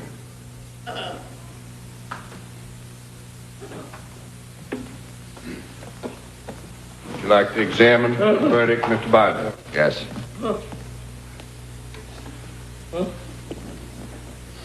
Mr. Williams, will you stand in front of the podium and face the court?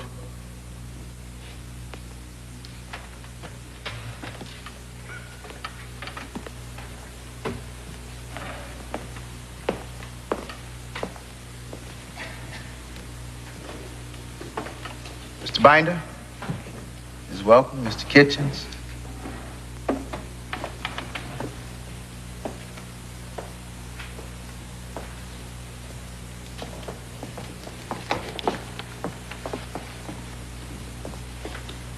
I want the defendant's father, Mr.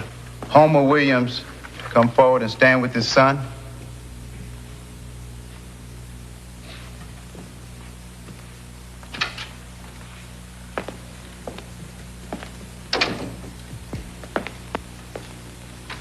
Mr. Williams, do you wish to say anything? Judge, Your Honor, jurors, other people, anybody who had been in this court for the last 9 weeks can see that nobody has brought any evidence to prove that my son is guilty. I think it's very unfair, Your Honor. Thank you, Mr. Williams. Mr. Wayne Williams, do you wish to say anything before the court imposes the sentence? Yes, Your Honor. I maintained all along through this trial my innocence.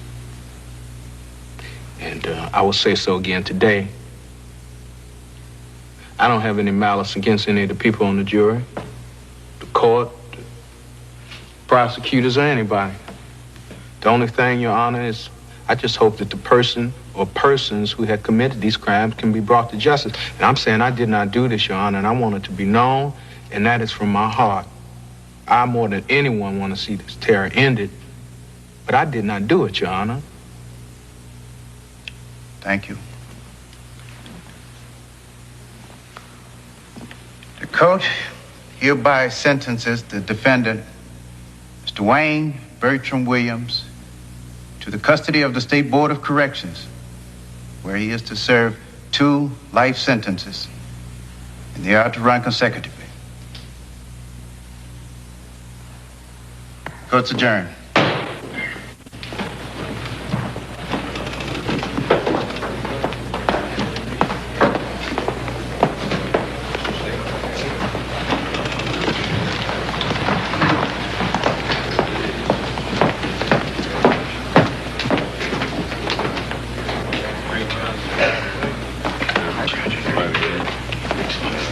Louis Slayton.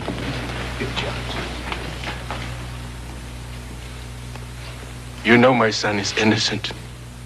You know it. You've gone through the evidence.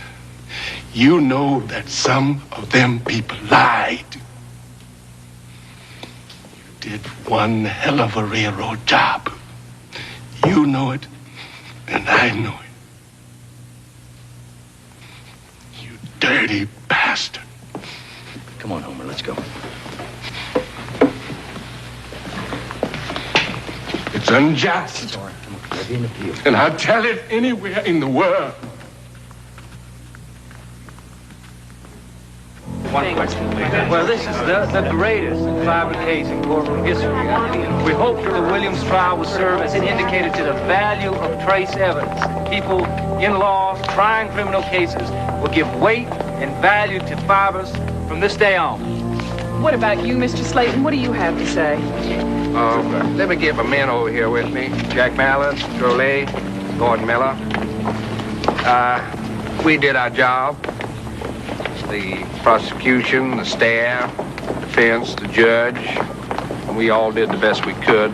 That's all I can say right now. Thank you. Thank you.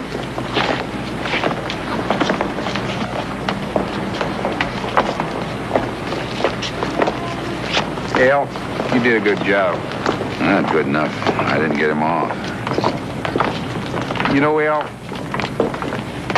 this is the first case I ever tried where I didn't know the where, the when, the why, or even the how.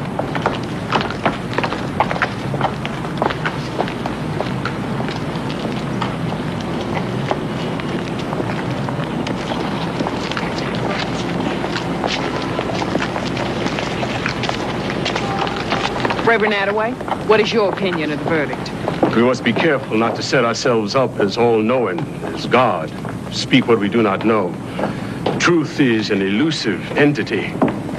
We must put this behind us. Thank you, Reverend Attaway.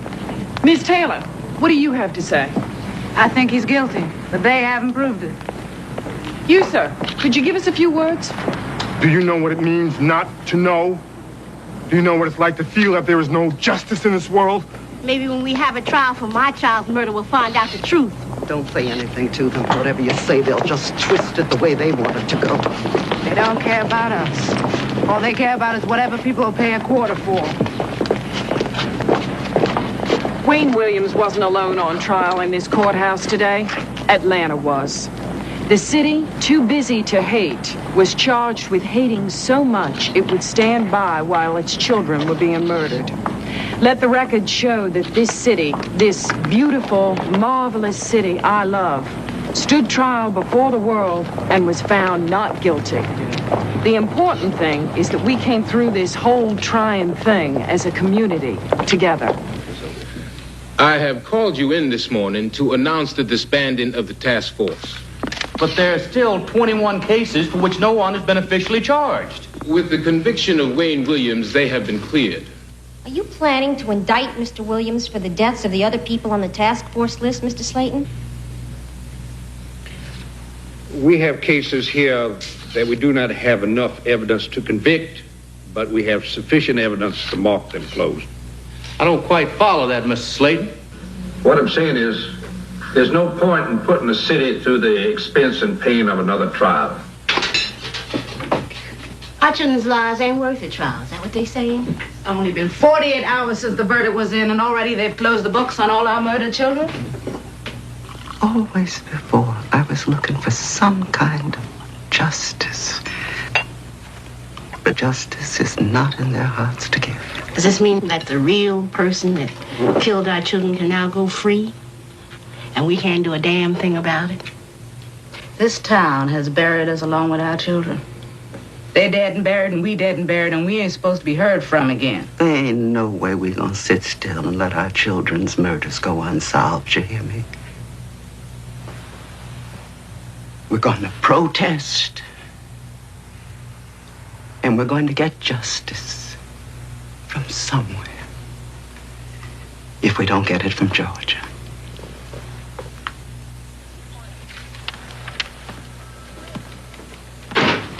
Case said that you asked for the files on the child murders. That's right.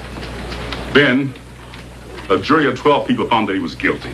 That's all we got, the jury system. The case is closed. Slayton says there's no point in putting the city through the pain and expense of another trial. What about the parents? How would you feel if it were your kids? Would you be able to sleep nights? You're gonna destroy yourself then. I tried to tell you that, but you won't believe me. Jake. Do you remember the march we took from Selma to Montgomery with Dr. King? Do you remember what we were thinking? What we talked about? What was the most important thing? Wasn't it the kids to come? Wasn't that the most important thing? That we were going to spare them the pain we had? We were going to give them a better world? Or what kind of life have we made for them? You can have my badge, Jake. This case won't be closed for me until I open a door that says once and for all Wayne Williams was guilty, or he was a sacrificial lamb on the altar of the good name of Atlanta.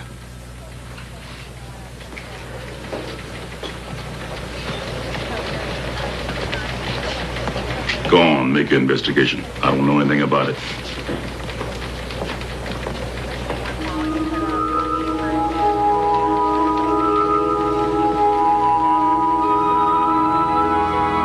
There they were in front of me. The faces I had seen in those snapshots before they were found dead. The faces of all those children whose murders aren't worth the trial.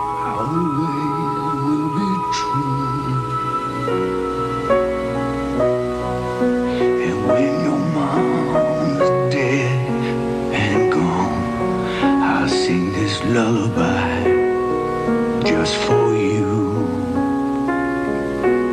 In February of 1982, Wayne Williams was convicted for the murders of Jimmy Ray Payne and Nathaniel Cater. In December of 1983, the Georgia Supreme Court denied the appeal for a new trial.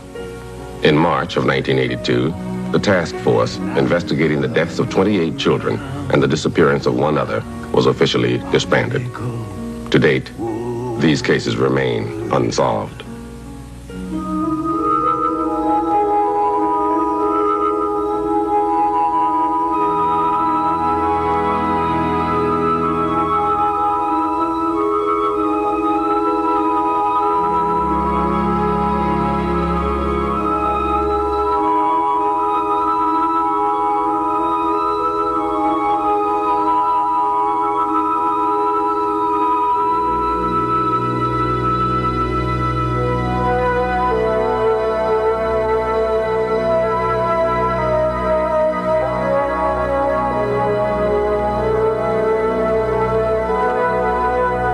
This is Sandy Hill in the Channel 2 newsroom. The docudrama you just saw is sparking controversy from Atlanta to California. Coming up, we'll have reaction from the film's producer, the mayor of Atlanta, and the parents of Wayne Williams.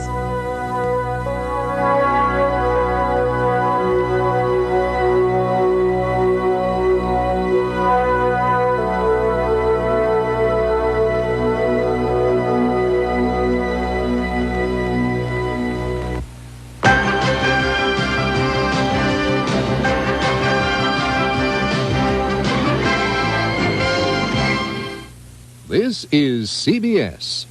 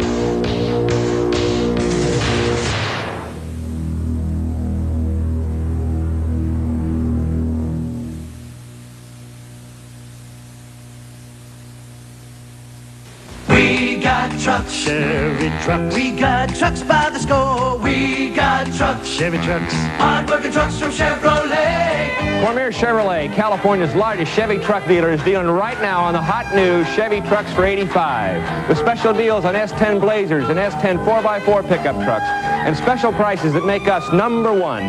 We got trucks, Chevy trucks. Hard-working trucks from Chevrolet. We got trucks. Discover $500,000 tomorrow at 7:30.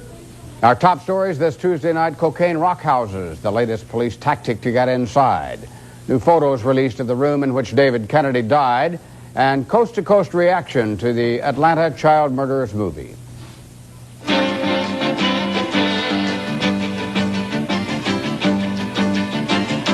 Sandy Hill, Jess Barlow, Jim Hill, Meclovio Perez. The Channel 2 News tonight. Good evening. The war is escalating in Los Angeles. Law enforcement versus drug dealers running those so-called cocaine rock houses. In the past week, the methods of attack have grown increasingly more violent, centering controversy not only on the selling of the drugs, but on the authorities' techniques. Channel 2's Ann Curry reports. LA's growing rock cocaine market is intensifying police force. Last week, LA policemen rammed a suspected rock house. Early this morning, LA sheriff's deputies used a truck to pull steel doors from 3 homes. 10 suspects were arrested, 1 killed. The head of the County Narcotics Bureau justifies the tactic. You have barred windows, you have barred doors. You probably have 80% of the time, I think I could safely say, the occupants are going to be armed. They'll probably have better firepower than our officers have. County narcotics deputies have found rock houses in the valley, in the east and north parts of L.A., but claim most are thriving in the south central area. Citizens living in that area estimate there are 300 rock houses in their neighborhoods and are pleased by this morning's raid. We're encouraged by that, and we hope that it should continue. Deputies are cautious about raids, especially those who can remember men who've died in cocaine busts. This bureau alone, in 1983, excuse me. Captain Calloway insists the risks are justified, even though rockhouse raids rarely net much cocaine. As he put it, small-time dealers can lead to big-time dealers. Ann Curry, Channel 2 News, South Central Los Angeles. 8 photos just released show the room where David Kennedy died of a drug overdose. Kennedy died last year at the Brazilian Court Hotel in Palm Beach, Florida. Now, this photo was taken by police. It shows Kennedy's hotel room in disarray, but the pictures released to the public do not show his body. The photos have come out after a long legal battle about their release. 2 men are now awaiting trial on charges of selling cocaine to Kennedy. The trial of Olympic track star Edwin Moses continues tomorrow following explicit testimony today from an undercover policewoman. Moses is accused of soliciting Susan Gonzalez for prostitution. She testified Moses offered her $100 in exchange for an hour of sex. But the defense maintained Moses is innocent. They point to discrepancies between the official police report and the version of events given by Officer Gonzalez. If convicted, Edwin Moses could get a jail term of 6 months and a $1,000 fine, plus he could lose lucrative personal endorsement contracts. Blood testing is underway in the case of Crystal Morgan, a 5-year-old girl who may be the kidnapped daughter of a Venice couple. Police found the child living with 58-year-old John Altig in Alaska. He has been arraigned on charges of white slavery. He claims Crystal is the daughter of an old girlfriend, but officials believe blood tests may prove she was kidnapped in Venice more than 3 years ago. We're hopeful that we get a virtually conclusive opinion on that, and we've done some other things. For instance, we've sent in some toys that the missing infant had. The FBI is also trying to find out whether Altig was in Southern California when the girl disappeared in 1981. Sandy? Well, the disappearance of U.S. Drug Enforcement agent Enrique Camarena Salazar is causing increased concern among federal officials. Now, Camarena was kidnapped apparently by drug traffickers in Guadalajara, Mexico last week. The U.S. said today that it's increasing security at consulates and at missions in Mexico, and that it is also ready to evacuate American officials and their families from the country if that becomes necessary. And there are new indications tonight that Soviet President Konstantin Chernenko may be seriously ill. Today he canceled a meeting with Greek Prime Minister Andreas Papandreou. Ceremonies for Papandreou went on without Chernenko. A Greek government spokesperson said Chernenko was absent because of illness, but he didn't go into any details about his ailments. Chernenko has not been seen in public since the end of December. Beginning tomorrow, secret meetings are expected to spark heated protests as America's top military minds gather in Orange County for their yearly conference. Tonight, about 1,400 demonstrators carrying candles waited outside the South Coast Plaza Hotel, where the 26th Winter Convention of Aerospace and Electronic Systems is held. We're here strong saying no to Star Wars and yes to the nuclear weapons freeze. We're here to call for the need to convert military industries to meeting human needs. We're here to say no to President Reagan's $313 billion defense budget. Demonstrators at tonight's rally included longtime peace activist Father Daniel Berrigan.